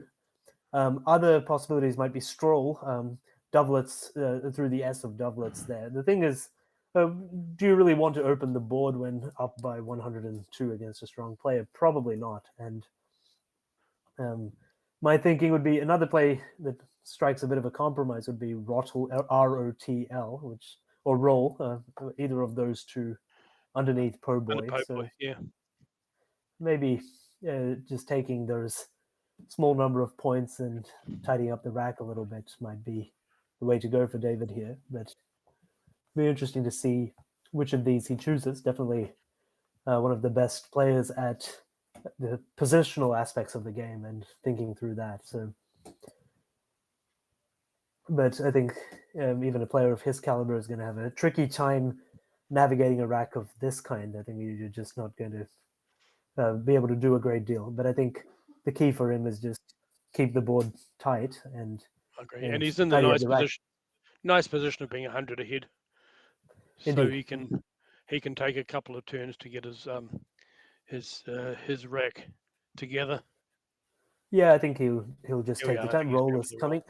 Yeah, it looks like exactly what he would want to do. Stroll is like, it has a bit of turnover benefit, but why open up the board when you're up? Like, I think he's the first person to know that, David, and I think, yeah, and I think he'll probably just finish evaluating all his options and plonk that down soon enough. And yes,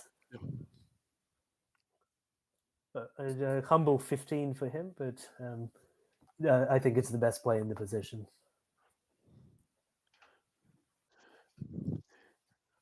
I like it too. Any opportunities for Saidu here? So he could play EUGH at L8, so right atop the S of doublets. So that looks, but Oh, hoeing. queuing. Oh dear, Hoeing. OT. This is not Oh shit. good. Okay. Yes, but he has spotted it.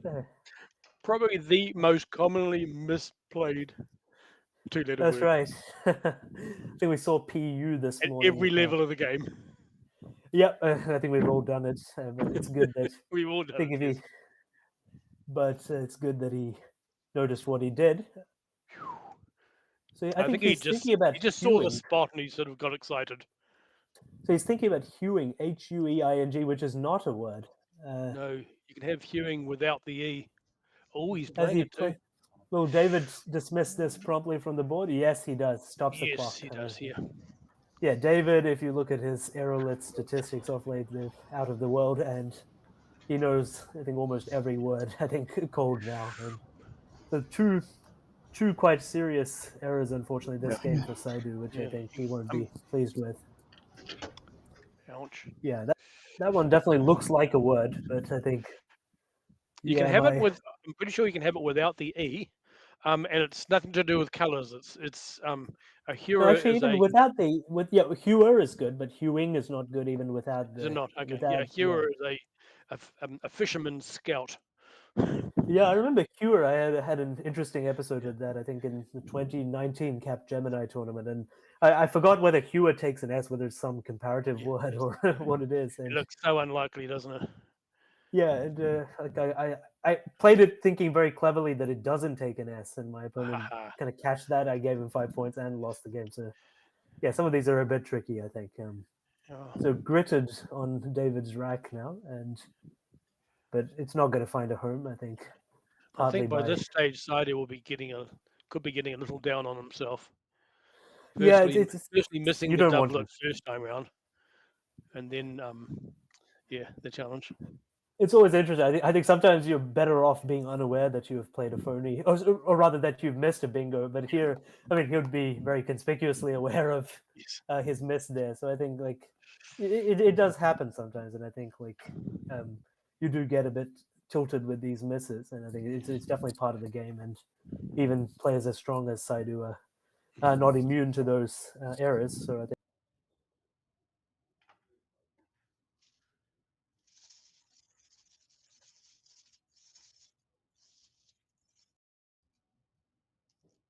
For 24 through the G of shedding. So that's an interesting play. I mean, like in a way, it may not be my play of choice there. I think because, of course, I know less about this game than David, but my view is that it does open the board up, and I mean, of course, it's going to be tough for Saidu to come back, but at the same time, why give him that opportunity? I think, and but at the same time, there's nothing wrong with the play. Maybe something like Dite through the H at E6 would have been a good candidate option to kind of not give as much back. But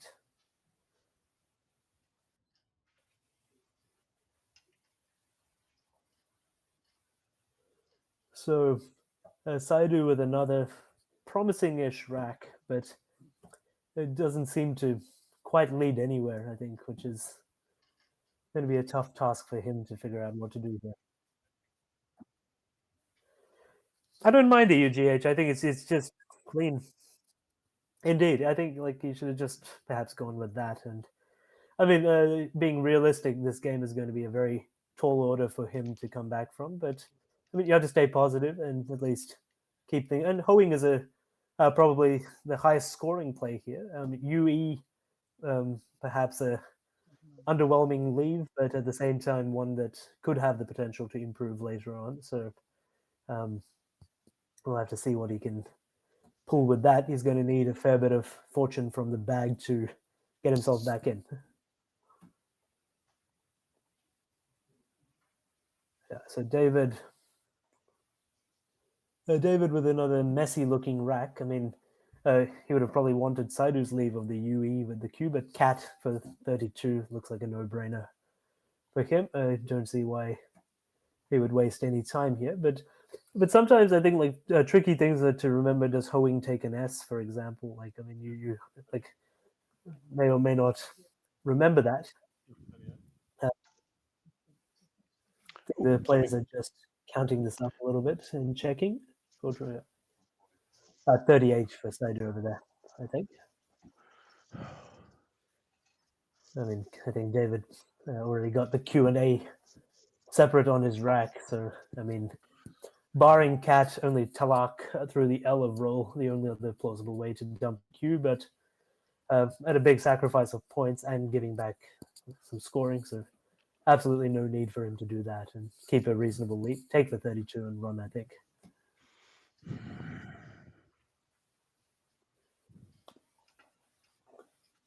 So Saidu, what is he? So let's see what Saidu has pulled from the rack, from the bag here. So EUOWANS.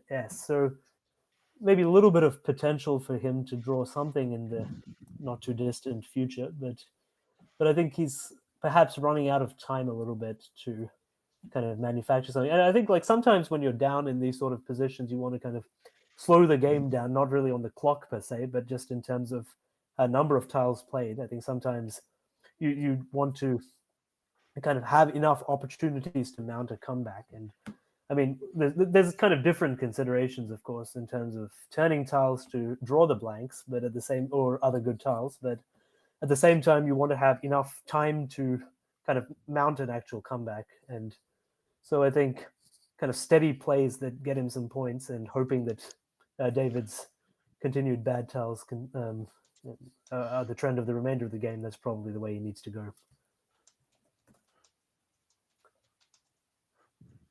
And Strigged is also a nice back hook to Trigged with the S, which could be... Well, I don't think he wants to burn the S at present, but it could be an attractive option.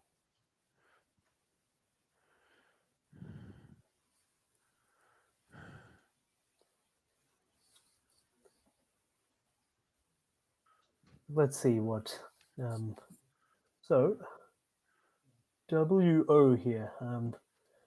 Yeah, I mean, I get the idea behind the play because I think he wants to create some space to mount a comeback.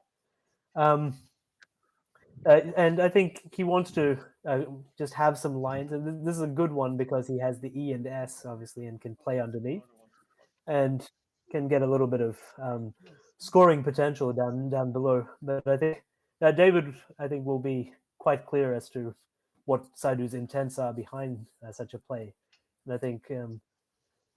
but the interesting thing for David now is he has a very bingo-prone rack, but no bingo here. So I think that's going to make proceedings very interesting for him because ideally you want to fish when you're down and not when you're up. But at the same time, there's not that much better for David to do rather than just fish a little bit and maybe play something like add near the near door over here, just adjacent to shedding.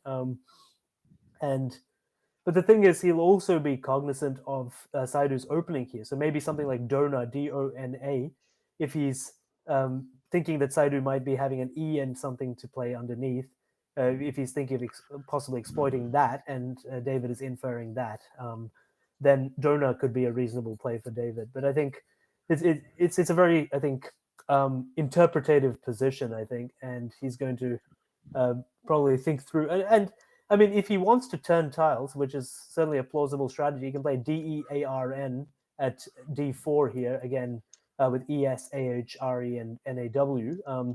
He can just dismantle the rack and not play for a bingo. So that's another clear possibility here. So I think he has quite a few options, but it's not immediately clear just from looking at it which one is the best one for him. And I think he's going to want to think through these different options carefully and just maintain his.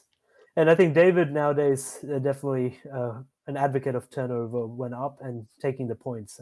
Something I've seen when playing him. So I think this is the play that I think accords best with his play style and probably with the game situation. I think case could be made for something like ad as well, but at the same time, I don't think he wants to especially open up for Saidu. no, and it's entirely reasonable. But let's see, is Saidu hitting his much needed bingo here? So I and you insinuate Yeah. coming down here. I mean, he could have played aunties as well. So yeah, not sure. Maybe the EWER, EWES extensions are kind of plausible opportunities, but yeah, it's a tough one to say exactly what he should do there, but it will go some way towards narrowing the deficit. And David with a bad rack here, so perhaps he would regret a little bit in this keeping, or rather dismantling more of his strong rack right up front. And I think he would have sometimes just as a hedge against the bingo coming, given that most of the bingos would say hook EWE or something to the DOS or something like that, having the kind of suffix, having the residual tiles to kind of exploit that effectively might have been to his advantage. But of course, it's difficult to say, and I think he also wants to have an edge score-wise in this sort of position and just keep. I think whenever you have this like bingo tempo up thing, you're making it harder and harder for the opponent to come back. But at the same time, he does have to be aware that both blanks are still unseen, so that there is scope for a comeback from Saidu here. And I think in that way, my own inclination might have been to just play something like AD off. And even though it does open a line, it already there is a line open, and I think you kind of want to have enough counterplay to hit back after what was likely going to be a bingo. But again, it's a tough and kind of marginal decision. Saidu was somewhat lucky, I think, to draw a bingo to SUANE as the leave on his rack, and he picked up the perfect IT. But I think he's definitely needs more good fortune to kind of come back and see if he can get a look in this game. Meantime, what's David going to do? That is the question here. I think it's not terribly obvious. So, I mean, he has TAU at C5, so just near Dern. He can play TES, AAH, and URE. He may be a little bit reticent about leaving this EWE line open, especially. Yeah, I'm wondering if he plays something down the bottom, just to sort of to take out that. Yeah, so it's always a tricky set of considerations in positions like this, and I think you want to be aware of kind of the risks there, but at the same time, if you kind of sacrifice too much, just taking 10, 12-point scores and letting the opponent have 30s and 40s, I think then if they hit a bingo on, yeah, exactly, and if they hit a bingo on any of the remaining openings of the board, it's going to be very, very bad, and I think it's going to be a tricky thing to see, how David approaches this game situation, given that this myriad of considerations. Of course, he's controlled this game from the start to this point. So if you're not worried, if he's not worried about the EWE spot, I'd just probably just the TAU from down from C5 would be quite a reasonable play and a good balance. Yeah, I mean, looking at the unseen pool, what do we got? So 2 R's and an S and 2 blanks. So yeah, it's not like there are a huge number of R's left. So I think he may just opt to leave it alone for the time being. And TAU does come down. So 2 R's, 2 blanks, and an S, yes. Takes his 17 points and ticks up to an 87-point lead again. And it's been a good. So again, 40 a turn it has been for David this game, and in a way his scoring has dried up a little bit since the 2 early bingos. Obviously, it was at 204 from 3 turns, so Saidu definitely has got a look in back in this one. a very nice rack here for Saidu, but does it play well with this board? That's the question. And I am not seeing any fantastic opportunities for him. Obviously, toy. There is the very nice Nazify at M10 that, in a way, that doesn't have much long-term benefit for him because I think it would assist David in kind of shutting this board down pretty quickly. This EWE hook here is actually the only thing that's kind of the key risk for David in a sense. Obviously, there's the Rolls hook as well and the floater through the G, but I think the EWE hook is definitely the one that's giving Saidu the most potential unanswered points that are possible here. So I think definitely David has to, rather Saidu has to think hard about how to keep these benefits. Fozily? Oh dear, it looks like Oh. another phony from Saidu. It is. This Oh is not no. look. Yeah, this Fozy, has but been not a. Fozily. Oh David is probably the guy you don't want to be playing phony no. sixes against because he knows He's his mixing up words. between Fozy and Dozily. Yeah, so I think that might be the end for Saidu this game. I think, and well, he's also revealed his rack to David. So I think, yeah, so I think like he's definitely had his opportunities to come back in this one, but I think level of play perhaps a little bit below what he is accustomed to playing and what we have been accustomed to seeing from him in the past. And now David has a blank here as well, so I think his kind of thoughtful rack management over a few turns has been bearing fruit nicely. And I think so he will probably know that Saidu doesn't have the R or S as well, so he can kind of just sit tight and do whatever he wants here, basically. And so I think this is pretty much, barring an utter collapse, is going to be a win for him, and probably irrespective of what Saidu did, was going to be a win for David anyway. But I think Saidu has essentially given back 3 free turns to David, and that's a lot of turns. I think, like effectively, it's 120 points worth of turns that he's given. So in that way, I think definitely it's not been the kind of performance that he needs to get a win against a player of David's caliber. I wonder if David might have just psyched him out. Just the fact that he's playing David might have allowed himself to get psyched out. It does happen, I think. Like and he's a very you experienced player, but David's pretty scary to have on the other side of the board. Yeah. I think I've certainly been psyched playing him in the past. I think he's not the easiest of opponents by any stretch, and I think it's the same as with him or Nigel or any of these guys. Like you're knowing you're playing a very accurate opponent, so you're just going to have a very tough time. Well, I guess you almost feel that you have to bring your best and push a little bit harder, and I think and if you kind of get the feeling that you need to take risks to win, I think the second blank has emerged for David as well. So I think this will probably put an end to proceedings pretty soon.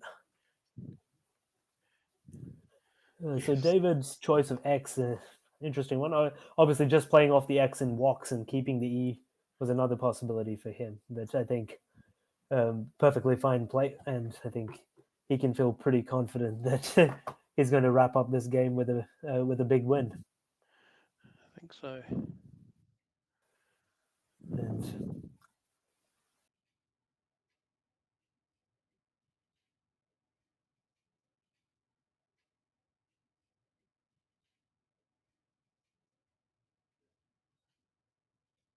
but he did have his chances, and I think like if he had, obviously we can't engage in counterfactual thinking with these things, but I think if he had those 3 extra turns to maybe pick up more tiles, you never know that he might have drawn some of those much needed blanks that were in the pool. So I think the phonies are often very costly if in the way that you're losing the chance to draw anything and you're giving information. Exactly. So I think the lesson at home is you just don't want to don't want to play those phonies, and you just want to. Of course, easier said than done. I think we've all done it under the pressure of.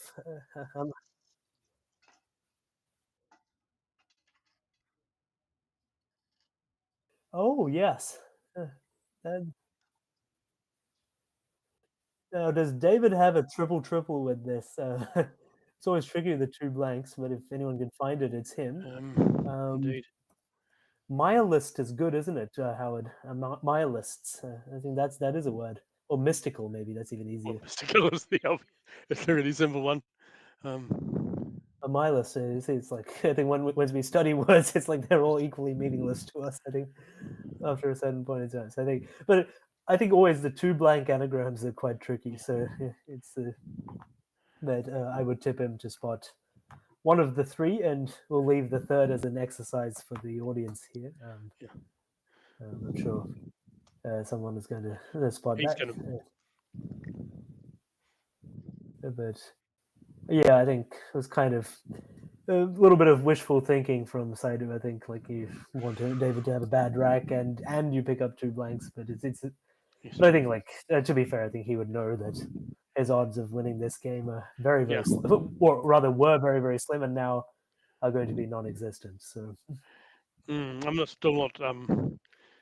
not very happy about the fade play. I think it's just apart from setting up the treble, the 9 timer, it's just took out one of the spots that he desperately needed. When he that's right. I think it is quite a counterproductive picked up play. the blank which he obviously wasn't going to. Yeah, he needs the space on his board to mount any comeback, and I think that was the only thing giving him also the possibility of forcing David to sacrifice points to block if David drew badly. But so yeah, he's not instantly spotted the 9 timers, but I think it's always interesting with the 2 blanks. I think like you're a little bit more of a challenging task to figure it all out, and you have to permute through a lot of possibilities. But I think it's natural to make one of the blanks an S here, which I think will do the trick if you just kind of step your way through the alphabet and see. Also, I think that the M naturally goes before the Y. Oh yes, that's a very good point as well. Yeah. So I think you'd be looking at that, and once you've you put the M at the front, then the rest of the words fall into place.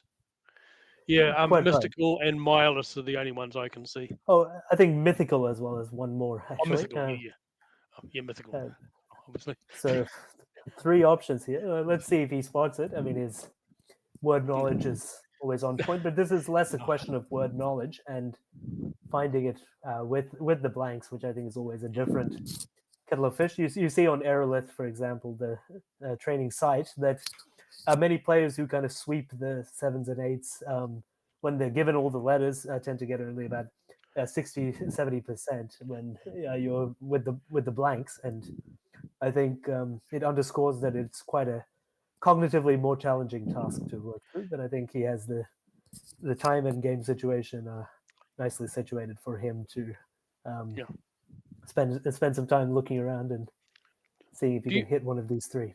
Do you find that you struggle with 2 blanks? I do, relative to kind of straight anagrams. I don't know about you, Howard, but I think like I always find that I have to permute more possibilities, and I think it's like it feels like you're doing 676 times the work, I guess. Yeah, I know exactly what you mean. You have to. I mean, I tend to then make one of those blanks a letter and then go through all the permutations, and then make one of the blanks another letter and then go through the permutations. As you say, there's it gives you so many things to think about. Yeah, I think sort of the way to go is you pin, and I think yes, it's what is he playing? Mythical, yes, indeed.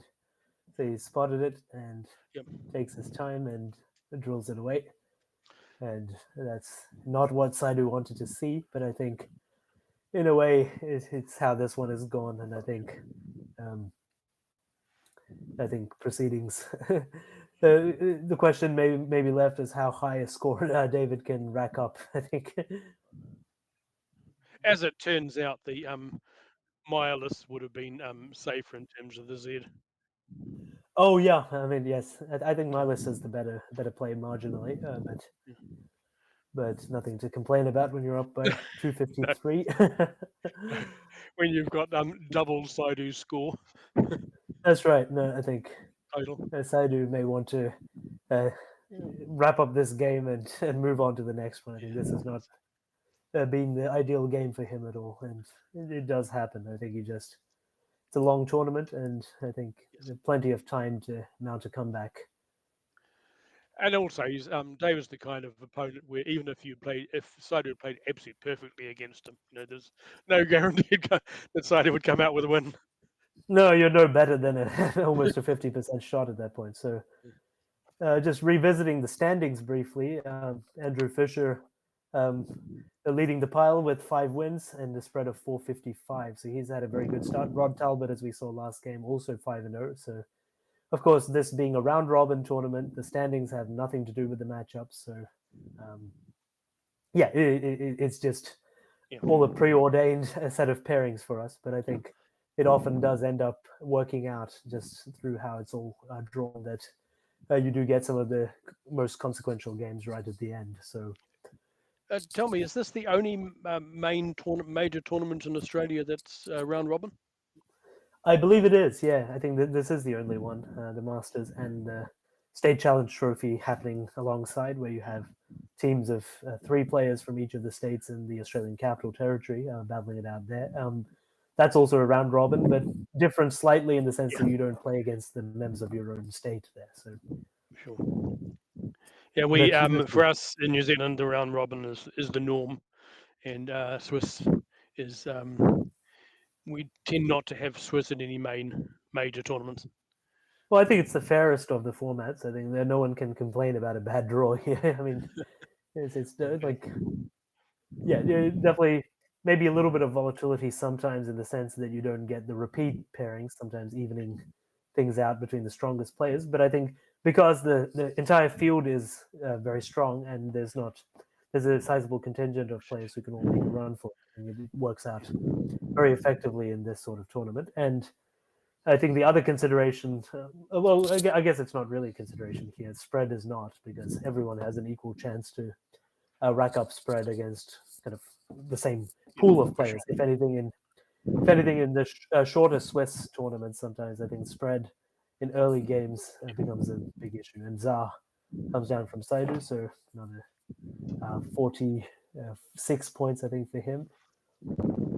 But it's not going to do a huge amount to mitigate this very large deficit.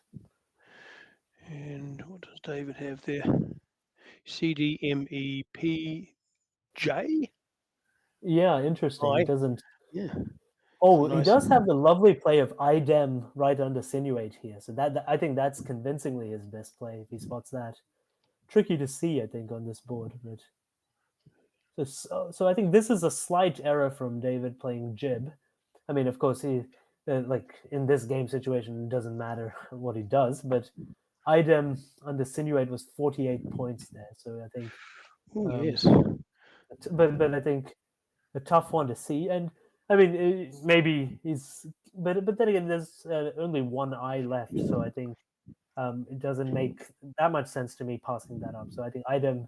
Perhaps a little bit better, but of course the leave from Jib, I think, stronger. So it's certainly not a terrible decision by any means, and even less so a consequential one. But I'm not sure what his thinking was there. I think he could have given it a little bit more thinking time.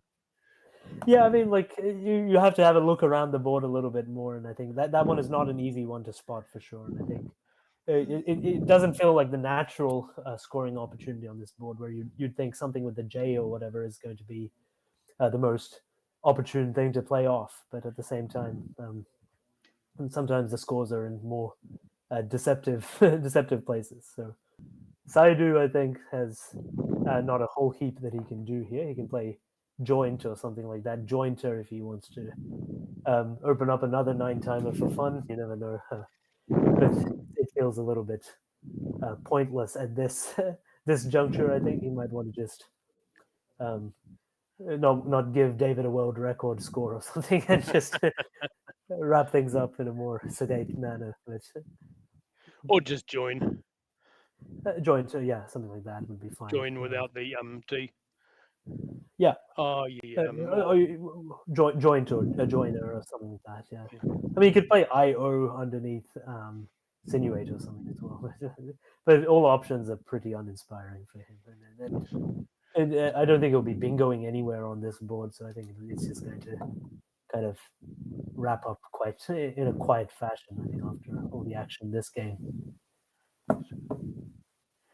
And there's really only the two lines, bingo lines there. There's through the L and then the S onto roll. Of course, yes, and You should probably just obviously, keep away from that area.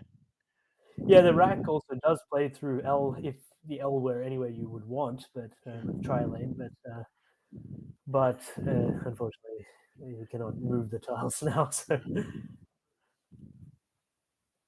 I mean, he could also play inert, I think, underneath Sinuate, and then that's a decent score. I mean, and to be frank, there's nothing much better that I think he can do at this point. Like, leave is essentially inconsequential on this board. Like, where are you going to play your bingo anyway? So, Yeah. Maybe just take the points with inert, and it has the added benefit of, I think, getting you to the end of the game pretty quickly.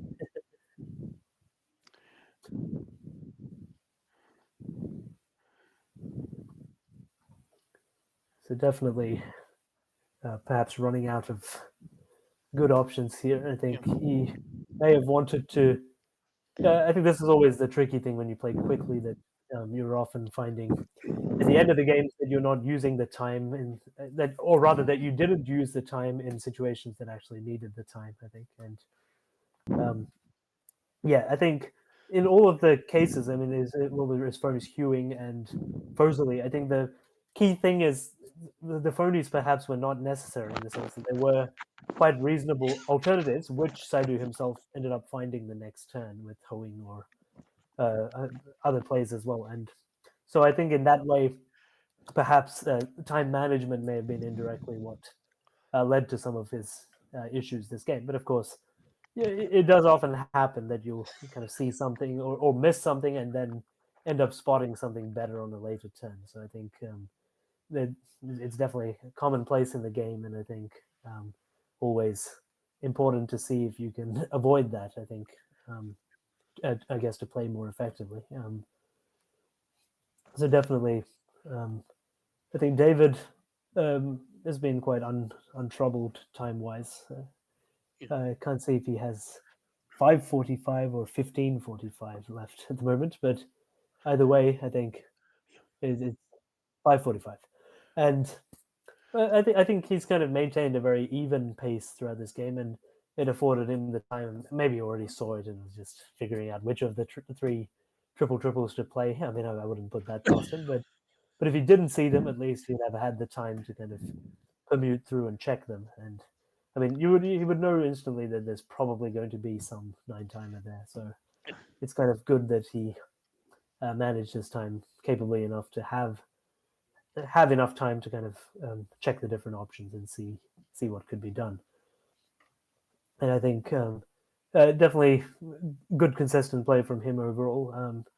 Perhaps minor stylistic choices with things like trigged and jib, but I think I've learned not to doubt David's instincts for evaluating leaves and evaluating boards as well. So I think definitely I would trust his instincts on those plays. And Dern, Dearn as well, another interesting play, I think, from him. And Saidu picks joint, perfectly reasonable option. And David seems to be plunking down. Oh, he got the eye and he's playing item now. So maybe he missed it and is spotting it now. Or I have no idea. But doesn't matter. You got the benefits of 2 good turns there. So you got to play off the J and cash this in. So it's all working out very nicely for him, and he might pocket a nice high game from this tournament as well at the rate that he's going. Indeed. He's very lucky that the place stayed. It's one of the better spots on the board, and it never does for me if I miss it the first time round. I find that too. Maybe we were playing David or something, but yeah, it's kind of you feel like you're getting punished. And yeah, this game, I think both players have had quite a few. Well, 1 second chance each with doublets for Saidu and item for David, and I think in that way, at least they got to fix their play. I mean, I'm not even sure Jib is a mistake per se. I mean, But the fact that David played item here, I think he would have played that if he had the eye the previous turn. And I think I'd like to know cashing what in- his thinking was about the joint. Maybe he's just got a. Maybe he just doesn't like Jays. He wants to get rid of him. it's reasonable on this board. I think he was kind of running out of space to play it effectively. So in that way, perhaps it seems perfectly reasonable. So I think I wouldn't doubt that greatly. I do remember once in a World Champs final where Nigel held on to the J several turns in a row, and at lunchtime we asked him why did he do that, and he said, "Well, I can score really well with the J." Well, you so- can't argue with that. And so and he held it about 4 turns, then he scored incredibly well with it. Yeah, Nigel always good at figuring out how the letters are worth long term and things. So he's just a master at every facet of the game, of course. And Very good yeah, card counter. oh yeah. I mean, you would know him well, Howard, wouldn't you, from the early days? Like, Boy, if only there was a loose C on the board for cupcakes. oh yeah, that would be the sweet ending for David. Wouldn't it? I think. Very tasty. That would be very nice indeed. And so Saidu has VEEIOR. If you're Nigel, you want to figure out the optimal ending. I think David also will try to do so.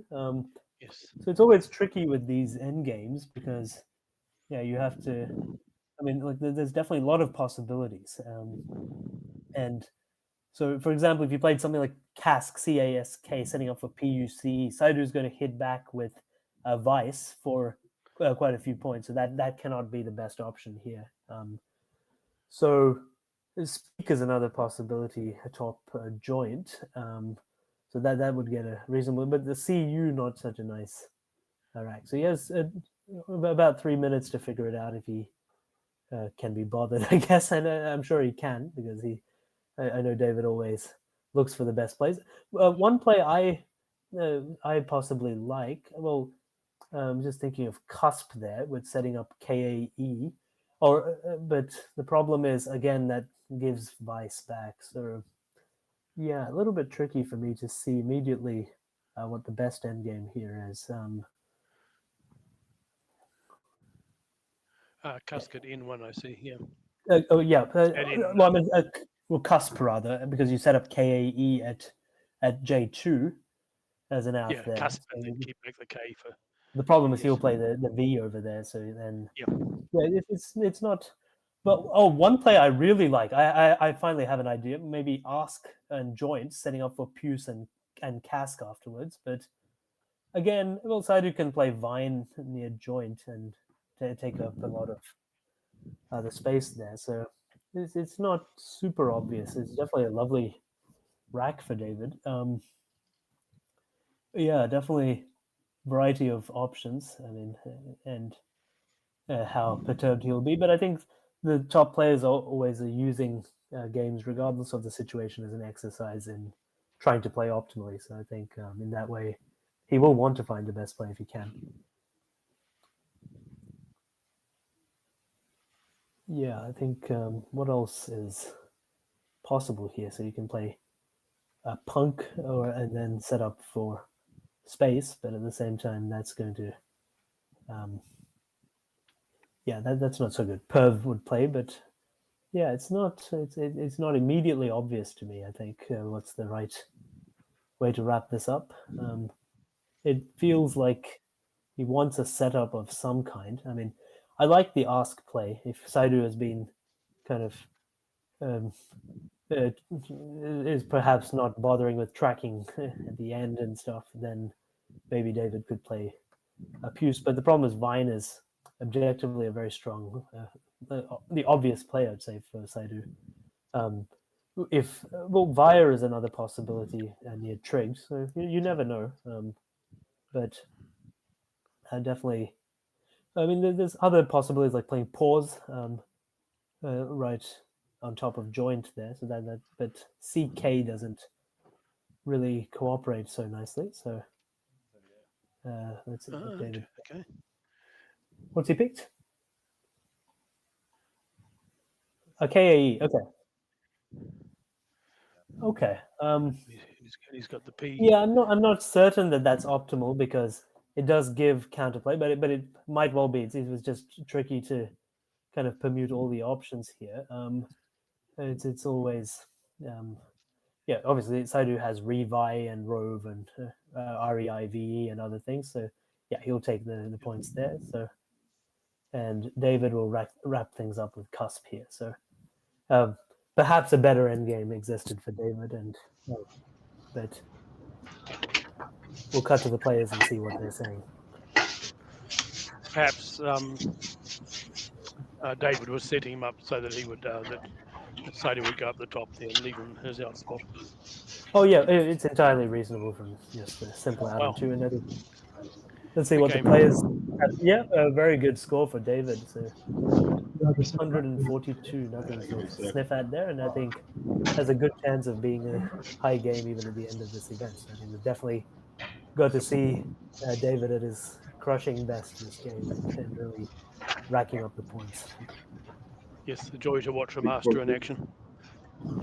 Yeah, I think a super effective play, and I think punishing some of the uncharacteristic errors that Saidu made in various parts of this game. But it does happen, and I think Saidu will shake it off and continue to play strongly. I think he's had a good start to this first Masters in Australia, 3-2. So we'll go to 3-3, but we'll have plenty of opportunities to continue to play well.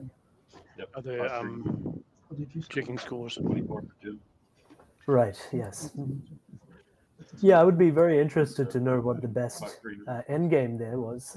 Exactly, so as Alexion points out, it's kind of tricky to evaluate this endgame because obviously Saidu can block David's outs, but it costs a lot of points and up front. So many options.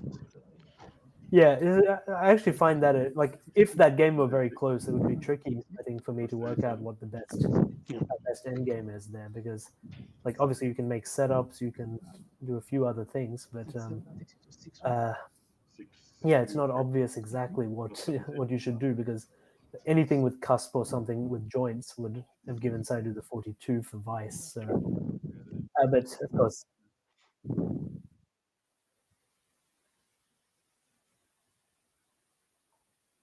So I think that's perhaps the end of yeah. So that'll be the end of our games today. Howard, it's been a great pleasure commentating with you. Been great to commentate with you. And next up, Jacob Teitelbaum, Australia's #2 player, who's not playing at this event unfortunately, but a fantastic player. He'll be commentating alongside another Australian stalwart and a superb player, Russell Honeybun. So I think they'll both take you through to the end of the day today. So I think there's a lot of enjoyable action left to come. And of course, don't forget, if you've enjoyed the stream, I hope you have. Please do donate if you can a small amount to support this. This is the first time streaming has happened in Australia, and we hope it'll be the first of many.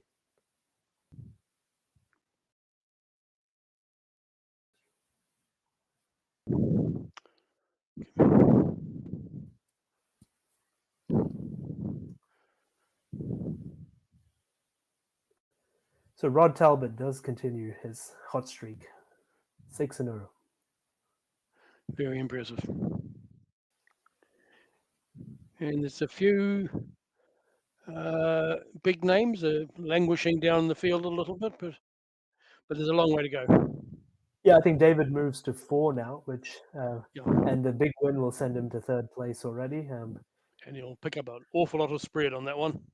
Yes, he will, and I think sometimes spread does end up being consequential at events of this kind, and particularly if eventually I think David and Andrew will play Rod, and it'll be interesting to see if Rod can hold his fantastic start against some very tough opposition there.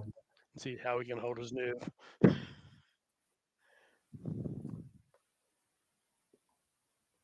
Okay. So we'll be taking a break, and you'll hear from Russell and Jacob, I think, after a 1-hour break. I hope you enjoy the rest of the day, and thank you for tuning in. Thank you.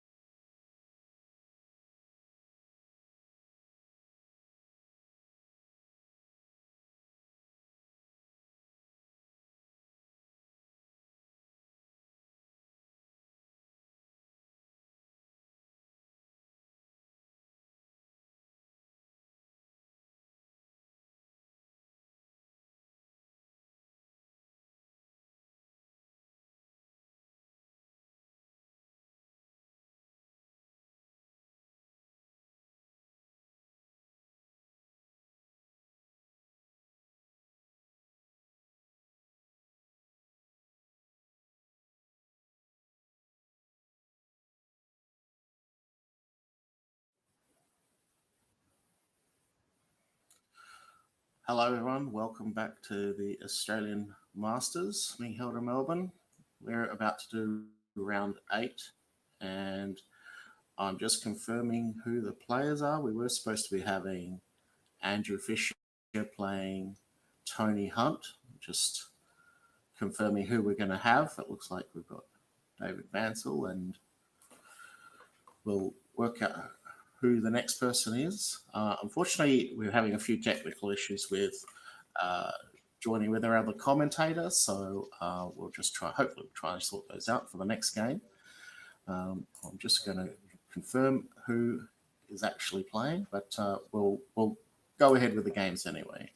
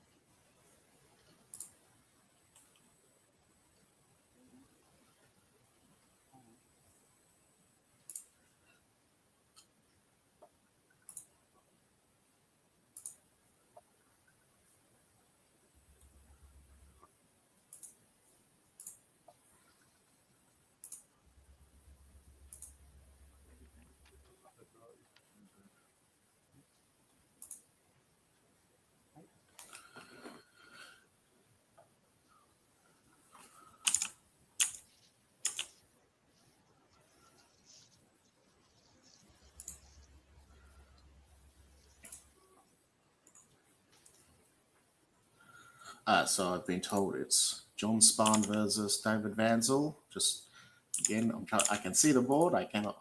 A little bit hard for me to see place. Yeah, so we've just started there. We'll just get going. Okay, so it looks like yeah, John started with Outer OUTA, and we're going to get going. I'm going to be running this simultaneously for hours. Interesting placement of Outer. Maybe John's knows that doesn't take an S, so he's setting that up as a trap for David, which is very interesting. David, on the other hand, has got AOOBSTT. So he might think about whether he wants to put the if he doesn't know that outer is a trap, then he might consider playing into that line, but instead, oh sorry, I've got my players mixed up.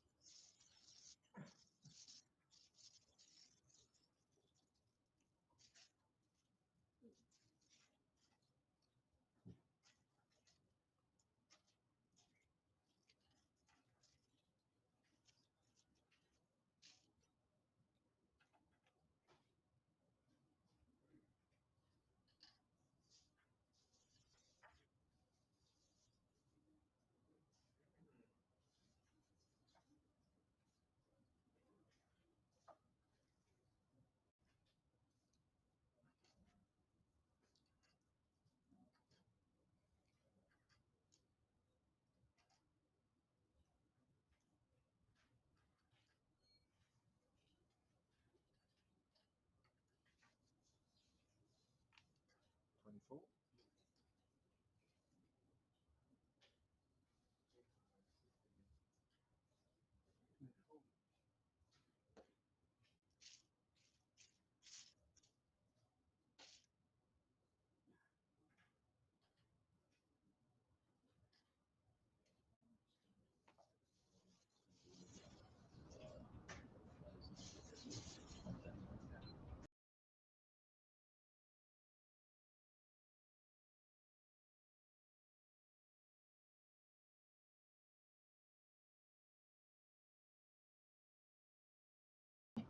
Okay. So no slander. You mean we have to stop? Damn. Scrabble's no fun anymore.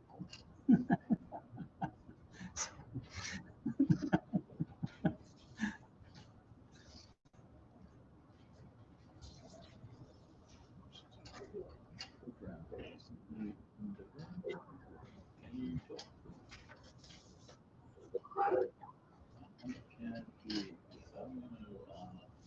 Can you see the game? All right. Yep. Do what you need to do. Get comfy.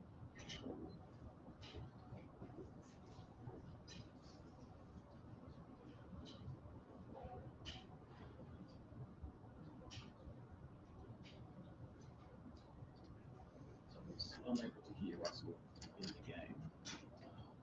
How did you feel about dating solo?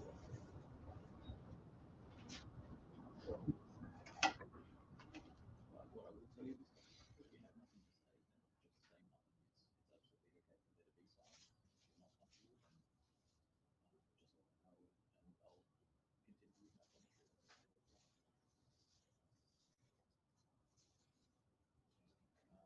not comfortable, then just let me know and I'll continue with my commentary. Chris says that we can hear you now as well. So as soon as you're ready to comfy, I'll turn you on and become playing the game in progress.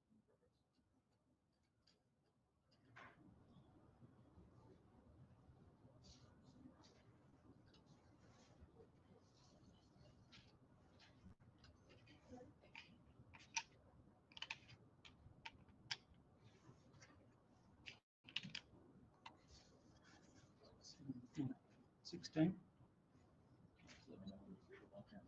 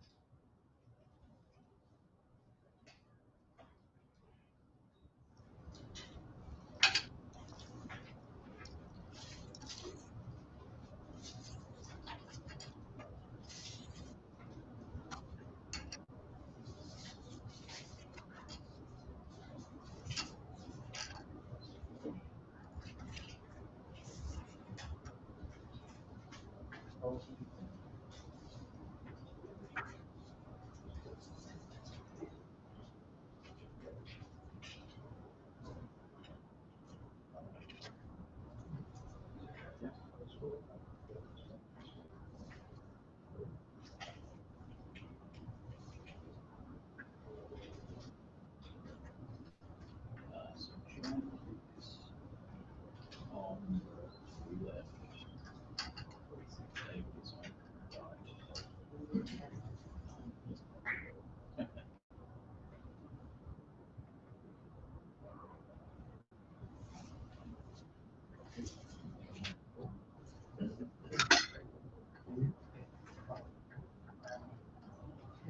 David is on the right. It should be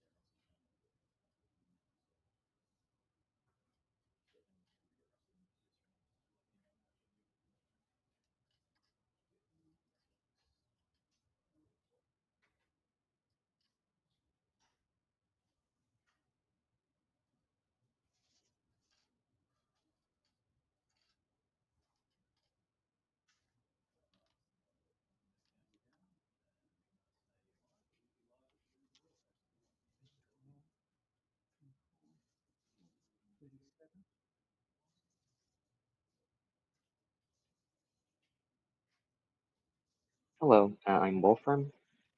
I'll be doing commentary for this round.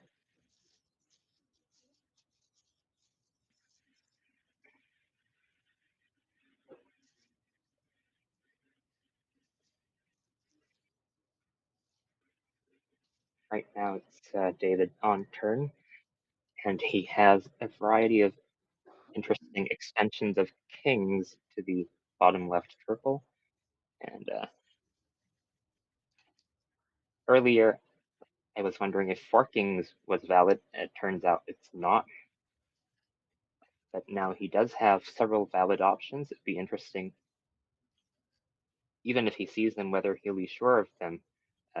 There's tuckings, tackings, and neckings, and of these, tuckings is clearly the most attractive option because it gets rid of the U. All of these score 42 points. If he doesn't see it or doesn't pull the trigger on tuckings, then there aren't really many excellent options. All of them involve getting rid of the U. You could play FUNG from the F at the top right of the board for 24 points, leaving a fairly good sleeve of AUCT, but other than that, I don't really see any good options on this board.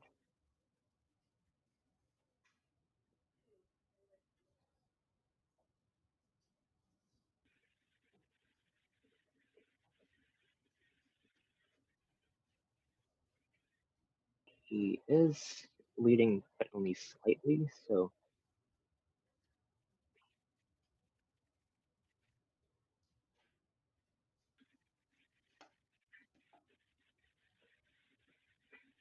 yeah, I think tuckings is the standout play for this move. Let's just see what he does.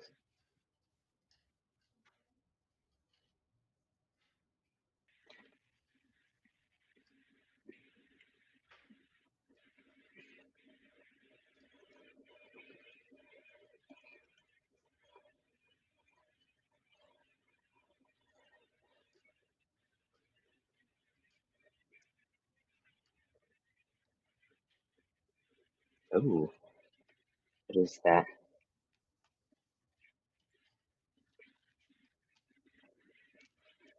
He's playing Gaunt.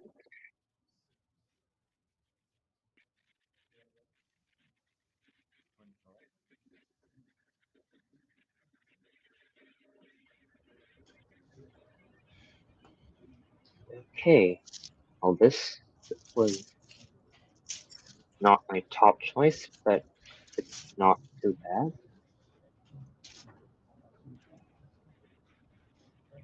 Interestingly, Gaunt does take an S, although he didn't have one at the time and doesn't score that much there anyway. So it's not too much of a worry of concern. John is now sitting on a rack of Harry's, which does play next to Gaunt. There's also an 8-letter option of Erish's starting from bottom left and ending in the S of Outposts, but I don't think that he really wants to do that because it sticks the A under the double letter score in the triple word lane and only scores 1 point more. So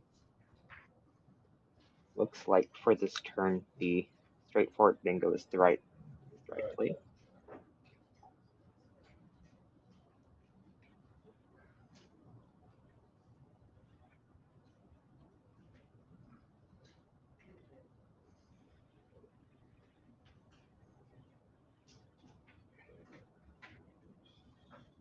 He has it arranged on his rack, so it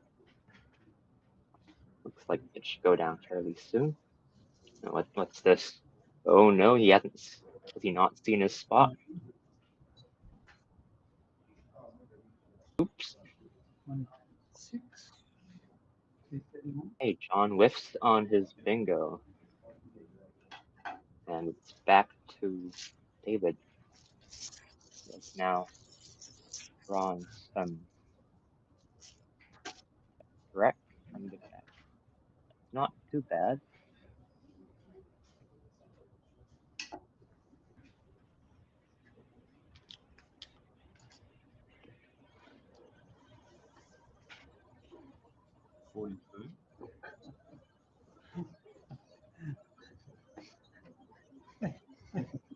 Let's give it a challenge.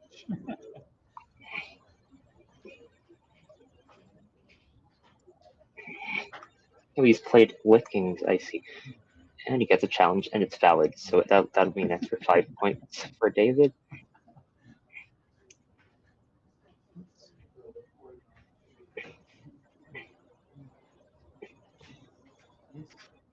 It's back to John, who has duplicated his A and I.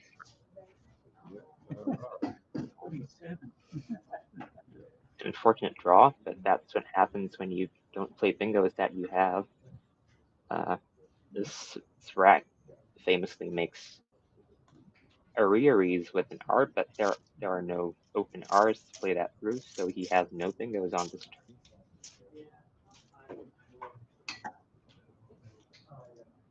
He'll probably just have to fish again. Quackle Speedy Player suggests just AIA.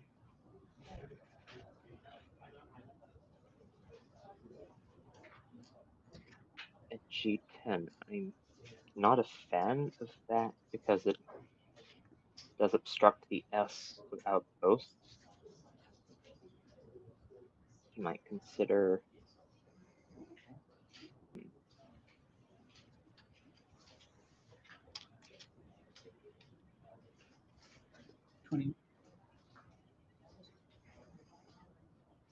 yeah, he plays fair, which I think is a fair play, pun intended. It does keep a slightly battle-heavy lead, but it does open a good lane for a potential 8-letter bingo on the next turn.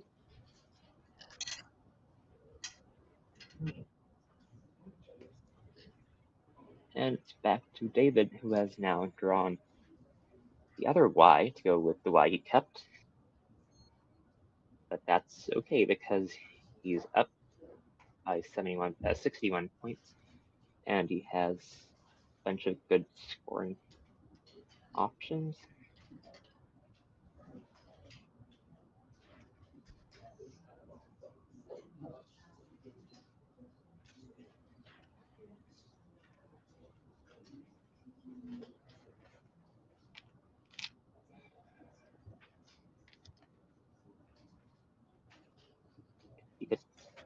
Yeah, I think he's playing.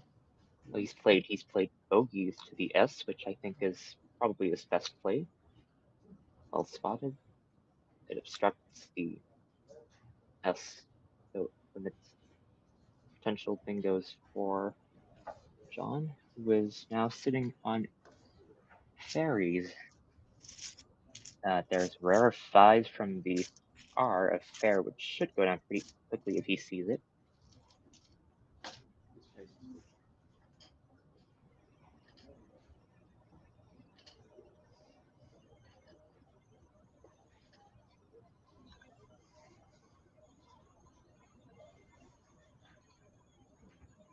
Uh-oh, what is he doing?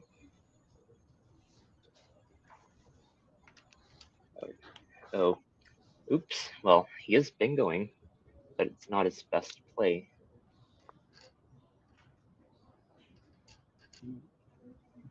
Oh, I think he's seen it. Aerifies is also valid, so he might be thinking of playing Aerifies instead of fairies. That would be really funny if he plays Aerifies and doesn't see Rarefies.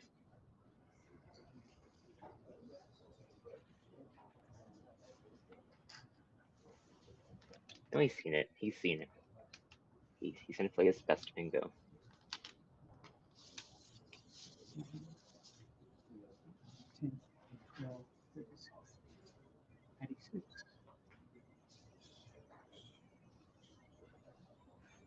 Well, now John is right back in the game. And it's back to David, who has now drawn a rack of 7 consonants.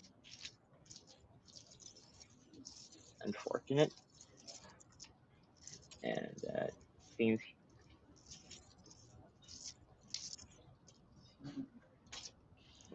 it's probably not exchange territory yet because he does have a few options that score decently.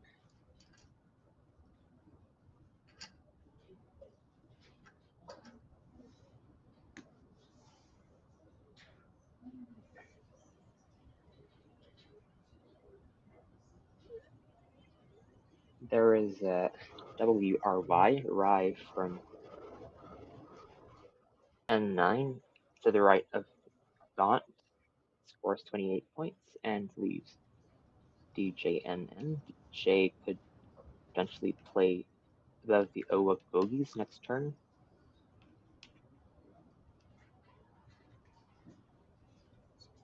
I think he's playing it, yes.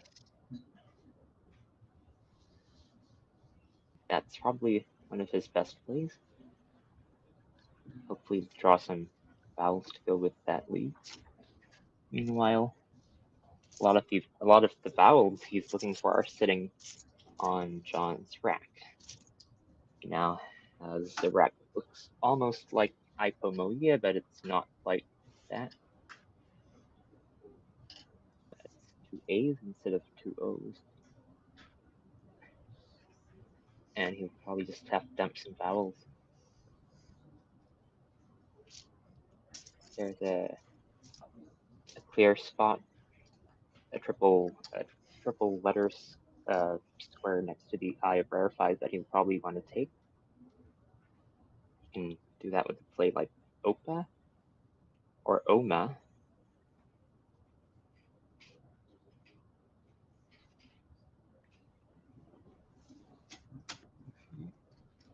Playing off the P here would be preferable, just because AEIM is better lead than AEIP.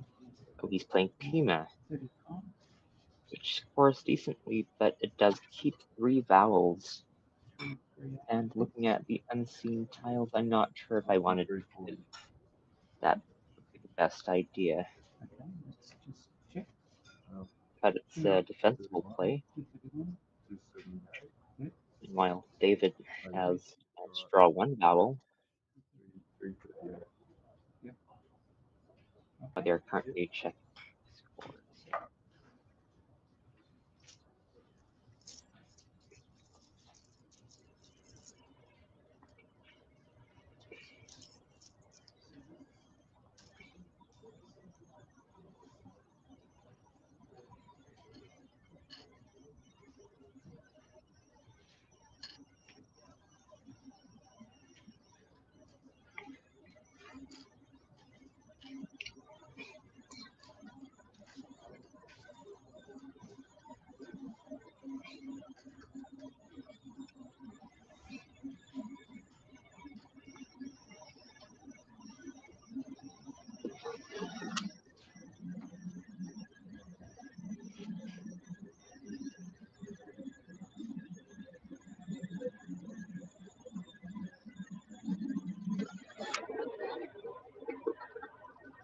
It's David to play with 1 vowel and 6 consonants.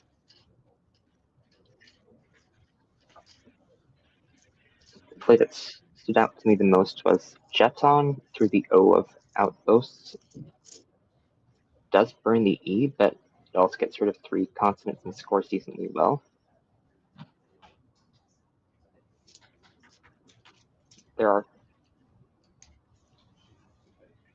He might be thinking of, is he playing? No, he's not playing it. He might be thinking of possibly keeping the J in the hopes of drawing one of the 2 remaining A's or the remaining O, or one of the or the blank for JA above bogeys. But I think Jeton would be the best play if he sees it.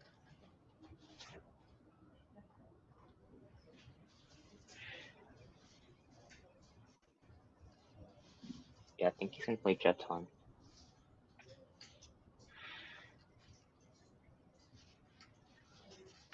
The only issue with Jeton is that he's playing Cheat, which is bit dangerous.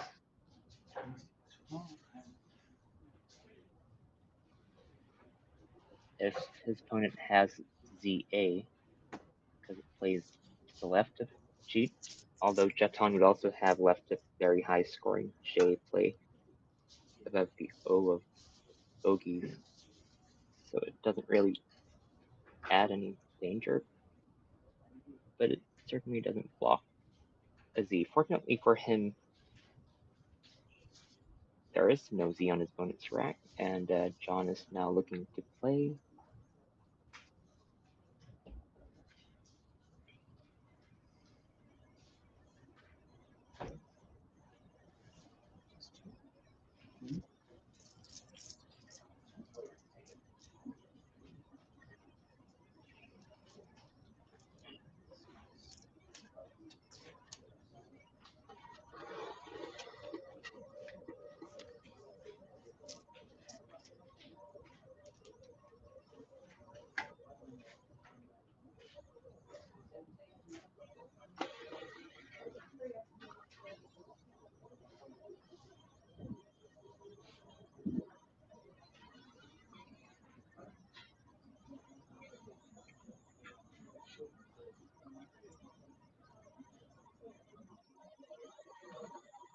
After David's play of Jeet, John might be suspecting the setup of BC,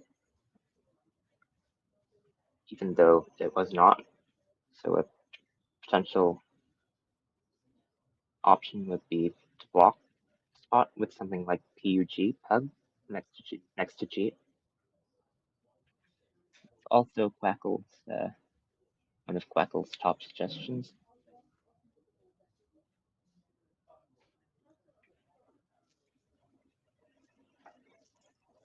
There aren't really any plays that score particularly well with this rack. But he is down slightly, so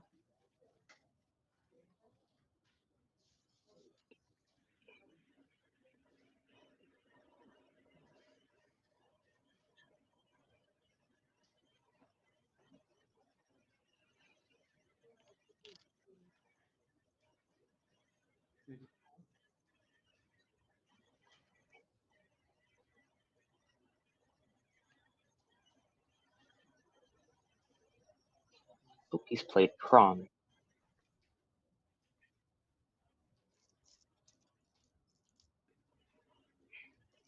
Does accomplish a few things. It blocks the juicy Z spot, and it scores well, but it also keeps 3 vowels, which might or might not come back to haunt him.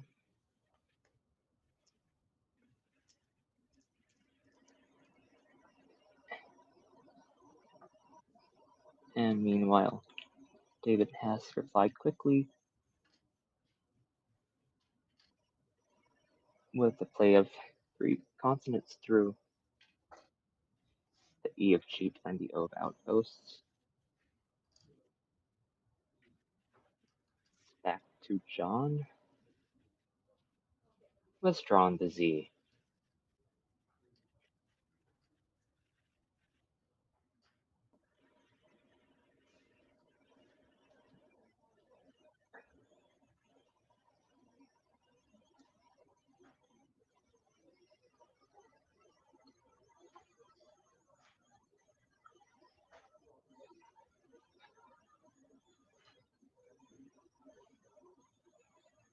There's now 1 tile left in the bag, so you want to spend some time looking at what his opponent could possibly have, and it's not looking good for John at this point because the unseen tiles look very good for his opponent. It's a AEIDHNL blank, and that's a 7-letter word inhaled plus a blank, which means that no matter what letters in the bag, David will have at least inhaled in some fashion, although it doesn't play on this board, I think. So you'll have to look at 8-letter words ending in R or L, which are quite possible with blank.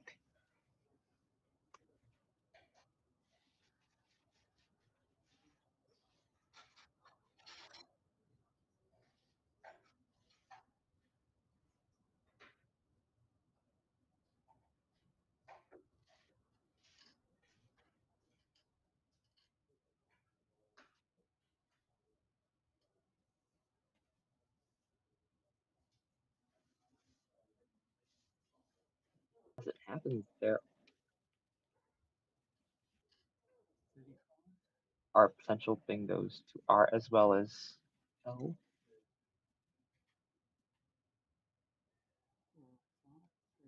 From John's point of view, he's played cuz.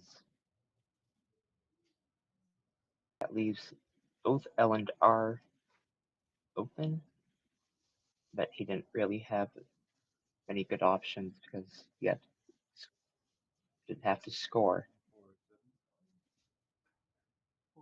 Wow. David has left the blank in the bag.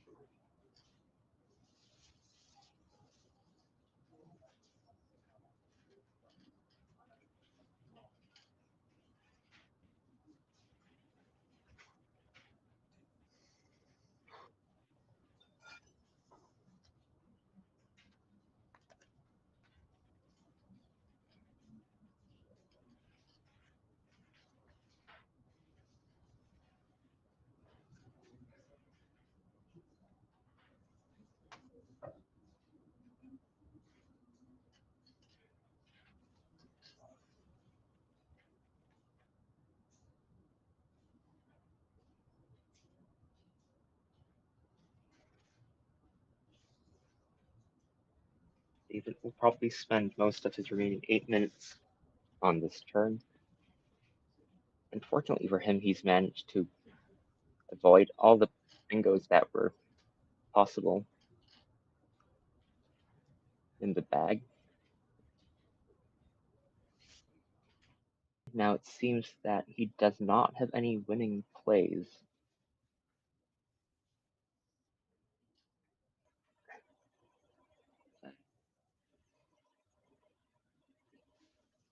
He's 24 points down.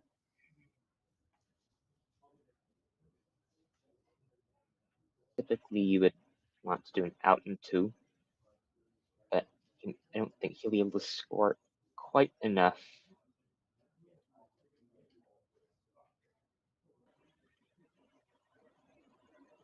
Considering he won't be able to catch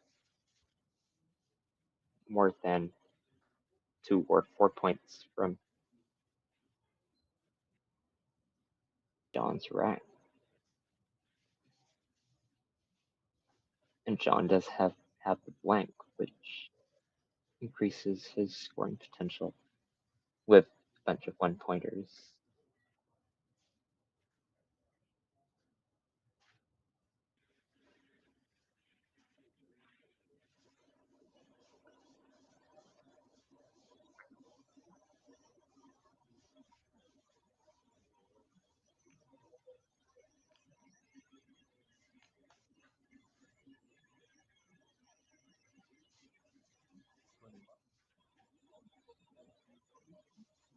He's played Dell.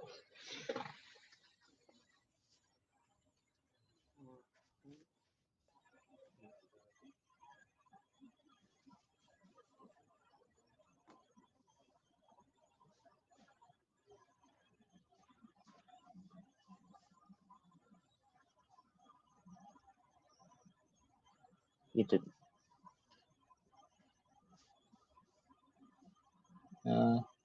not block John's outplays to the R pawn, so he has two of them available right now. It should be fairly easy to spot. Unintended again, and he does find. Oh, what's it? Oh, he's played airier. He could have also played easier, but this is also valid, and that wins him the game. It's a miracle draw of the blank with one tile in the bag, and seems to have won him the game.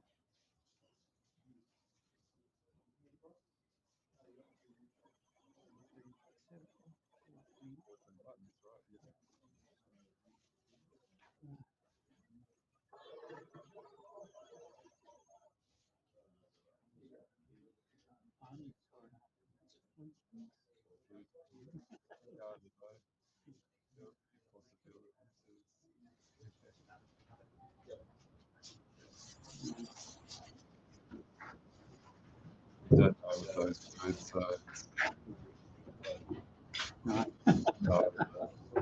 there's a lot of ones that think they're good, but they're not. So yeah.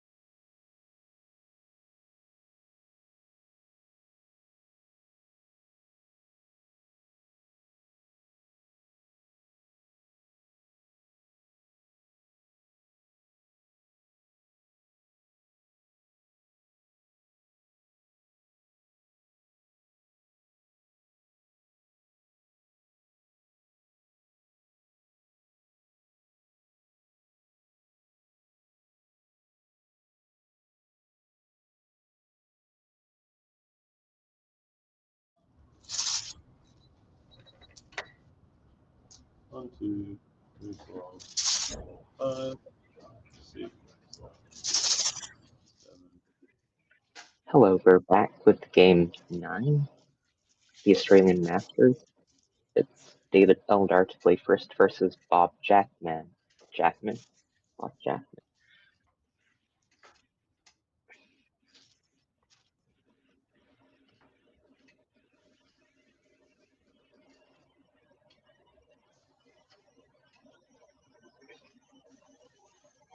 You see David has drawn 3 eyes on his first rack. This is not a rare occurrence from personal experience. 7 1-pointers, so might be considering an exchange.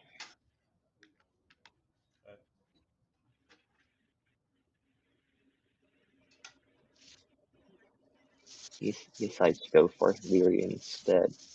I wouldn't be surprised if this is the computer's top choice.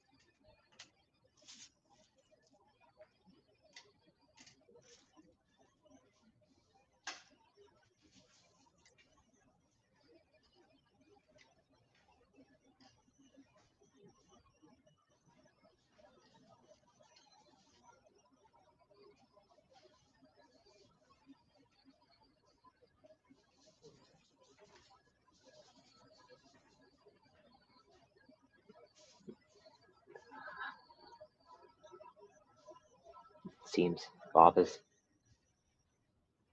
drawing all the consonants and David is drawing all the vowels. And now he might really be thinking of an exchange.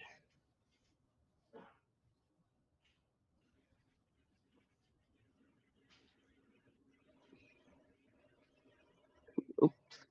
Bob has drawn into a natural out 5, which is likely to go down next turn, no matter what David chooses to do.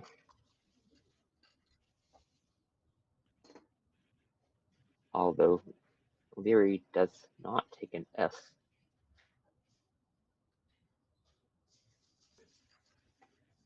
So his spots would be either hooking Grift or to the left of Leary.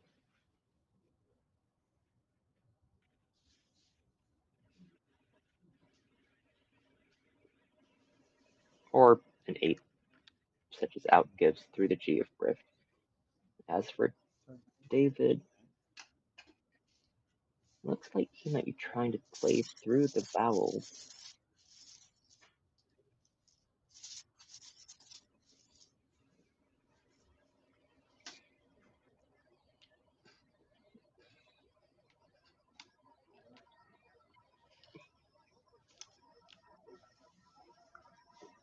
He decides to play aria through the R, keeping IOON, which is not a great leave by any stretch. But it does score some points. Meanwhile, Bob's just going to play his bingo. This is probably the only one that's left for him this turn.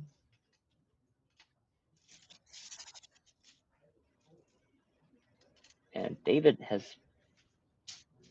pulled a magical draw of PI blank, and now he has a bingo of his own. He has only one bingo according to classes, so he should play it in like a few seconds once he's sure that there aren't any others.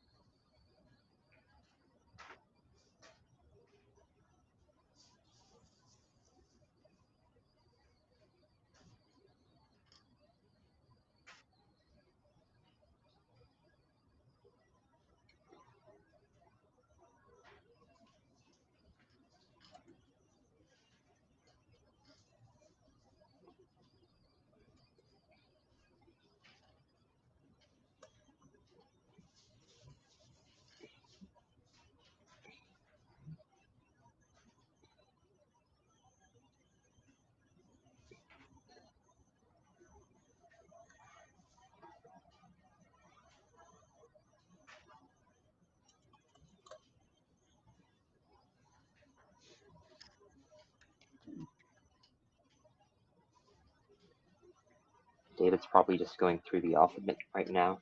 I'm surprised it's taking him this long, but he will certainly play his single available bingo, which is through the T of out 5.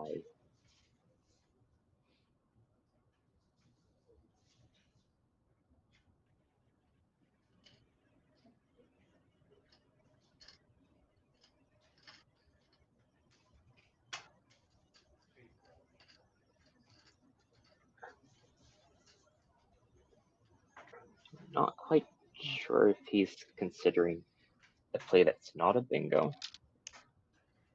It's possible he might be thinking about it, considering that his available bingo of position doesn't really score much more than face value plus 50. But I think he will still end up playing the bingo. It has to be the best play. But he's arranged it.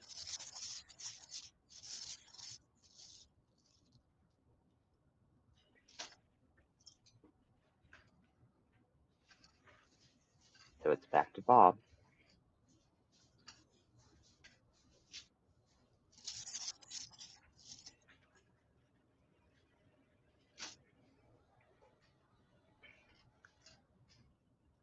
Bob has correctly arranged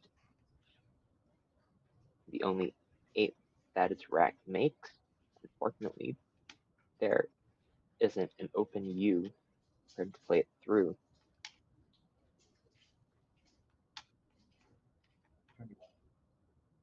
That word is Doonland, by the way. He had unlanded arranged earlier, but that is not valid. The only valid anagram of that combination is Doonland.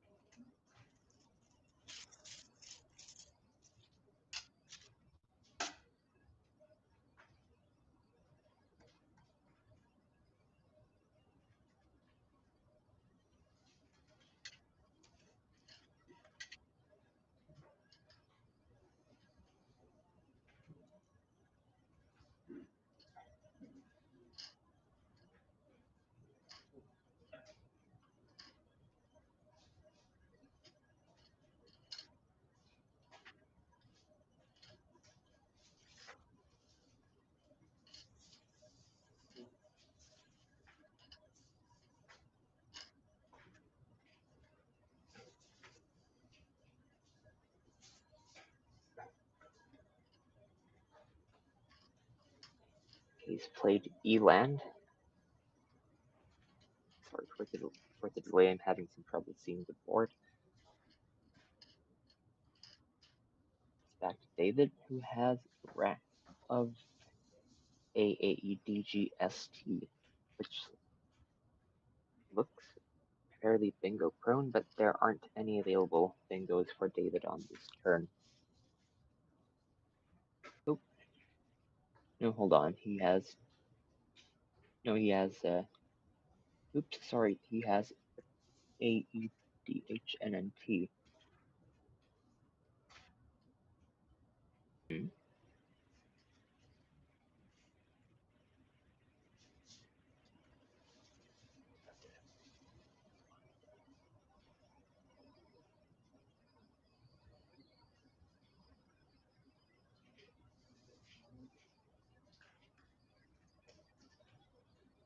Oops, sorry, I'm looking at the wrong rack.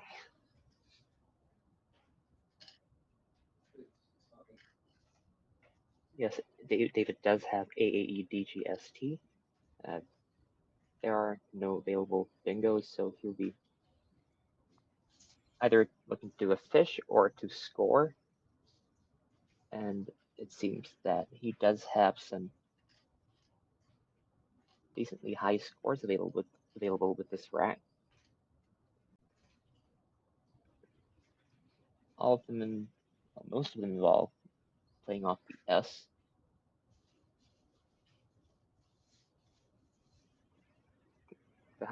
The best scoring move seems to be egads from the top right corner, making positions.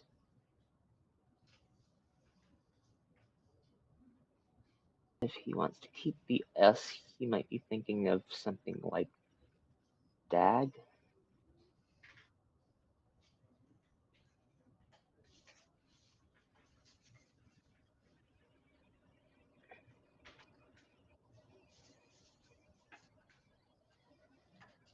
Under a position that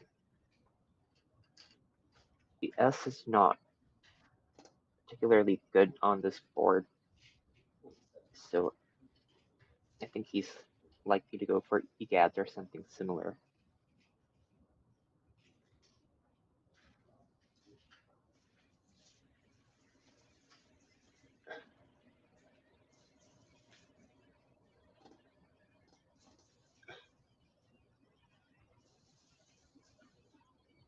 He's arranged Tegua through the U, which is also a decent choice, keeping the S and scoring 25. 25.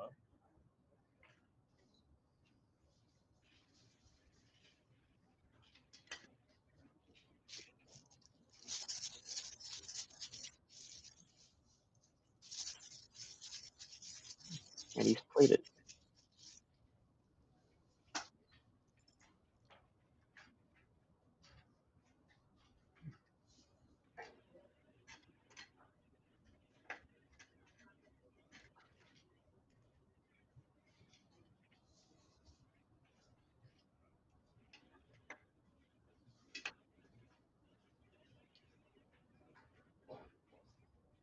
David's burned through a considerable amount of time. He's spent about 10 minutes so far, while Bob has spent less than 3.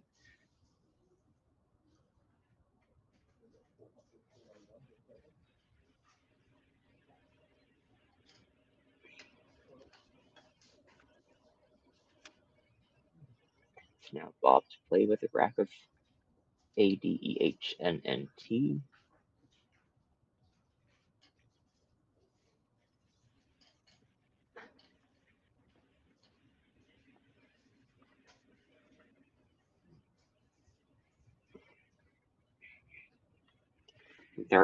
Fackel notes that there is a very cute play available of ante position, A-N-T-E position, although it's probably not the best play because it burns both fouls and doesn't score that much. It's only 26 points.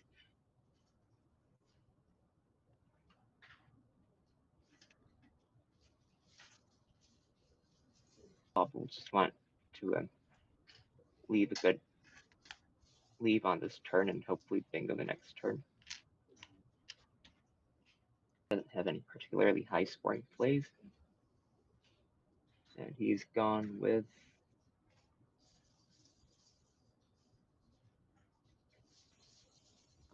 Onto it. Yeah.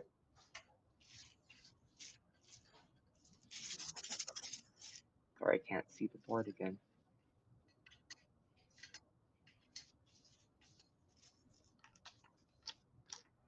He's played then. 42. Recent player for knight 52. This is a decent play, although I'm not quite sure why. I see. There are a lot of A's on the board, so he might be thinking that he's more likely to draw an E than an A, even though usually you would play THAN instead of THEN. And David makes like play of Shades. Fairly obvious play. And back to Bob, who has unfortunately drawn the Q. That doesn't leave him with many options for this turn.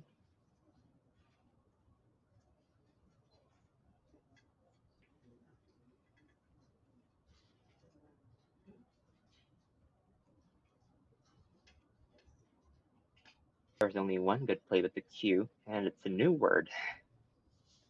It's proving to be very useful. It's a Kima through the E of then, which he helpfully left himself on the last move.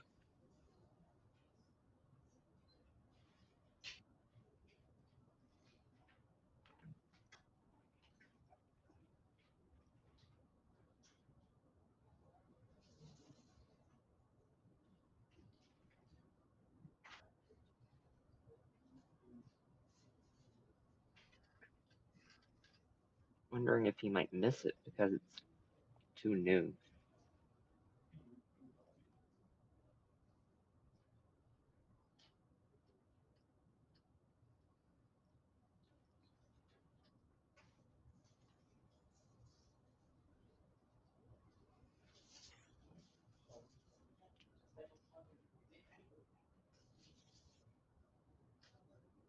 Meanwhile, David is going to whack him with the Z on the next turn.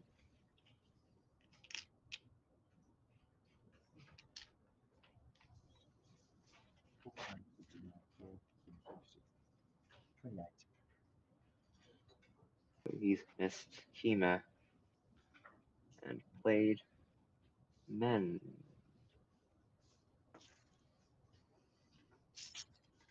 Meng, sorry. No, 156. Yeah.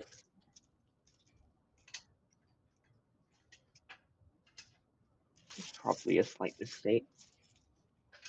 You really don't want to be keeping a Q, especially on this board.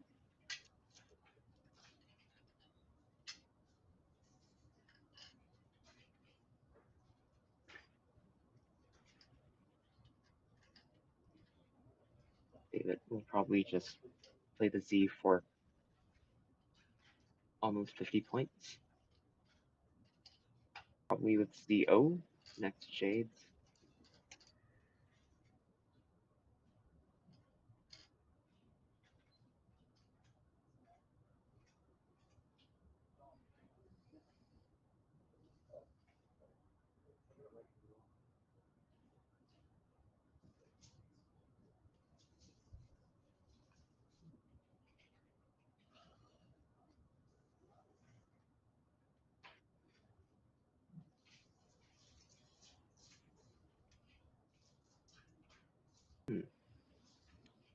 He looks like he's considering an X setup with a talk underneath Meng, putting the A over the triple letter.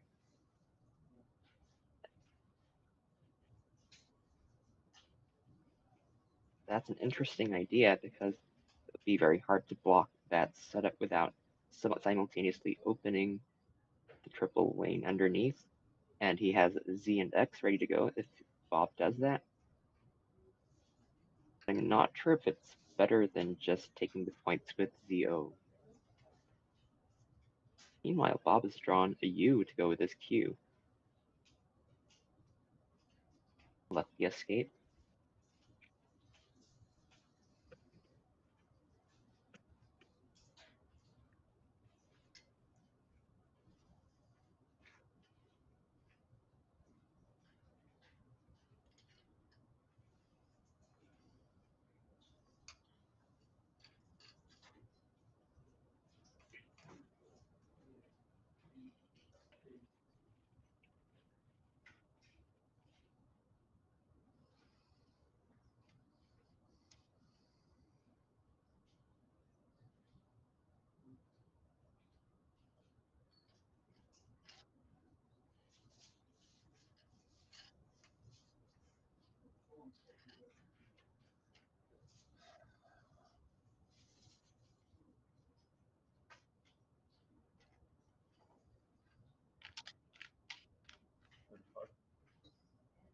Oh, he's going with the setup.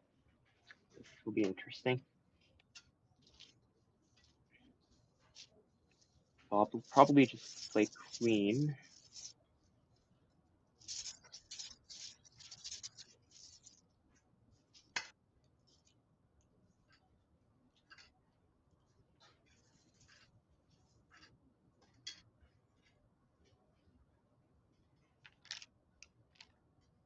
Which she does.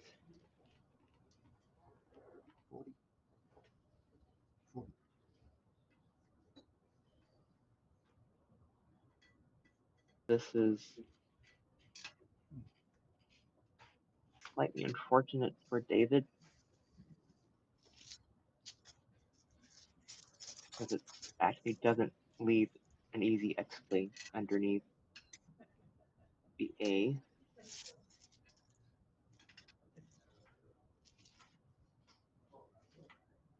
Although he still does have some high scoring plays available with the Z elsewhere. But now he has to be thinking of taking that spot. Prevent Bob from scoring a bunch of points with it on the next turn. It looks like he's arranged Cram, scoring 33 and leaving the Z and X for his next turn. Looks fairly straightforward.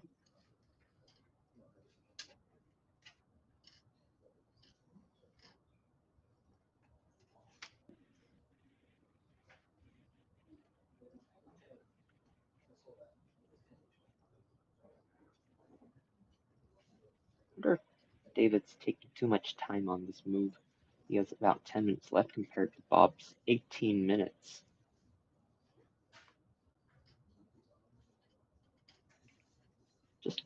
Just play Creme.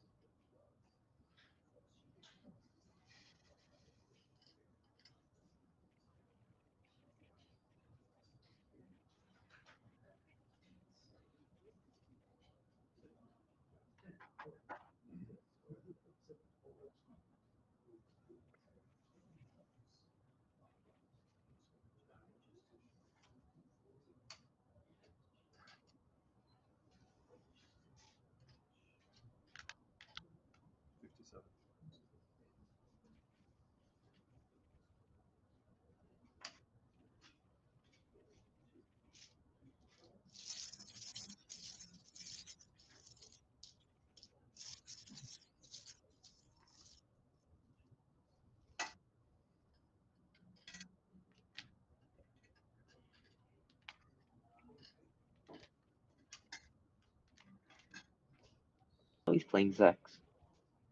Yeah, that was silly of me not to think of that.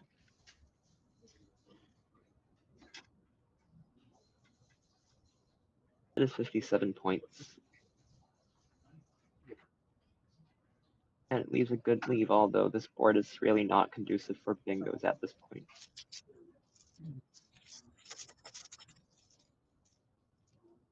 Bob responds with a very quick play of diving. Seems divine, sorry. Seems like his best play. Now David has to deal with a rather horrible looking rack of CCROMSY.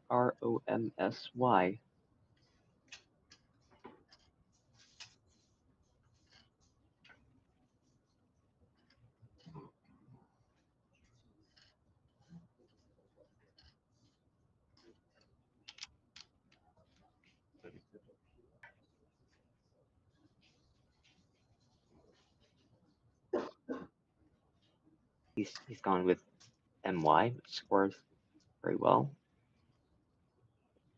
Interestingly, he could have played compositions, but I think he doesn't. There's no reason for him to be opening up the board right now. So I think MY is probably his best play.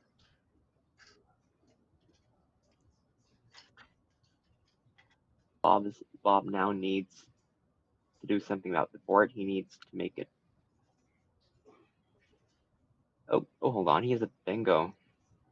This is one of those bingos that might be hard to pull the trigger on. It's peelable through the L. If you're sure, you play it instantly, but if you're not sure, it can be easy to start seeing ghosts.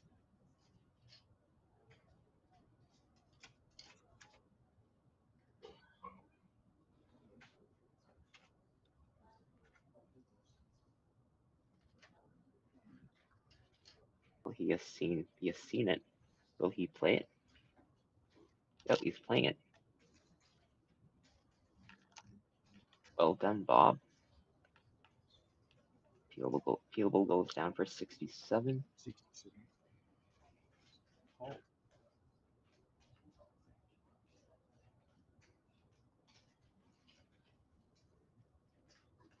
All right.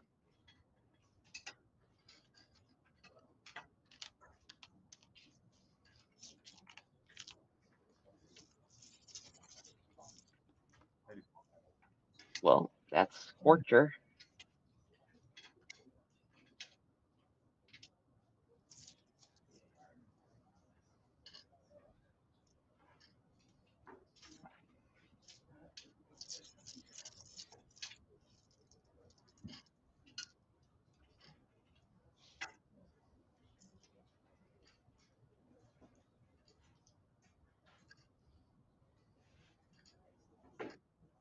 Bob's now in a bit of a pickle. He has 6 vowels and no standout plays.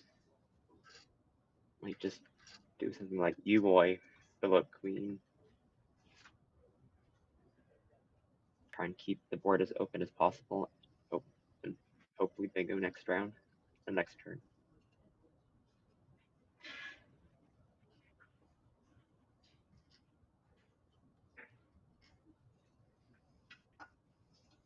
He does have Rory, Roarie, through the R of Scorcher, which scores 28 points. But it also does kind of kill the P, which you might not want to do, being down by about a bingo.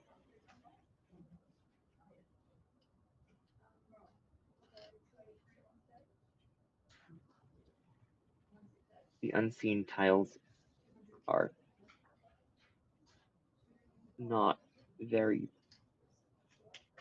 bingo-ish, with U and both W's unseen, although there is a blank, which he'll want to try to draw.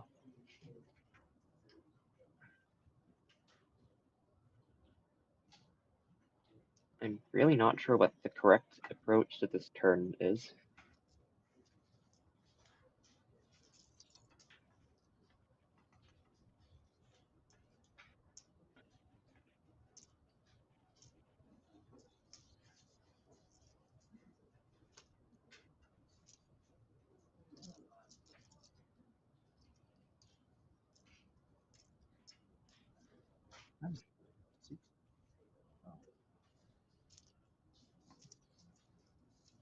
Seems to be considering Suwari from the S of Scorcher, which would make sense. Just to prevent David from scoring an easy 30-ish points on the next turn by playing a 3-letter word to the S.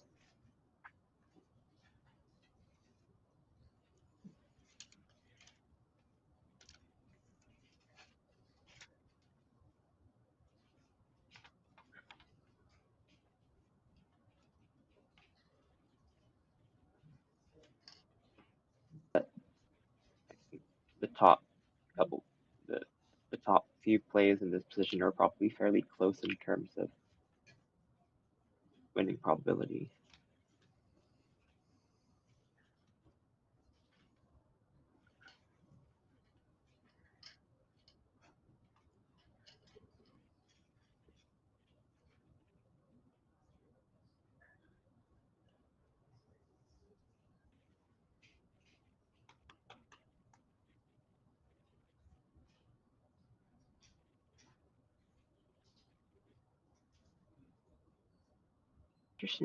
Interestingly, there's only 3 vowels unseen to Bob right now, so a vowel heavy leave would not be as bad as it ordinarily would.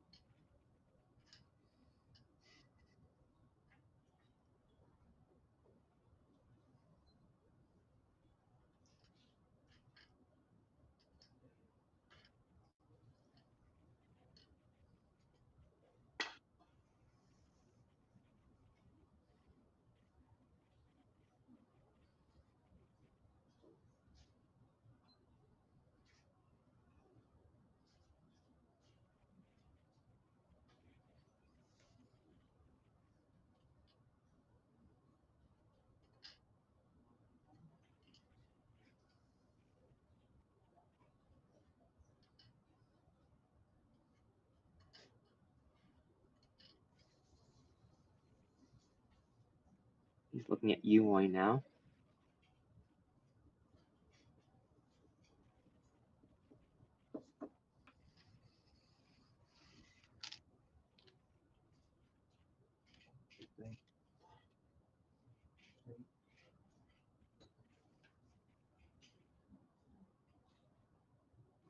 Three, two, one.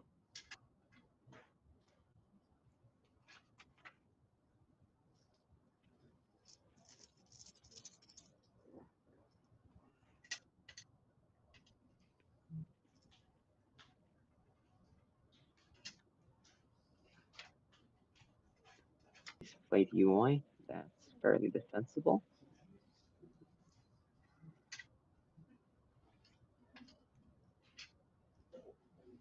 Does he draw the blank? No, he does not draw the blank. So there's now 3 in the bag, one of which is the blank. David is sitting up by about 40 points, 44 points, and is now looking like a strong favorite to win this game.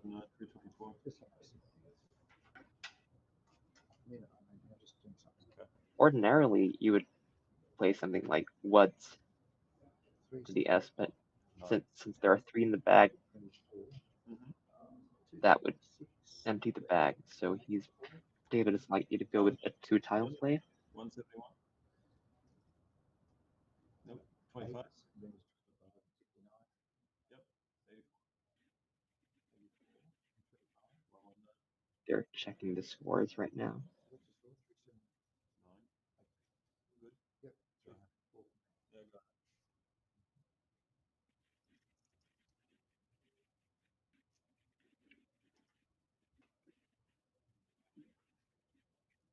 But since the blank is also unseen to David, he has to worry about all sorts of potential bingos everywhere, including 9 timers through the S.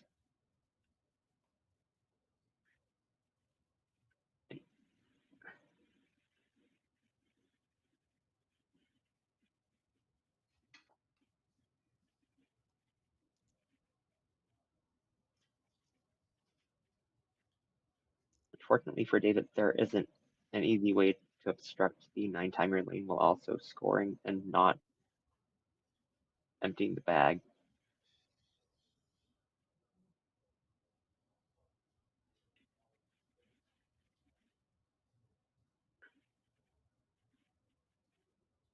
I think the most likely play from David is WAD through the A appealable,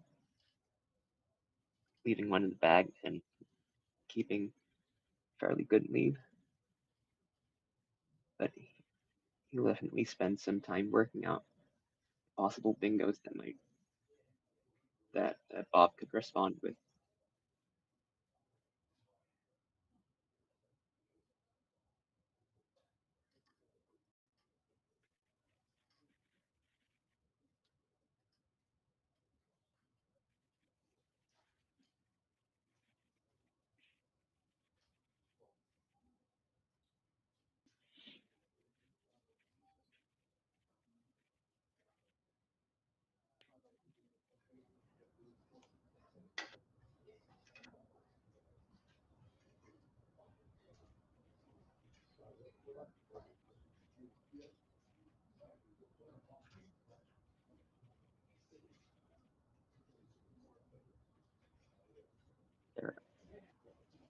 There are 2 potential 9-timers through the S that David has to be worrying about. One of them is Crossway, and the other is Force Slows.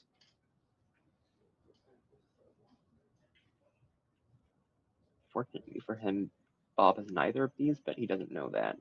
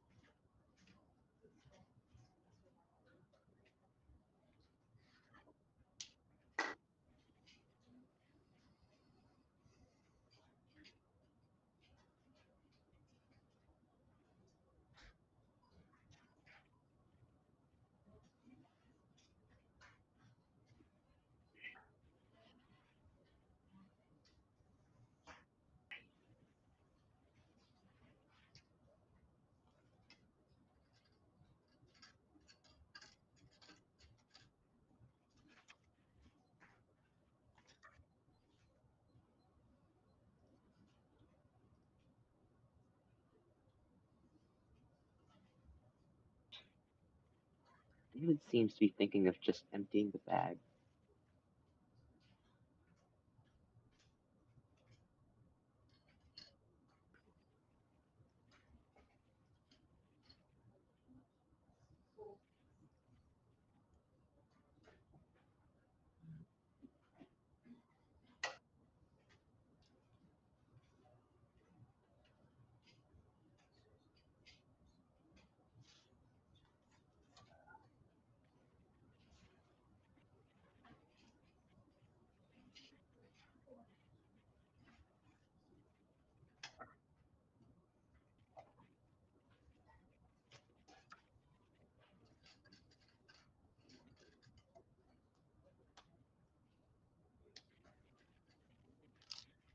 Oh, he's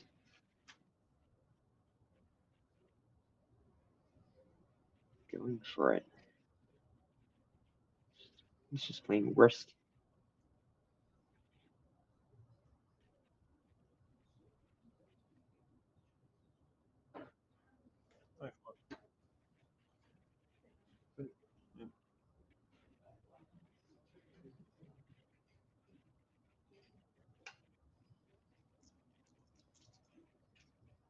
So I guess David's betting that Bob doesn't have a bingo from the P.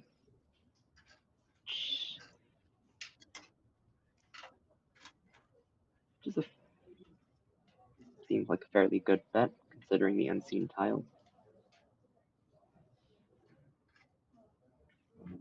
He's now drawn the blank and should be a lock to win this game. Although he only has 1 minute left to solve the end game.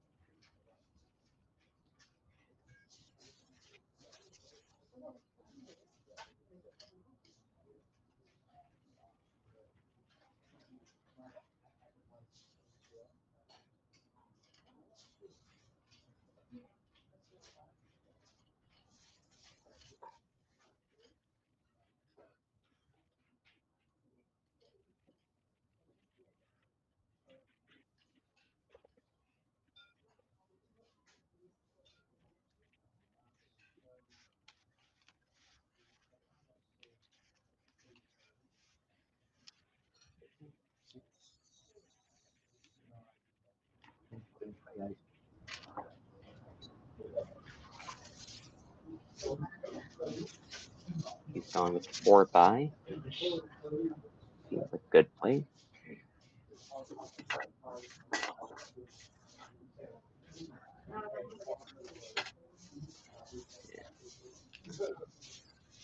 David should be going out on this turn. Yes, he is going with Warsold, one of the many ways to spell rustled.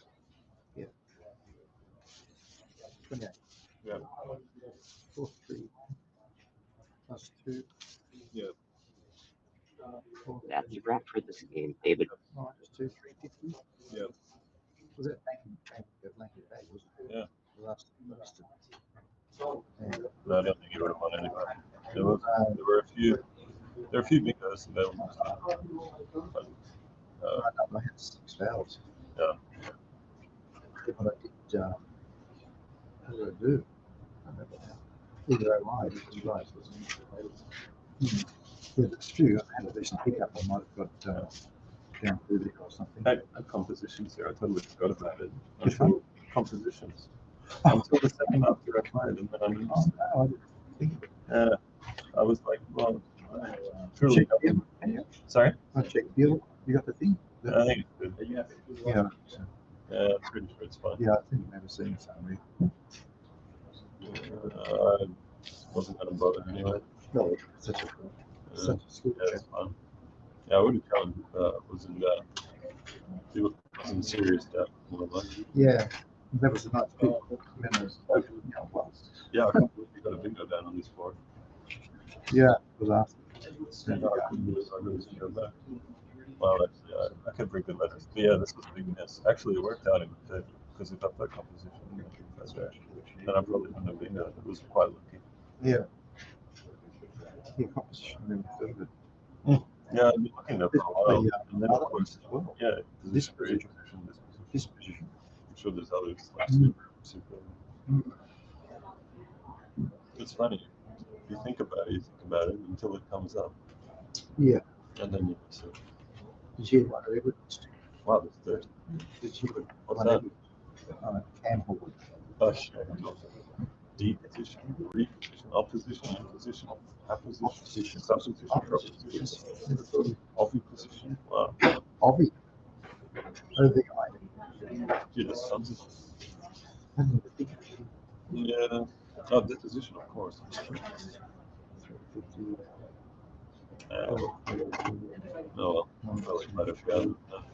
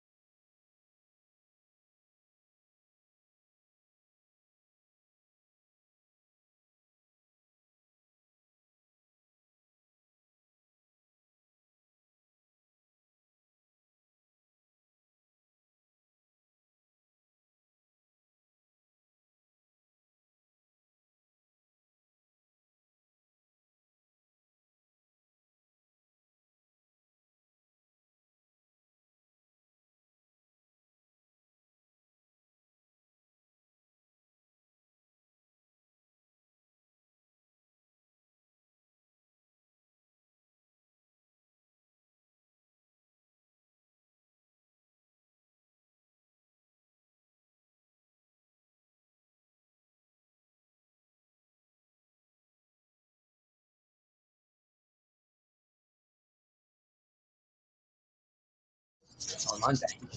Yeah. Yeah, it's pretty weird. With all you know. That's the way it is. Do I need to find microwave? Is that what they're telling you? All right, here we go. Now you get the microwave, Andy. Can we start the dinner time? Yeah, if you want.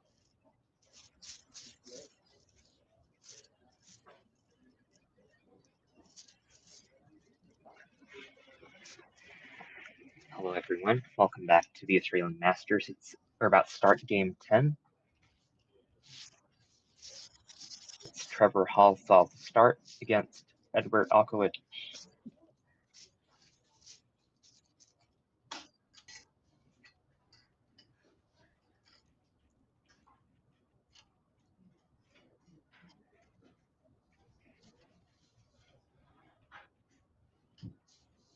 That is certainly an interesting starting rack.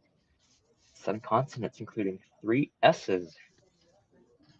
Probably going to have to change some of those.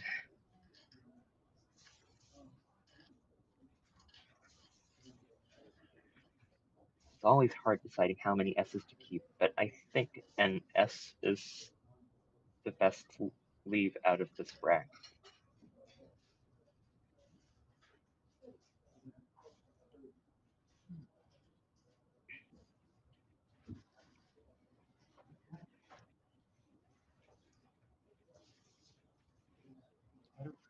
Well, he definitely has a change. He doesn't even have a 2-letter word on this rack. So he's just thinking about which letters to change.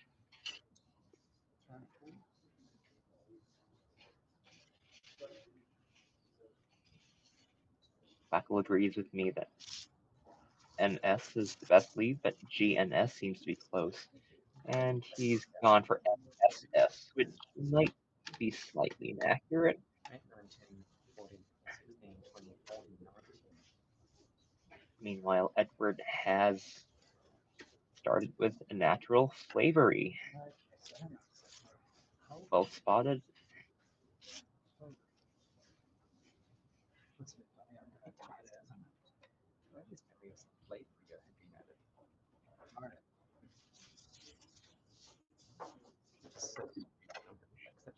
Let's see if 2 S's paid off. Oh, he's challenging slavery, which will give Edward an extra 5 points. I assume you know, like that. You know. Okay. All right. Nice. Nice fight.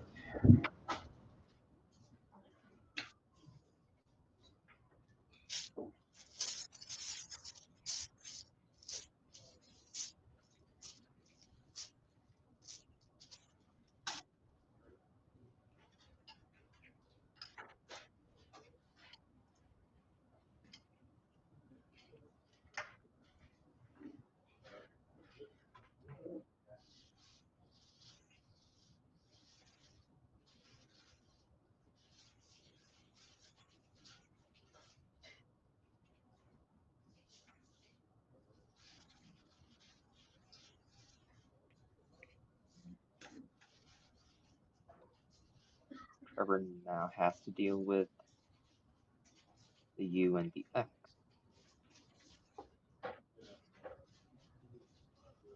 There's N6 available above slavery, starting from the R and going to the right. That scores 29 points. And it leaves ST, which seems fairly good.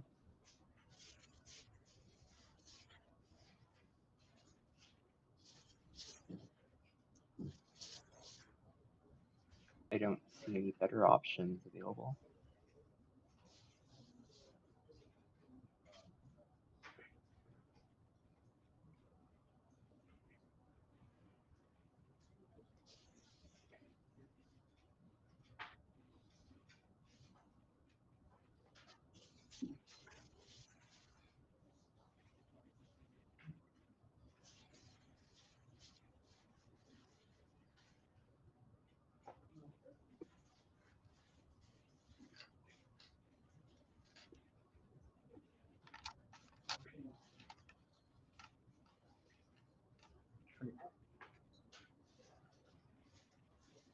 He's gone for luck because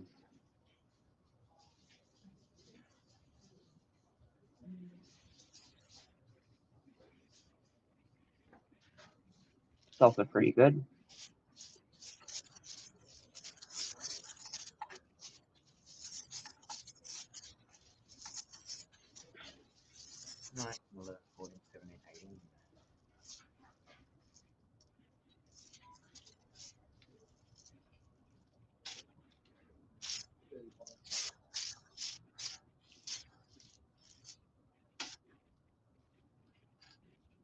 It responds very quickly with clan.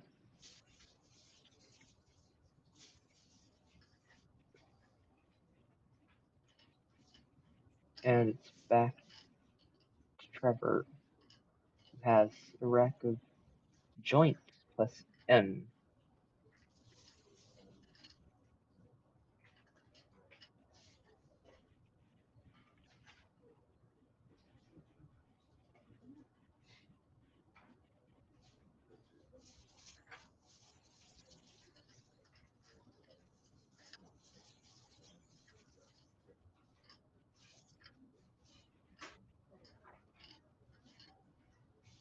Fortunately for Trevor, the two vowels that make 8-letter words with this rack are not available. There's in-joints and unjoints, but there's no end-joint, so you have to play something else.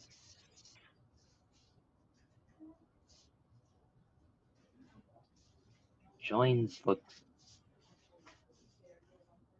fairly good. He might also consider gins.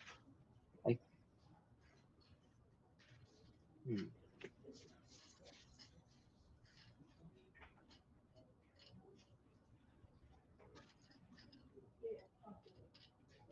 gins might be better than joins. Due to the leave of OTS versus NST, especially when you're leaving the J in that position.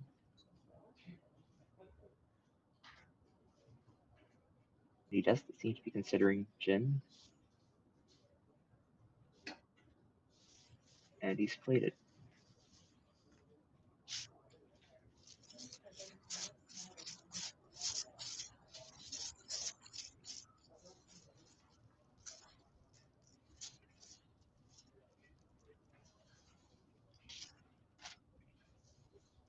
Now Edward to respond with a rack of containing 3 A's, 2 T's, and an R.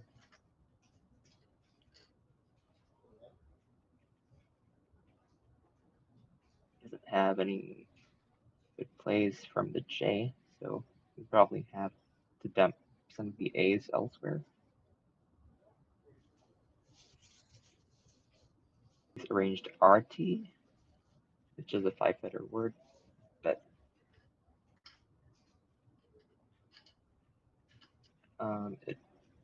it does play above flavory.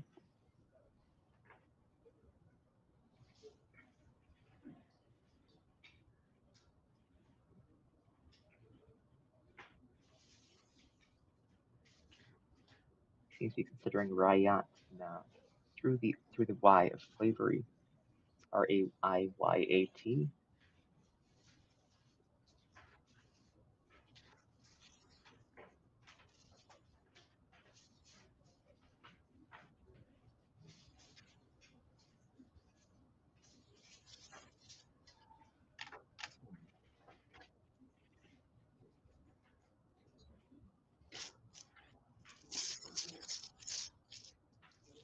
So he's kept Rayat and played his 2 other tiles instead. That's also reasonable play to prevent easy 40-point plays from the J. Fortunately for him,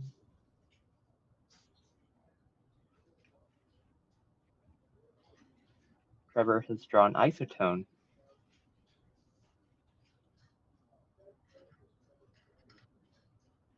which goes down in a couple of places.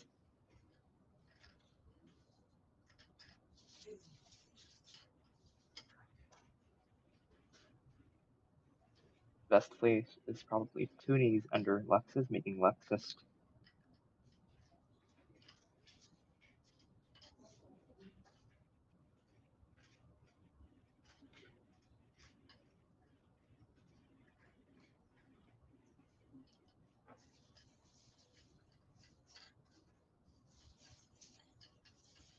Meanwhile, Edward has drawn Arietta, which does play after this to the T of Taj, as well as above Toonies.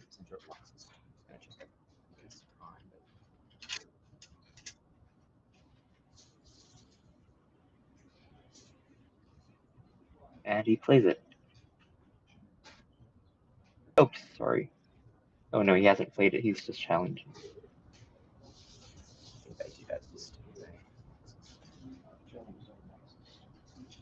Yep. Right, he's challenging Luxus and it's valid, so that's 5 extra points for Trevor.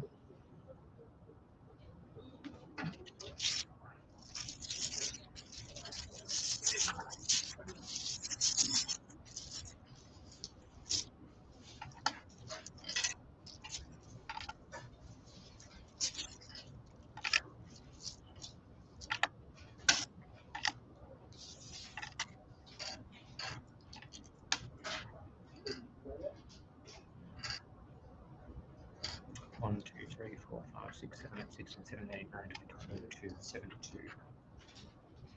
He's played Arietta as expected. This is better positioning compared to the other spot to the right of Taj, because it gives back west and scores a bit more. And meanwhile, it's back to Trevor, who has too many A's, but does have some ways of getting rid of them.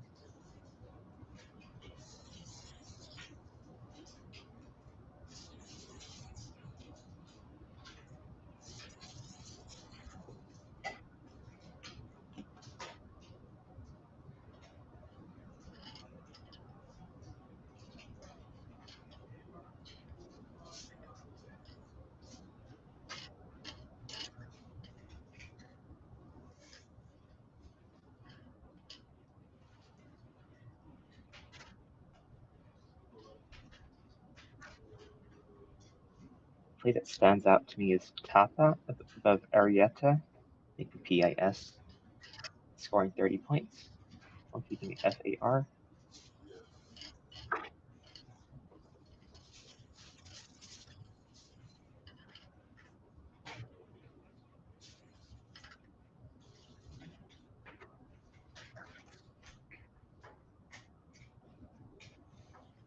Might also go with Afara, AFARA, to the A of the triple in the triple letter lane, triple word lane. Sorry. That does give back potential high score with the 5-letter word through the T.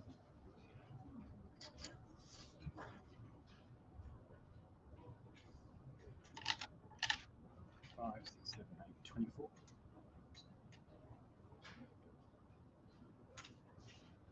Played Afara.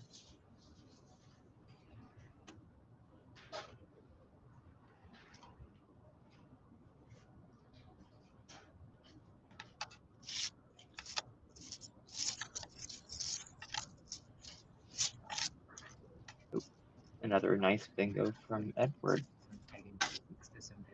Instantly played. Oh wait, oh no, he did not play the bingo. Oops. Played too quickly. Had cliched from the C of clam, or through the C.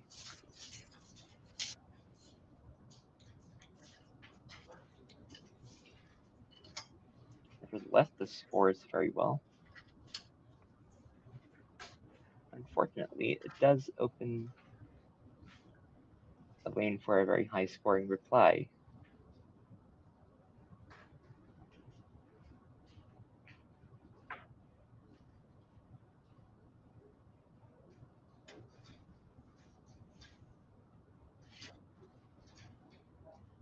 Interestingly, the highest scoring bingo is actually not a triple word lane bingo, but through the X of Lexus.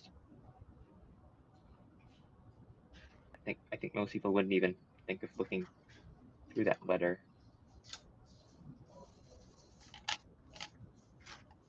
Oh, come on. But that said, the best play might still be a bingo in the triple lane, That's going to be an S. which he has played. 5, 6, 7, 8, 9, 27, 32, 82.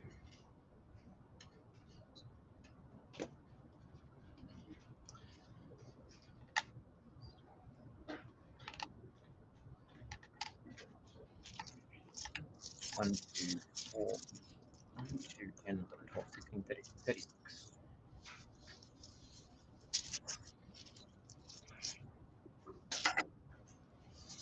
Edward quickly plays lead in reply. He might also consider playing Hajin, extending DHA to DHAINE, but he opts to get rid of the W and two E's instead. Meanwhile, Trevor has drawn 6 consonants and the blank. Might get rid of 3 of them. Oh, hold on. No, sorry. He has drawn 6 consonants and the blank.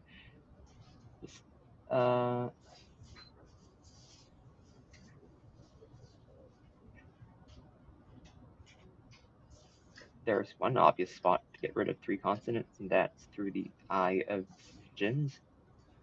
Something like bird. That does seem to be his best option. Shouldn't take him too much time because there aren't really that many places to score with 6 consonants on this board.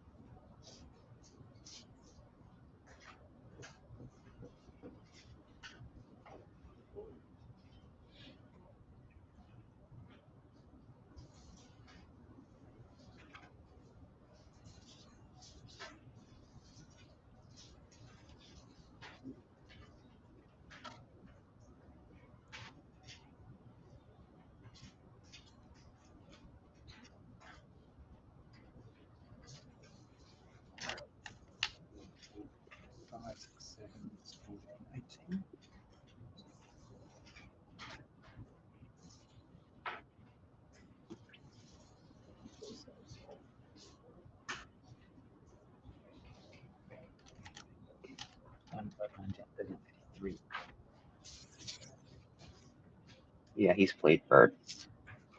That should be his best play. Now it's Edward play with EEIUDNW.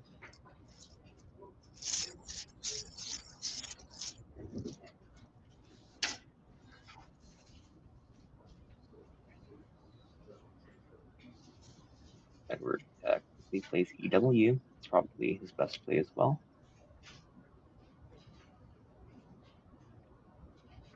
And we see that Trevor has drawn 1 vowel. Fortunately for him, it was the U, which doesn't go well with his V. And he'll be looking to unload at least one of them, but hopefully both of them on this turn.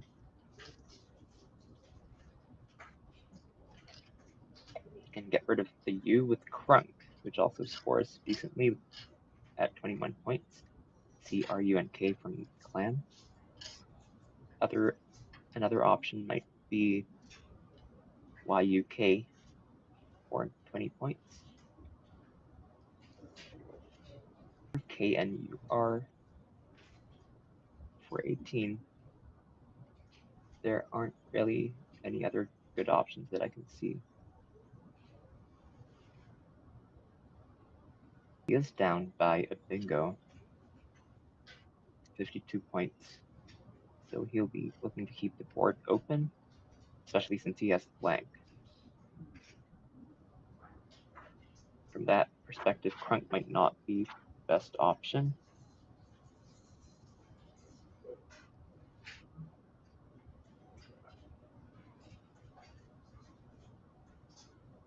There are plenty of vowels left in the bag. But he does want to avoid keeping too many consonants because if he draws another 6 consonant rack, it'll be very hard for him to do anything.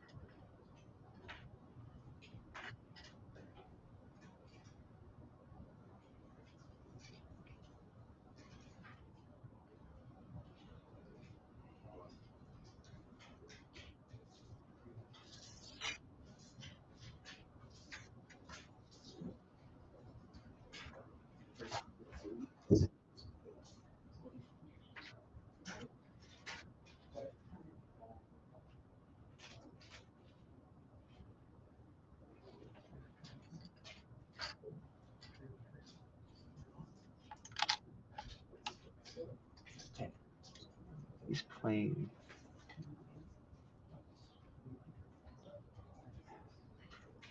played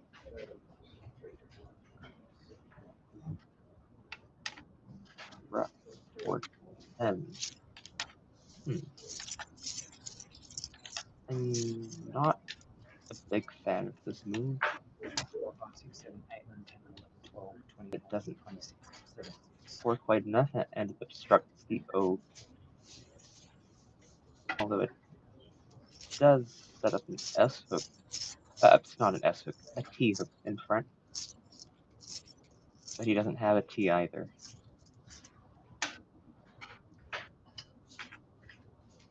And Edward has just played Bedouin.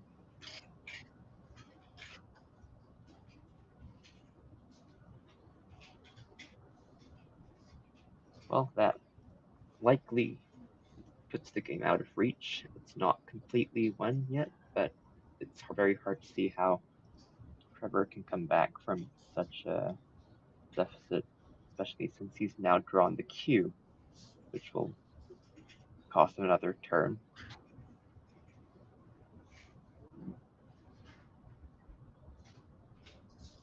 As always, when you play the U, the Q comes along immediately.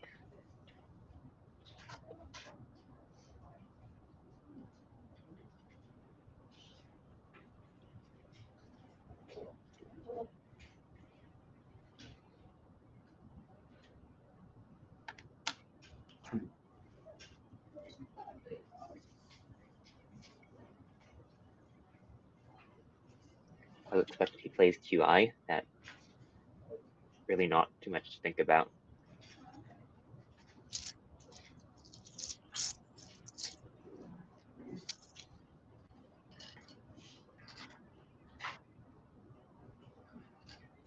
Edward now has a few vowels too many, and get rid of some of them with a simple vowel dump like I2, AITU, although he might not want to open another lane for 8-letter words with a play like I2 hooking truck. So he might play something somewhere else, like say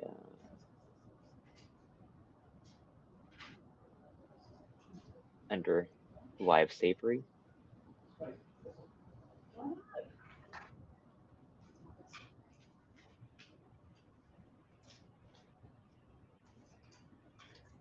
Although he does have to worry about the Z, because one way for Trevor to overcome his deficit would be a huge Z play followed by a bingo.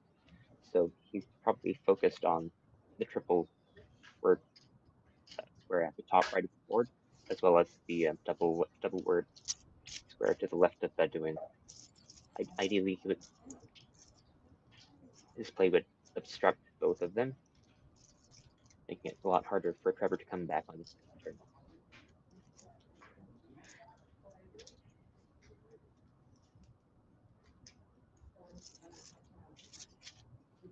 He could do that with play like AIT.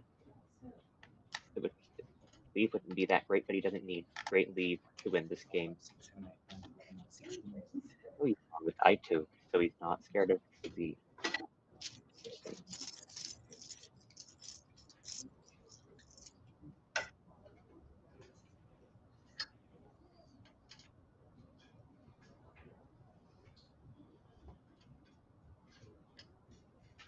Let's see if Trevor can bingo and draw the Z. He might want to set up his own Z spot because he's now over 100 points down. He needs 2 consecutive high scores to get back in the game. He has only 1 bingo available, surprisingly, and it's a bingo that has been seen on stream before. I believe it was in the finals of one of the North American Scrabble Players Championships in TWL, and it's surprisingly hard to see. It's the past tense of the verb nose dove, or nose dove. Sorry, nose dove to the E of Bedouin, which conveniently does set up a huge Z spot. Unfortunately for him, Edward has just drawn the Z, so that's pretty much wraps. This game would be pretty much over if he plays nose dove and gets whacked for 60 points with the Z.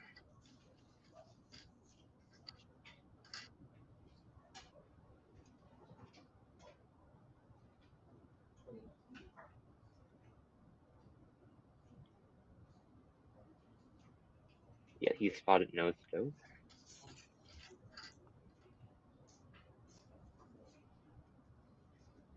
Oh, he's looking for other stuff, but there's nothing else to sign.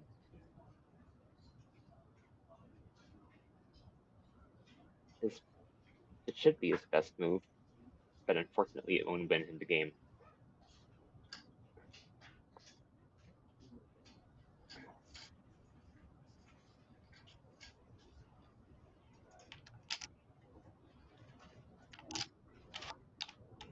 Yep, he's playing it, and he's gonna get whacked with zip for 1,000 points by Edward.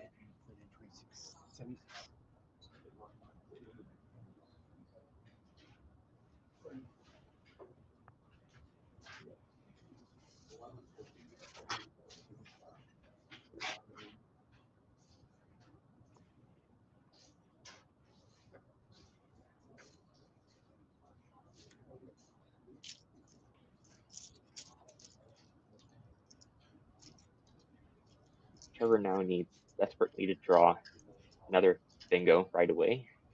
Even then, it might not be enough after zip goes down for, let's see, 71 points.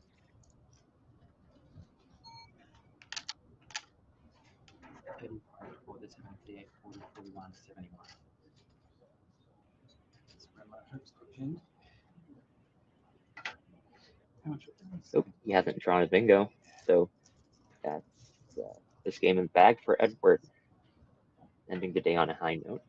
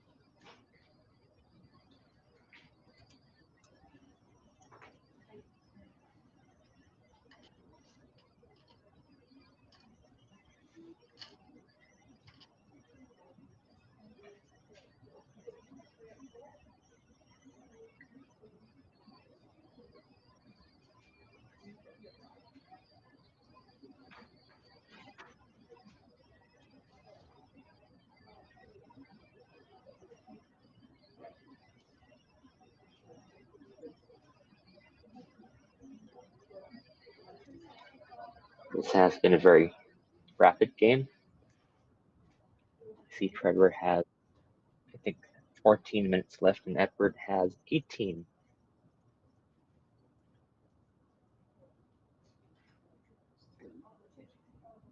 Oh, is that? Oops, sorry, it's 3 minutes for Trevor. Okay, so it's been a very rapid game for Edward.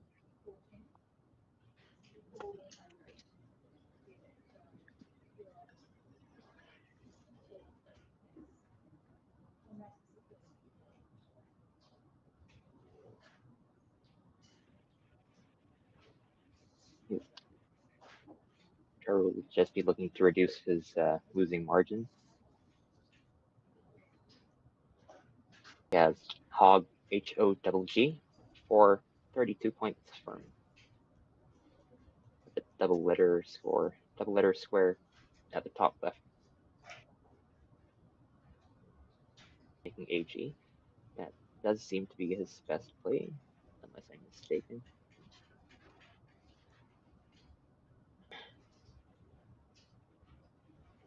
Just has to make sure he's not giving back a 9 timer,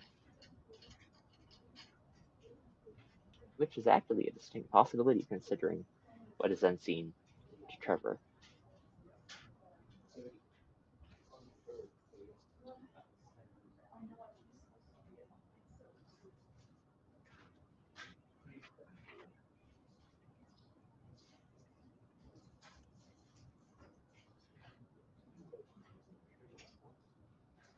As it turns out, there are no possible 9 timers to run H in that position with these tiles.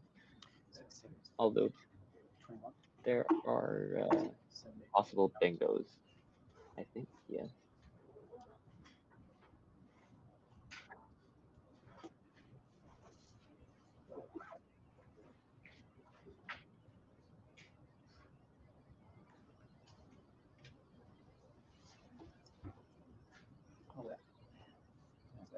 Nice play, Guam. That's a good play.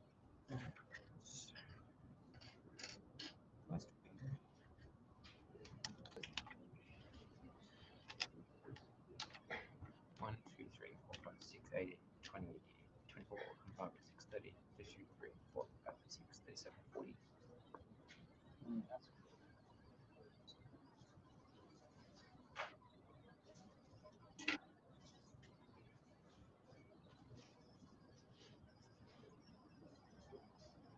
Edward has a bingo-ish rack, but no actual bingos. Yeah. Nose doves. Oh, wait, did he play nose dive?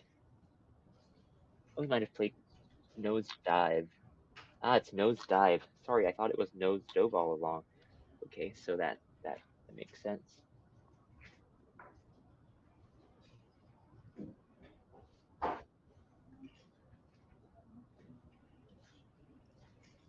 Nice find by Edward.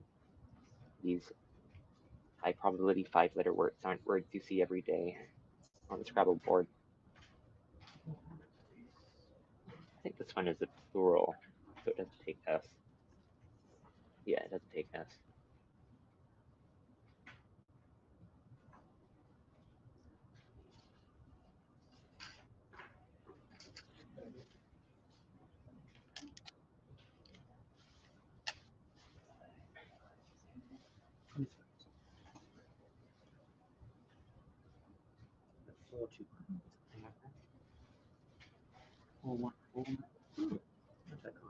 Oh, yeah. Anyway, I gave you the book I added the wrong.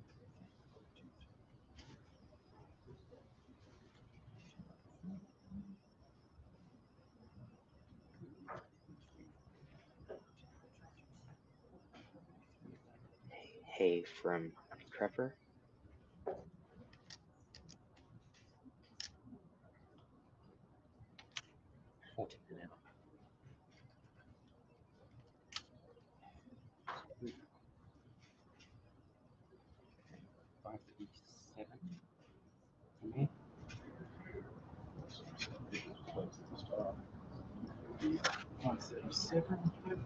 And yes, I reckon like 411. Yeah.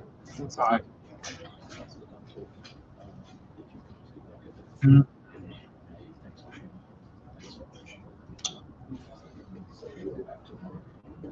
Okay, so I think it's on paper, except it said I got my first pickers that I would know where they liked. That's almost as much English. That's very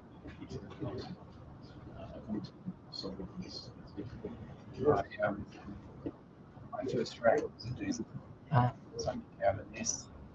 yeah. And then another S. Uh-huh. And then an N. G. Same. Oh, another S. An M. And then another N. Did you? SS. God, it's difficult.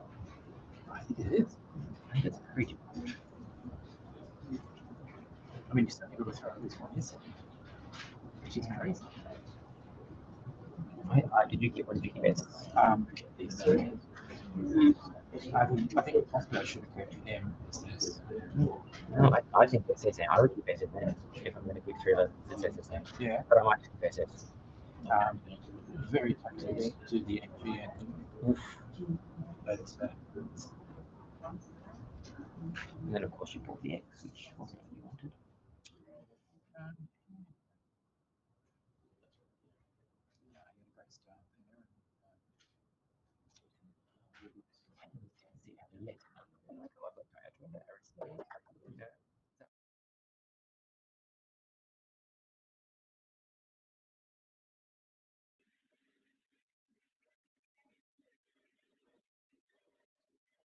That's the end of today's 10 games.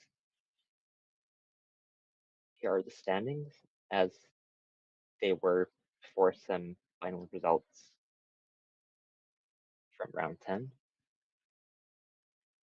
Cameron Farlow is in the lead with 7 out of 9, with the 10th result in the 10th game still outstanding, followed by Noeen Fernando, 6 out of 9, and David Eldar also on 6 out of 9,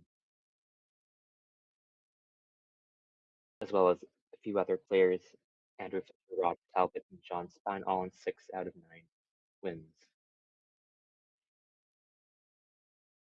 We'll be back with 9 more games tomorrow. Thank you for tuning in, and hope to see you again tomorrow.